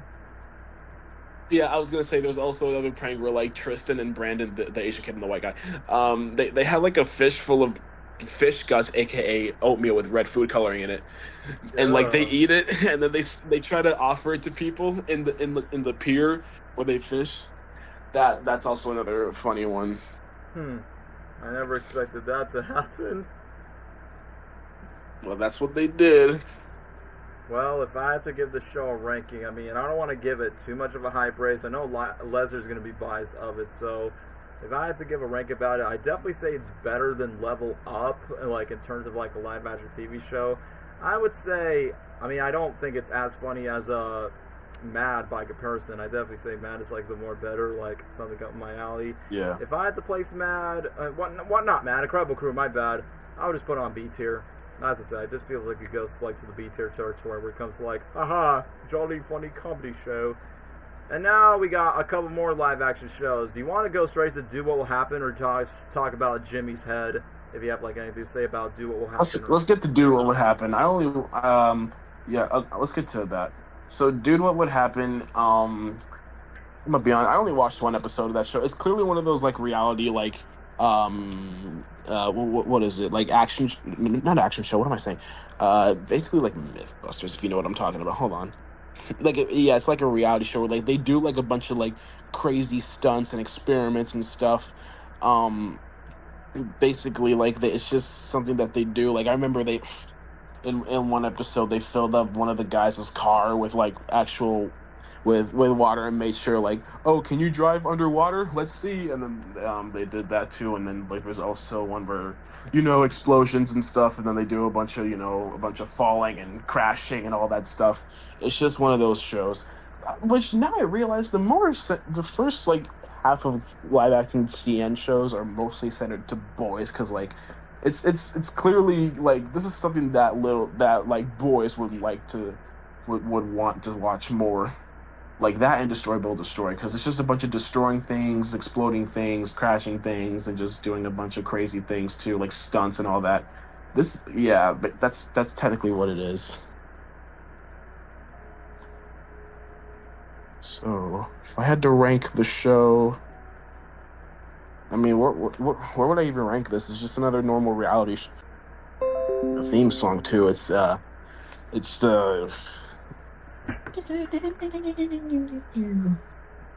What happened?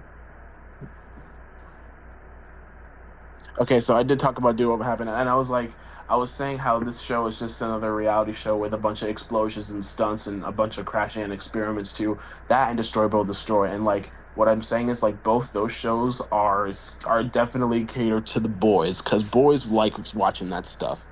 So basically what you're saying is both the shows are kind of the same. I mean, no wonder they make crossovers in their promos. Yeah, because they destroy stuff. Yeah, one of them is called Destroy. No. So, But yeah, where would I don't know where to rank Destroy. I don't know where to rank, dude, what would happen. I mean, aside from it being a live action show and Cartoon Network, I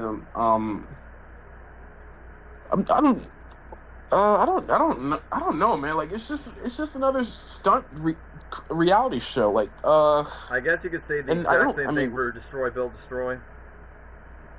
Yeah, but like, then again, do I love it? I don't love it. I don't love it a lot. But like, my dog's barking. Oh, that's what that was. But I don't love it a lot. That's for sure. If I had to rank it,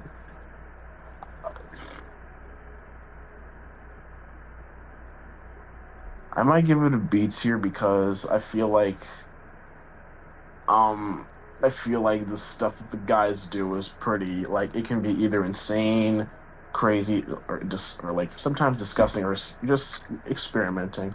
Destroy, Build, Destroy. That Destroy, Build, Destroy. So basically, if you have to give a rank, it's like, yeah, they're just pretty much the same, just more reality shows of like dudes with long hairs would be like, kaboom. The only thing I would say about Destroy, Build, Destroy is I like the Mad parody where Andrew WK decided to mess up with Bob the Builder's like instructions. I'm Andrew Destroy WK. It's Destroy, Build, Destroy. Can you fix me, Bob? Bob the Builder, Destroy. That's Destroy, Build, the Builder. Then he basically just beats up the host of the show. Yeah. I mean, what? Like, I don't know. Would you just give it a ranking, or you just be like, don't give a ranking at all, since people don't really say. I mean, I give it B tier because it's fine. It's what it is, man. I don't hate it, but like I don't love it either. Honestly, I remember Do What Will Happen, like the crew behind the show. They're just like, what were they like? They were both like, be a part of the Stop Bullying, Speak Up program, and then literally have to stop a kid in a locker and just be like, whoa, dude, stop. And literally just doing the nick of time. Yeah, I know what you're talking about. I know exactly what you're talking about. Where they just promote the Stop Bullying and Speak Up when it comes to that. So yeah, I guess that we're done with those two. We have one more live action show, and then we got a bunch of either mid, fine, average shows. Okay, I'm going to address this in the chat by saying, what about doing Comedy Central shows? Does it have any much well-known shows? I don't know, I guess from Bob's Burger to be considered as one of them, or Rick and Morty, I don't even know. I know you guys are going to be... Rick and Morty's a Dexter. Yeah, I know you guys are going to be requested to do more tier list streams, because I get it, guys. It's literally the most successful streaming, despite it kills my throat for like 5-6 hours, but I say I want to go one by one, guys. I'll make another community poll like I always do, like whether it's Disney, Adult Swim, or whatever the guys you want. I don't know, rank about your favorite McDonald's Happy Meal orders or something like that. I don't know. But anyway, I don't want to waste any more time. Let's get to the final live action segment before we go to the either fine or mid-tier cartoons, and then we'll just wrap it up. So I haven't seen What's in Jimmy's Head, honestly, so if Lesnar haven't said much about it, then you can say about Lesnar, because I haven't seen this one at all. Okay, Out of Jimmy's Head. Yeah, just put that show in F tier, man. That show sucked. It's awful. It's not good. I heard that's not good. It's terrible. Like, dude, everything in the show is cringe, and like it sucks because of like the idea of a boy seeing cartoons after he gets a brain transplant. Like, that's interesting, but like it's executed so poorly. Like, it's not great. It's not good at all. Like everything in the show is cringe. I don't enjoy, bro. Nah, just ugh. The atmosphere of the show, just how it is in general, it's just cringe. It's bad. Like first of all, Jimmy, yeah, he's just another he's just another teenage boy that he's just another teenage boy that's normal, but he can see cartoons in his brain, and he just does a bunch of other things with his life. Like, he hangs out with his friends, which, by the way, fun fact, in the movie, his his friends, they were Asian, but then but in the show they're black now. So what? Yep. Talk about that's race serious. swapping in a kid show, bro. That's just wrong, man. Yep. If y'all in the chat are familiar with the song "Nasty Girl," yeah, that's you know the girl Tinashe, yeah, that's her in the show. Gross. Yep, that's her. Let's see what else. Speaking of Tinashe, her character Robin, she's okay, I guess. She's just Jimmy's love interest, and she's there whenever what is Jimmy gonna do to get her to love him? Uh, but yeah, and then there's his quote unquote best friend. His name is Craig. I hate him. He sucks. No, nothing else. Um, he also has a sister that's an alien, adopted sister from the planet. Uh, she's an alien that was adopted for some reason. I don't know. But like aside from that, she's not that interesting either. Don't even get me started on the dad. I hate the dad. I hate him. He's supposed to be like one of those dim-witted dads that's like so naive and like it's like you are no Hugh Neutron. Okay, you're not him. Stop it. Yeah, like I said, Jimmy Neutron ass wannabe. Yeah, but like the thing is, Hugh Neutron and Jimmy Neutron is literally like likable and he's funny. The dad on this show, no, just get out of here. I hate him. He's so stupid. Like, bro, it's This is stupid. like he's supposed to be like one of those typical dim-witted sitcom dads. All right, son, let's go. Just he doesn't know what he's doing most of the time. He always has like this like happy-go-lucky whimsy attitude, and like even then that pisses me off. It's especially for a live action show on Cartoon Network.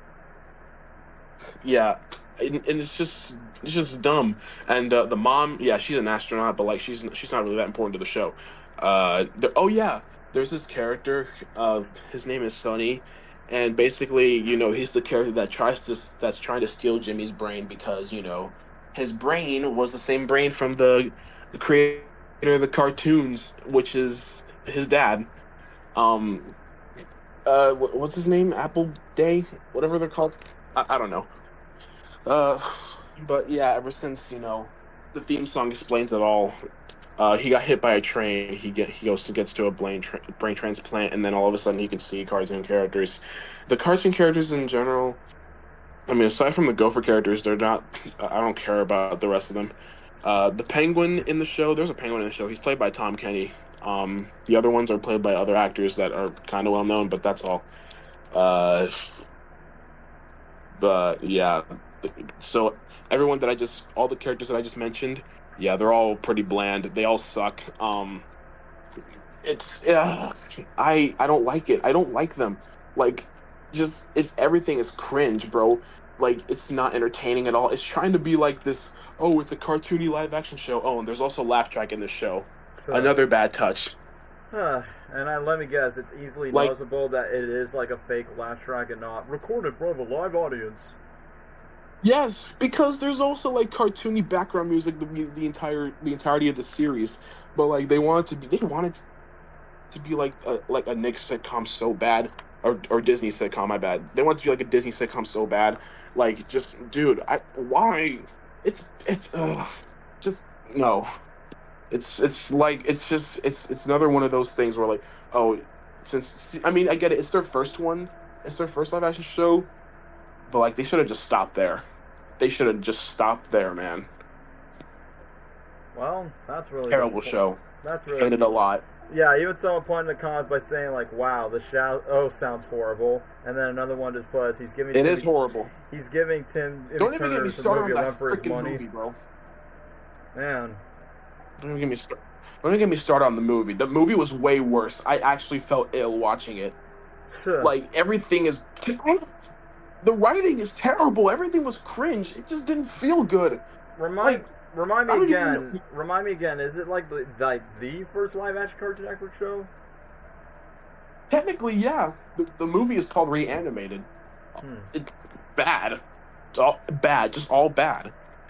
I'm glad I only watched the TV movie because what I saw, I was like, nope, that's it. I'm done. It's like, bro, I mean, since you guys have seen the movie yourselves, I feel like for me, I just dodged a bullet. It's more like, yeah, I guess thanks to Leslie's review and some of you guys put in the comments by saying, yeah, it's really not that good, then thanks, guys. I will not waste my time of, like, wasting my brain hours just to witness something that isn't that peak. Yeah, don't you watch this? Don't waste 20 minutes of your life watching a single episode of this crap. I'm probably too old for that crap either way. Yeah, I was going to point that out. It's literally Fairy Odd Parents all over again. Live-action sitcoms, laugh track animated characters. And even Nickelodeon did that with themselves of a live-action Fairy Odd Parents show. And, yeah, not good as well. Probably why it flopped so much to the point where they freaking deleted that show everywhere. Yep, truly says a lot to hurt their brand and their legacy. But anyway, now that we're finally done with the live-action segments, we got some ups and downs when it comes to these last cartoons. Some of these there's going to be one that's going to be really bad. Some are just mediocre. Some are just, like, you know, attracted to, like, female audiences. But I just want to get this short one and real quick out the way. And I see people, yeah, someone just put, I'll be sure to not watch that then. Yeah, thank you, Lester. Yeah, I feel like... You're welcome. Yeah, one user named PK is like, talk about Apple and Onion. I never watch Apple and Onion. It's overhated as heck. I used to enjoy the show quite a bit. Yeah, it tries to be like a British regular show, like, I guess, in a sense. Apple and Onion's not good. I don't watch the show, but I saw the pilot and I didn't like it, which, yeah, I will talk about the pilot. And, spoiler alert, Apple and Onion's not the only cartoon here where I only watched the pilot, but not, like, the entire series because I wasn't, like, super invested in it. But I don't know if Lester wants to bring out his short review, because my review will be short as well. Yeah. I also did watch the pilot. I mean, I'm not going to lie. I kind of did enjoy it at the time when I watched it because, it's something new on Cartoon Network, and I wonder what this is about. I didn't think it was terrible, but, like, I didn't bother watching the rest of the series because I didn't care anymore. It's just a bunch of talking foods that live together, that live in a city of other talking foods. But, like, that's it. It's a show about them. Yeah, man, we get to learn about... If you like to talk to apple and onions... No, it's a show about an apple and onion. That's all I gotta say. Yeah, the title speaks for itself. The one thing is, when I look at onions, like, bro, he doesn't even look like an onion to me. Usually onions have layers, ogres have layers. So, I'll say this, I haven't watched the entirety of the show because I only watched the pilot. Because remember, this was during the phase when Cartoon Network was trying to, like, branch out new original shows. Some did get greenlighted, like Apple and Onion, Infinity Train, and some were just, like, cut off. I think, I don't know what's the name of the show, but there was, like, this one show that features this blue monster where he has this, like, documentary type of show where he talks about his average life of, like, being an outsider monster in the school. You probably know what I'm talking about for any Cartoon Network lore experts out there. And then some people are like, oh, why did Cartoon Network miss this out? Because Cartoon Network think it would have been boring for the kids to watch. But obviously Apple and Onion's more comedic, so of course that's, like, not boring for the kids to watch. But yeah, just to talk about my thoughts on the pilot, I mean, clearly, just like for any Cartoon Network show, the creator in some way, shape, or form will end up voicing a major character into the series.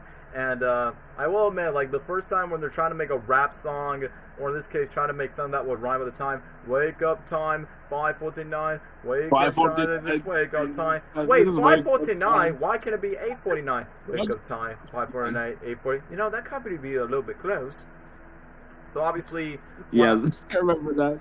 Because when I remember the pilot, because I will admit, like, some people say it was kind of like a British regular show attempt, like, except they definitely take a more wholesome approach, even though it's not as beloved or as iconic as regular show. But I remember they're trying to, I think Anya was falling in love with this French fry chick, and they're trying to go into, like, in her party or something, and then Apple and Onion are, like, trying so hard to, like, click with the other people in the group. Like, Apple was making fun of this popcorn go that goes pop, pop, pop, pop, pop, pop, pop, and then I'll say this one joke that honestly caught me off guard is where Onion is trying to, like, mock these other people inside of, like, his apartment where they're looking at pictures of babies, where the Onion was like, oh, look at that little, babies! And I'm like, bro, I don't understand why is he trying to make it, like, too over the top when it comes to that context, but bro, chill, man, take it easy with that.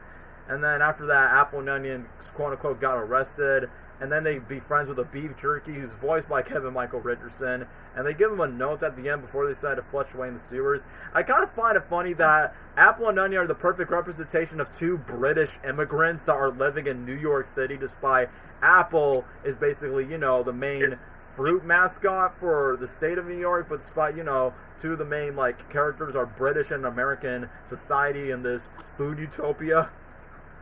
Anyway, let me see.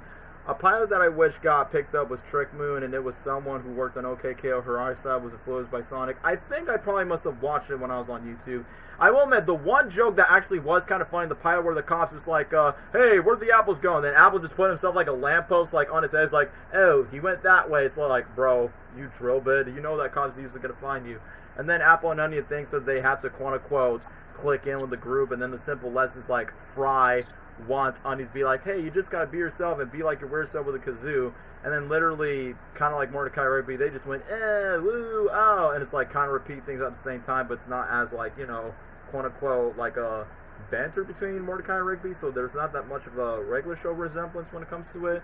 But either way, most of the time, I definitely say the show's trying its best to be tries to be like We Bare Bears, but it's not as charming as We Bare Bears. And I would say, as a pilot show, or in this case for, depending how long the show ran, for 2019 to 2021. And like I said before, this is during the era that was kind of slipping away from Cartoon Network because streaming, COVID, and I was more interested on other things back in the day. So if I had to give Apple and Onion a ranking, I would say somewhere in the C tier will be fine. Despite I didn't see I say when you watch a TV show, usually the first impression is usually the strongest one to make you say, I want to watch the rest of this, or I don't like the show, so I'm not interested in watching the rest. I would say, yeah, it's okay. I would say it's similar in the same lane for these other shows. But speaking of which, this is the next cartoon, and I know people are not going to like what we're going to talk about. This is one of the worst Cartoon Network shows ever made, just because of the hideous animation. The gross out humor is not even funny at all. But it was a thing back then, and it was promoted everywhere. It's none other than the Problem Solvers. Oh yeah. Neat. Problem Solvers. Okay. So this show, man, I don't even know, man. They're just greenlighting anything. I mean, actually, no. I heard that this is supposed to be on Adult Swim, but I guess Adult Swim was like, nah, this is too whimsy for us. Put it on Cartoon Network. What? But apparently so, because I've seen the pilot. Technically, I've seen the original concept of the show. This definitely looks like it was pitched for Adult Swim. I remember it was called Neon Gnome, I think.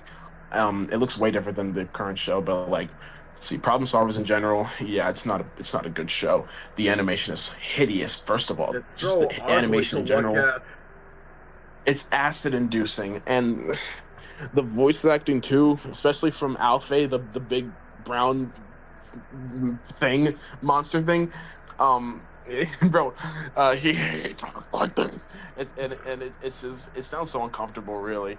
There's Roba, the robot, I think, and then there's Horace, the guy that's part of the team, and they have a team called the Problem Solvers, which you could have done. I mean, was there no other animation style you could have tried? Bro, why is everyone so bug-eyed and ugly? The frick? It's bro, did the crew members take an LSD drug trip in order while they're animating this? I don't know what they were going on, man. This is definitely an Adult Swim show, but they whatever. It's just not it, man. This show is just not it. Now, yes, I did watch episodes of this show. I remember this one specific episode where there's this mermaid that needs their help, but Alfie is afraid of water and he's afraid to go swimming, and so they spend the entire episode teaching him how to swim or how to survive in water, and then later at the end of the episode we find out that Alfie doesn't want to go in the water because he doesn't want his best friend Horace going into to basically abandoning him, and it's just one of those things where I don't want you to leave me. Bro's trying to be like that one episode of Finn the Human Not Liking Water for Adventure Time, but clearly not as better as what Adventure Time handled that topic. No, it's not. There's another episode I remember where Alfie and the rest of the crew are going camping, but like he has a huge craving for hamburgers, and like the entire time they're at the forest, he's just wanting to have hamburgers. Like he fights a bear, he gets in touch with an owl, he goes into like some sort of tree hole, and then Horace and Aroba find him being tangled into whatever mess he's in, and and also the first episode in general, uh it starts off with him with the guys eating pizza, and then they go wait in line for more pizza, and then like there's this roller coaster where like it turns everybody old, and then basically by in the mid of that episode, Alfie goes onto the roller coaster to travel back in time for more pizza because he just loves it so much. He's always hungry too.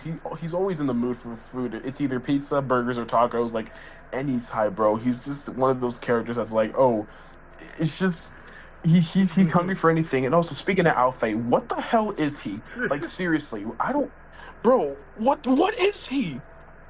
Like the brown monster? Yes, the brown monster. I thought it was just a giant pile of poop. No. You want to know? We all know who he reminds me of. I'm going to show it to my webcam. He reminds me of this guy right here, this plush that I see from Target. His name is Delmocon or something. He has like this square brown plushy thing, and he has like sharp fang teeth. That's who he reminds me of, but stupider. He also reminds me of the coffee bean from Regular Show, but we already talked about that. Yeah, we did in part 1.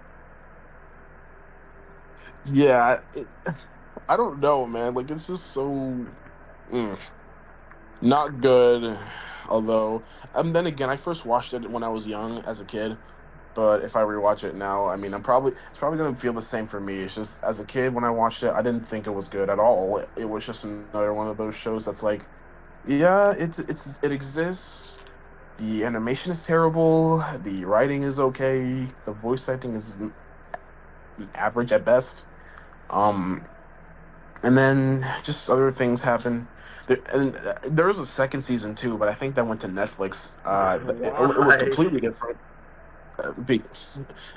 But yeah, why? Why was there a second season in the first place? No. Nobody asked for it. Netflix? Yeah, man, we're gonna freaking binge that. No. No. We're gonna be watching Yeah, and I did actually watch a couple episodes from season 2. Like, there was one where Alfie is babysitting this kid with basically like a relative or whatever, and crazy hijinks ensue. And this part where he teaches the kid how to drive, and then Robus and Horace and are literally at the back, just scared out of their minds, trying to like stop him from wreaking havoc, because that's what he's best known for. But yeah, just most of these episodes either centered around Alfie, and I'm talking about the brown monster. What I think about Alfie in general, I mean, he's supposed to be like this rebellious, chaotic character that always has a hankering for food and always just wants to it just, I don't know, I guess hang out. And also he can be pretty crazy too, and he also shouts out his own name whenever he goes feral, because that happens in the show. Kuroba, he's supposed to be like the typical nerd. He's like this safe kid, neat freak nerd, but like he's supposed to be a robot, I think. I don't know. And then there's Horace. He's like the only normal guy, well, except not normal guy, like the only guy that's not a thing. He's actually an actual human being, but like even then his design looks like poop. Not like Alfie. But yeah, the Problem Solver is just not a good show. If you like this show, then that's great, man. Just tell us why. No. Yeah, this is not a good show. D tier or F tier at best. He's gone, isn't he? Oh, that thing. Season 2 is Lost in Media? No, I've seen... No, somebody posted the entirety of Season 2 on YouTube. Like, a whole compilation of episodes. I was gonna say, you wanna know how I describe the show? Poop, poop, poop, poop, poop, poop. Yeah, I already gave my ranking. It's either D or F tier. Nah, it's a straight up F. I'm sorry, it is really that bad. Honestly, would take over the Powerpuff Girls 2016 show. And yeah, someone perfectly best described it. Season 2 is lost media, probably for the best because nobody cares. Yeah, exactly. No, season 2 was posted on YouTube. And he and the kid from Reanimate are literal gods can warp reality. The shows are hated because the human brains cannot rose to glory in this.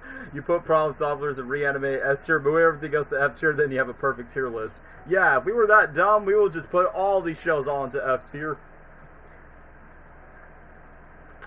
But yeah, and let's, how many tunes, because now that we're done with the worst, arguably the worst Cartoon Network show ever, like, on the list, so how many have we got left? We are halfway there of wrapping up. We got 1, 2, 3, 4, okay, we got 6 cartoons left, so this one, okay, I know this is going to be such an odd choice, but yeah, I decided to put the Clyde with the Chance of Meatballs tie-in TV show, because for some reason, they decided to give that to Cartoon Network. You want to know what confused me, Lesnar? You're telling me they have a Clyde with the Chance of Meatballs, you know, tie-in TV show for Cartoon Network, but yet they made a Hotel Transylvania spin-off TV show for Disney. For Disney. That's for Disney. I didn't like that show. Talk about brand confusion, y'all. It's like, I don't know what was Sony thinking when they're like trying to ship off these TV shows based on their movies. Like I said, the rare exception. Yeah. I would say the rare exceptions is usually either the Disney movie tie-in shows or even some of the DreamWorks movie tie-in shows. But when it comes to the Sony ones, I arguably say they have the weakest movie tie-in shows, if I'm being honest with you. And look, for someone that loves Clyde with the Chance of Meatballs, meaning if you guys have not seen my Sony tier list stream of why do I love the first movie, the second one's decent, even though I already said in the first movie, like, yeah, Flintlock Wood's literally me in that first Clyde with the Chance of Meatballs movie. So, and I'm so funny because when I watched the original movie, I'm like, I went to a friend's up by saying, can you say Flister defer? And I'm like, come on, it's not really that hard to say. It's kind of like Swedish Chef. But again, the fact that obviously there was like no third movie that was supposed to happen. I mean, supposedly there was. I mean, I remember when Phil Lord confirmed that there was going to be a parody called Planet of the Grapes, which, to be fair, VeggieTales also did that joke as well of like, Planets of the Grapes decided to do that. So they made a tie-in TV show, but you want to know what really disappointed me about the show? It's, okay, somewhat it took notes from the first 2 movies, but yeah, this show is definitely not canon to the movies at all. And I'm going to tell you why, because instead of just Flintlock Wood meaning Sam, when he has the Flister defer, take it down like Chew and Swallow, and then everyone hates Flint, first of all, Flint and Sam are acting more idiotic than ever, that they act like stupid teens because that's what they decided to do. They decided to make Flint and Sam a lot more younger as teenagers rather than young adults, and they just meet each other as rivals and bullies rather than just having a unexpected, genuine connection from the, you hit me in the rocket, you kicked me with the face, and they decide to become more obnoxious. And the one thing that's a big retcon from the movie is, you know, in the first movie, the mayor was like, and you, Flint, my boy, you were like a son to me. But then in the TV show, they decided to give the mayor, like, his own son, and I'm like, what was the point of adding that into the show? I don't know, just get, like, a random side villain so then he can have a friend with Baby Brent and end up hitting up Sam Sparks to be like, hey there, Sammy Sam. And you know, Sam's design is basically like a hybrid of the first movie, but also her nerdy glasses look in the second one. I just find it very weird that Flint and Sam decided to like treat each other like punching bags throughout the TV show. And if you're telling me that this show is basically quote-unquote inspired by the movies, but you're telling me that this show basically, like, Chew and Swallow did not become the food utopia like how it was in the animated movie? Like, you're saying, like, the first stuff doesn't even happen with foods raining from the sky, but then you got random adventures like Sam is afraid of pandas for some reason, or in some cases where they have to save this sardine that grants, like, wishes or something, or, the mayor of the town is just trying to, like, you know, trying to make this whole utopia of, like, most of the fishes. And I don't know, some of the characters act spot on. Like, I feel like the dad's the only one that's, like, the mostly in character. They made Cal into a baby for some reason, and I'm like, bro, like, aging him up would have been, like, funny, like, in the original film. And I don't know. And even Manny's not, like, Manny, the cameraman, he's not even in the show that much. He was there for, like, a little bit of episodes here and there. And some of the new characters I'm not really, like, the biggest fan of. I mean, I will say this, Flint and Sam definitely act more autistic as ever in this show, but not in a good way. And what's weird about it is, none of the original voice actors did not return for this show at all. I mean, Phil Lord and Chris Miller get credit as, like, executive producers, but, you know, I mean, like I said, there were some points where I kind of want to defend it because when it comes to the show, like, honestly, it would have been something decent, but I would say it's not, like, the worst Cartoon Network show ever. I would, like, place it on a D tier. Like, it's very mid, and if you're, like, a fan of the movies, you're going to be disappointed by, like, some of the switch-ups that they've done with the characters and some retcons and things that just doesn't make any sense. I feel like this TV show is kind of like a what-if scenario. Like, what if Clyde with a Chance of Meatballs was not adapted to a movie, but instead it's adapted as a television series? So, for the better or worse, this is kind of sucks that this is like the last piece of Clyde with a Chance of Meatballs media that's not connected to the movies. Instead, you got this crappy TV show that everyone wants to forget about, and I don't blame you because, you know, it's surprisingly not as good as, like, the first film or as decent as the second one. So, that's why I'm just moving on with D tier. But speaking of movie tie-in shows, Unikitty from the Lego Movie surprisingly got her own spin-off, and guess who? Tara Strong is the voice of Unikitty, and then you got this hawk bird into the show. I don't know why, but Flint's face in this looks weird because what happens to his nose? Yeah, I will be honest, it looks even more, it kind of looks like, I don't know how to describe it, kind of like an elephant seal or something from Happy Feet or Ice Age. I mean, I get that Flint's nose is big in the movies, but come on, it doesn't even look that good in the show. So, that's all I got to say about the tie-in show, A Clyde with a Chance of Meatballs. Just stick with the movies, or better off watching the movies either way. But for the Unikitty TV show, Leslie, do you have anything to say about this quote-unquote Lego Movie spin-off for Cartoon Network? Not really. I mean, I saw it a few times when it was on, and it's just, honestly, I didn't care about it, because this was at the era where I was starting to fade away from Cartoon Network. And, like, the shows that it was airing, I just didn't care about it anymore. So, no. I will admit, it was kind of head-scratching of why they decided to, like, make a... I mean, obviously, the only quote-unquote good Lego Movie spin-off is the Lego Batman movie, which obviously makes the most sense because, obviously, Batman's very popular in the Warner Brothers brand, and the movie was really good itself. And I did ramble about the Lego Batman movie not too long ago in the Batman Movies tier list stream that I did with Gabriel last month, so you guys could check that out for my thoughts on that. But seeing that Unikitty from the Lego Movie franchise gets her own TV show, and weirdly a lot, like, literally the final Lego movie for Warner Brothers, which is Lego Movie 2, the second part, actually acknowledges the existence of the show. So in some ways, the show is technically canon to the Lego Movie universe in a way. And then you got this science cat who's voiced by Velma from Scooby-Doo, and then the pup Lego, and then you got this Lego brick, which I could have assumed that Eric Bowles is the voice, and you got Roger Craig Smith voicing the Lego Hawk, which is kind of funny because Roger usually teases Tara Strong by saying, "Hey Tara," like every single time, but clearly they have to like share like the same booth. So clearly this show is not really made for me. I'm not the target audience, and I don't know, it's just like in this type of show territory that I would not want to rewatch because it definitely has that very preschool vibe. So even though not as, you know, disappointing as Clyde with a Chance of Meatballs, but definitely on the D tier. Okay, I originally was not going to put this show onto the list, but Puffy Amy Yumi is a show that technically exists where it's like literally the same artist that sings the Teen Titans theme song. I remember I had one fan from my Wayne David fan base like the show very much, which I do not know why, but I almost thought it was going to be like a Japanese version of like Josie and the Pussycats or something, or Gem and the Holograms. But I've never seen the actual show myself, so I don't really got much to say about it. So I think I'm going to put this show on the haven't seen it yet, and I don't think I would be interested. Yeah, I haven't seen it either. I've heard the theme song though; it's pretty cool. Yeah, because you know, same duo that give. And I remember shout outs to like not only them singing that song in Teen Titans. I remember the same artist from this cartoon did this very Japanese anime-esque song in Scooby-Doo 2 Monsters Unleashed, which Dwayne might get the reference. Na na na na na na na, friends forever. I watched the show when I was a kid, so I mean I am familiar with it, but I never like, you know, binged to care about it. I mean the irony of these last couple of shows, these are more girl-driven shows, like, and that's so funny to think about, like, from the very beginning. If you guys have been there from the beginning of the stream, we talk about the more boy-centric shows from Ben 10 to Ninjago to Samurai Jack, and now the last one is just more of girl-centric shows. And speaking of which, I don't really count Infinity Train, like, as a, you know, total girl-centric show, because I know they switched protagonists for, like, a couple of episodes. Nickelodeon made a rip-off show called Rainbow Kitty. Yeah, I remember that. Valsky Bum 94 made a video about by saying Nick is trying to copy what Cartoon Network's trying to do. Because, you know, usual two companies rivaling against each other. But I guess for the quote-unquote final girl-centric show is the My Little Pony for DC fans. DC Superhero Girls. Thank you, Teen Titans Go to the Movies, for that one short that was playing before the movie.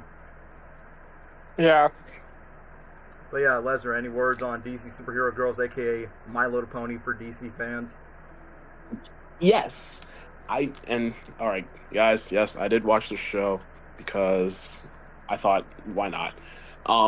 Some episodes are good here. They're fine here and there, like, and because they center around the DC superhero girls, typical plot lines that revolve later to, superhero fighting and all that stuff. And it's just another one of those shows since since the same creator of My Little Pony made the show. I thought, yeah, why not? I thought why not just give the show a shot, because it's pretty fine for what it is. Let's see, we got the characters, we got Babs herself, Barbara Gordon. She's pretty cool. I like her. I smash. And I'd smash too. Yeah. And who else I'd smash? Kara. I need her. Yeah. I need her. Punk rocker, Supergirl. Especially in this show. Let's not forget her voice actors also voiced Shigo and Kim Possible and Kim Possible, yep. and Mira and Buzz Lightyear Star Command. So she has a habit of voicing alien baddies and kids cartoons. Yeah, she does have. I'm working right now, but yeah. Let's see who else is there. There's Diane, Wonder Woman. She's fine. She's technically what her character is. Yeah. And Grey Delilah voiced her with her Amazonian accent. Hey, at least it sounds better than Gal Gadot's. Haha, are you? Yes or no? Kalel, no! I'm just kidding. Yeah, and then there's the other ones, like there's... I forgot their names. Hold on. There's the Bumblebee girl. I'm pretty sure that. Yeah, I forgot what her name is. There's Jessica, the female Green Lantern, and Jessica. That's the one. Yeah, and Zatanna, which is basically the magician girl. Yeah, her. I like all of them. No. Yeah. No, you're right. That's all you're the characters right. I like. You heard that? Oh. Mm-hmm. Yeah, you're right, bro. You do have a point. You know what? No, I'm gonna stop. Sorry. But regardless of the show in general, I did find it entertaining at times. I kind of liked some of it. And also some episodes are fine too, and the plot lines as well. They could be pretty funny. But other than that, that's kind of what I remember from the show. I didn't watch it like I was very invested into it. I just watched it just because why not just give it a shot? So yeah, where would I rank this show?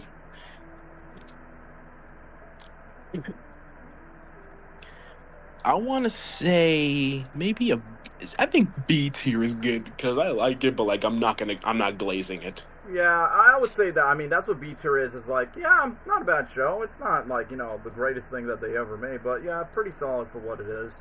So I'm just gonna get to my ramble, which even though I'm not a brony, but I am aware that this is made by the same creator who made My Little Pony, which is why they sort of got some of the same voice actresses to be a part of it. I mean, yeah, it's her strong voice. Yeah, and by the way, after this show, I haven't seen the rest, so I'm not gonna talk about him.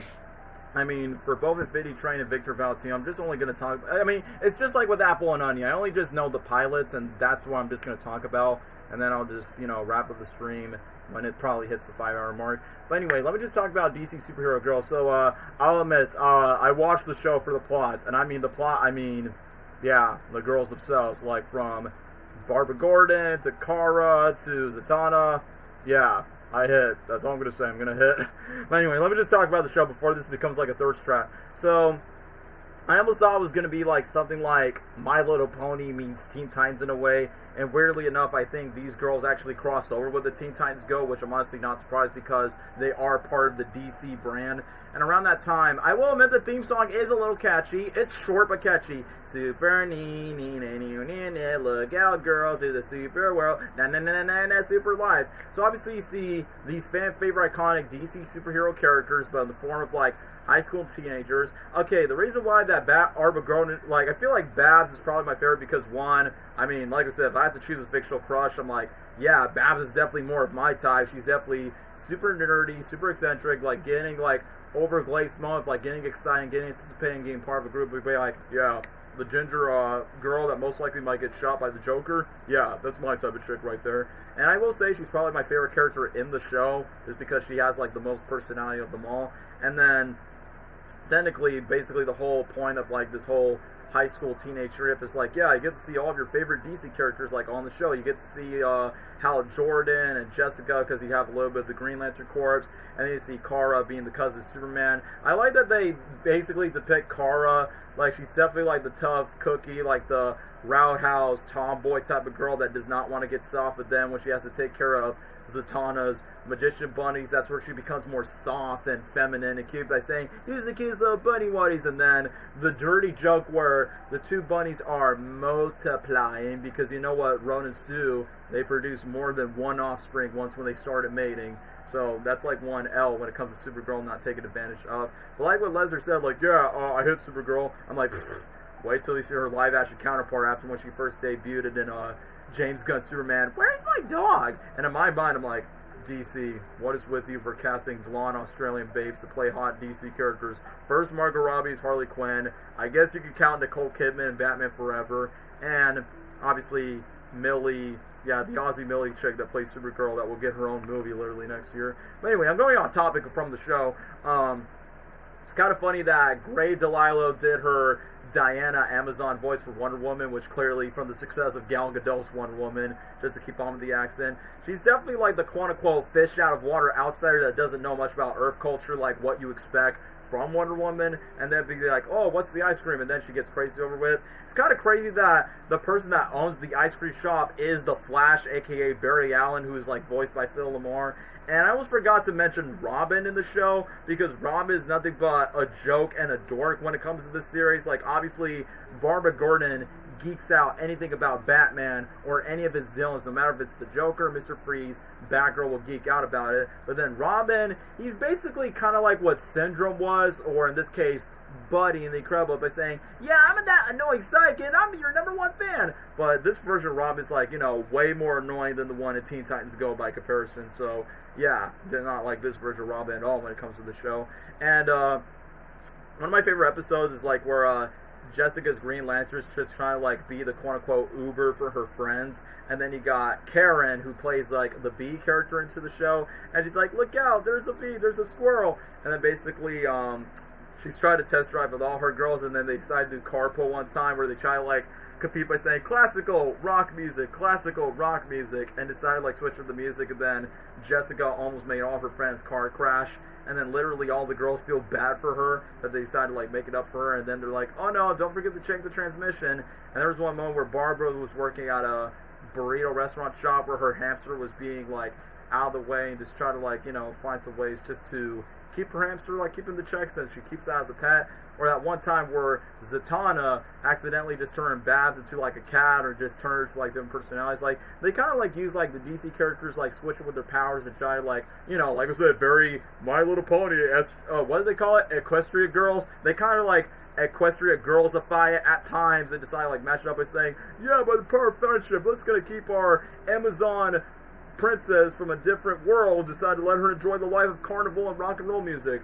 And then seeing Wonder Woman thirsting for Steve Trevor, who's voiced by my boy Yuri Lowenthal, who voiced Spider-Man and Ben 10. So I'm like, hey, he's also in the show as well. And I realized that I think maybe Aquaman's sidekick, Aqualad, is voiced by one of Ben Schwartz's friends. So when I saw her on stage when I went to the Ben Schwartz show, I'm like, oh, what do you know? She also voiced that character in DC Superhero Girls. Yeah, I almost said Pet because that's totally a different brand. But overall, I mean, I'm not gonna say like this is like the best DC show from Cartoon Network, because obviously nothing's gonna top Teen Titans when it comes to the DC catalog. I mean, I know there's more that I could have added on, but I don't think anyone will be like fully invested into it. So I guess I'll be just like with Lesnar here. I honestly would put it like into a B tier. Okay, yeah, B tier will be absolutely fine. Alright, Lesnar said he's not going to say much for this, so, excuse me, ladies and gentlemen, let me see how many hours we got left. Okay, almost to the 5-hour mark. Let me get to my last final 15 minutes ramble for, these last 2 Cartoon Network shows. Which, spoiler alert, just like Apple and Onion, I've only watched their pilots because, like I said, this is during the era where I decided to dip off from Cartoon Network and was no longer invested to the Cartoon Network brand because, you know, my favorite Cartoon Network shows were no longer airing anymore. And I feel like I'm going to be gently honest. Usually when a new cartoon or a new animated show comes out, sometimes it's really hard for me to like get invested. It's not because I'm growing up. It's the fact I'm like, can I be attached to this property like how I used to be with some other properties since when I was a kid? Usually it's a 50-50 debate unless if it's like an IP that I am familiar with. But anyway, let me talk about Infinity Train. I'm surprised that this show is developed by one of the crew members of regular show. Maybe he was like one of the writers or probably one of the storyboarders, but it's definitely a dude that worked on regular show. And judging by the pilot of what I've seen from the YouTube videos, where Infinity Train is definitely like one of those like quote-unquote time-traveling type of dimensions, and what I saw from Infinity Train, I thought the animation was honestly pretty interesting from how it was looking. And well, I remember the promo, well, rest in peace to Ozzy Osbourne. I remember they literally just played a song, you know, his most iconic song, I'm going off the rails on a crazy train, and literally just promoted the crap out of the new Cartoon Network show.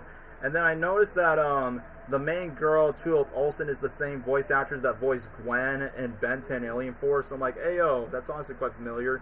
And then there's kind of like this king dog that is voiced by Ernie Hudson. Yes, the token black Ghostbuster, which I honestly like the joke where she's trying to like find a sketch, and then the king dog Atticus was trying to tell her instructions, and then Tulip was like, that's how all the doors open. Oh, me and my people have been studying this technology for decades. So honestly, I thought that was pretty funny, including the small little robot that was trying to like, you know, try to help her out and try to solve like these quote-unquote detective type of puzzle mysteries, which I honestly think that is a pretty interesting concept for what they've done. Infinity Train was the best show. Fun fact, yep, I know that is her because I'm surprised that Ashley Johnson is a certified voice actress, and the fact that she was part of the Avengers movies when Captain America saved her life. So yes, I know that she voiced Petra in the Minecraft story, Ellie from The Walking... You mean Ellie from The Walking Dead? No. I think you're referring to The Last of Us. That's what you meant. It's Last of Us, not Walking Dead. But you're very close, though. But yeah, I definitely know who she is because, you know, she's done a lot of voiceover work in her career. But yeah, cool to know that she voices the main character for this show because she fits like the more near-divergent, like, leading protagonist like this chick. Pretty good. And like I said, even though I haven't watched much from Infinity Train, but I'm aware that they switch protagonists for like each episode, so then it's not like it's the same character for each day. So I definitely say the show has an interesting concept. I mean, I never binge watched to it, but I definitely say, like, since it's made by one of the dudes that makes it like regular show, it kind of gives me a little bit like a little bit of that Gravity Falls type of vibe. You get what I mean? So if I had to give it like a ranking, I would give it to like a B tier. Yeah, I would say that. I mean, I know there's like other cartoons like Mau Mau or Summer Camp Island, but I'm going to be honest with y'all, I have not seen those shows, and I don't think I would be interested in watching it. But now for the final cartoon that I will talk about. It's called Victor and Valentino, which, like Infinity Train, I've only watched the pilot episode, so I'm only just going to say this. So, Victor and Valentino, I will be honest with you, when I first heard about it, or at least like watched like a couple of the first minutes of the pilot episode, I thought it was going to be like El Tigre meets Coco meets the Book of Life, where it goes like one of those the Hueros, those Llamados, like the Coco holiday, like Spirit of the Dead, where literally it's just like two boys, two brothers. Well, they're not brothers. They're technically like both half brothers, where you got Victor and Valentino go to this mysterious town as they explore, try to appreciate each other's quirks and differences, because obviously it's the more of the opposites attracts between both the brothers.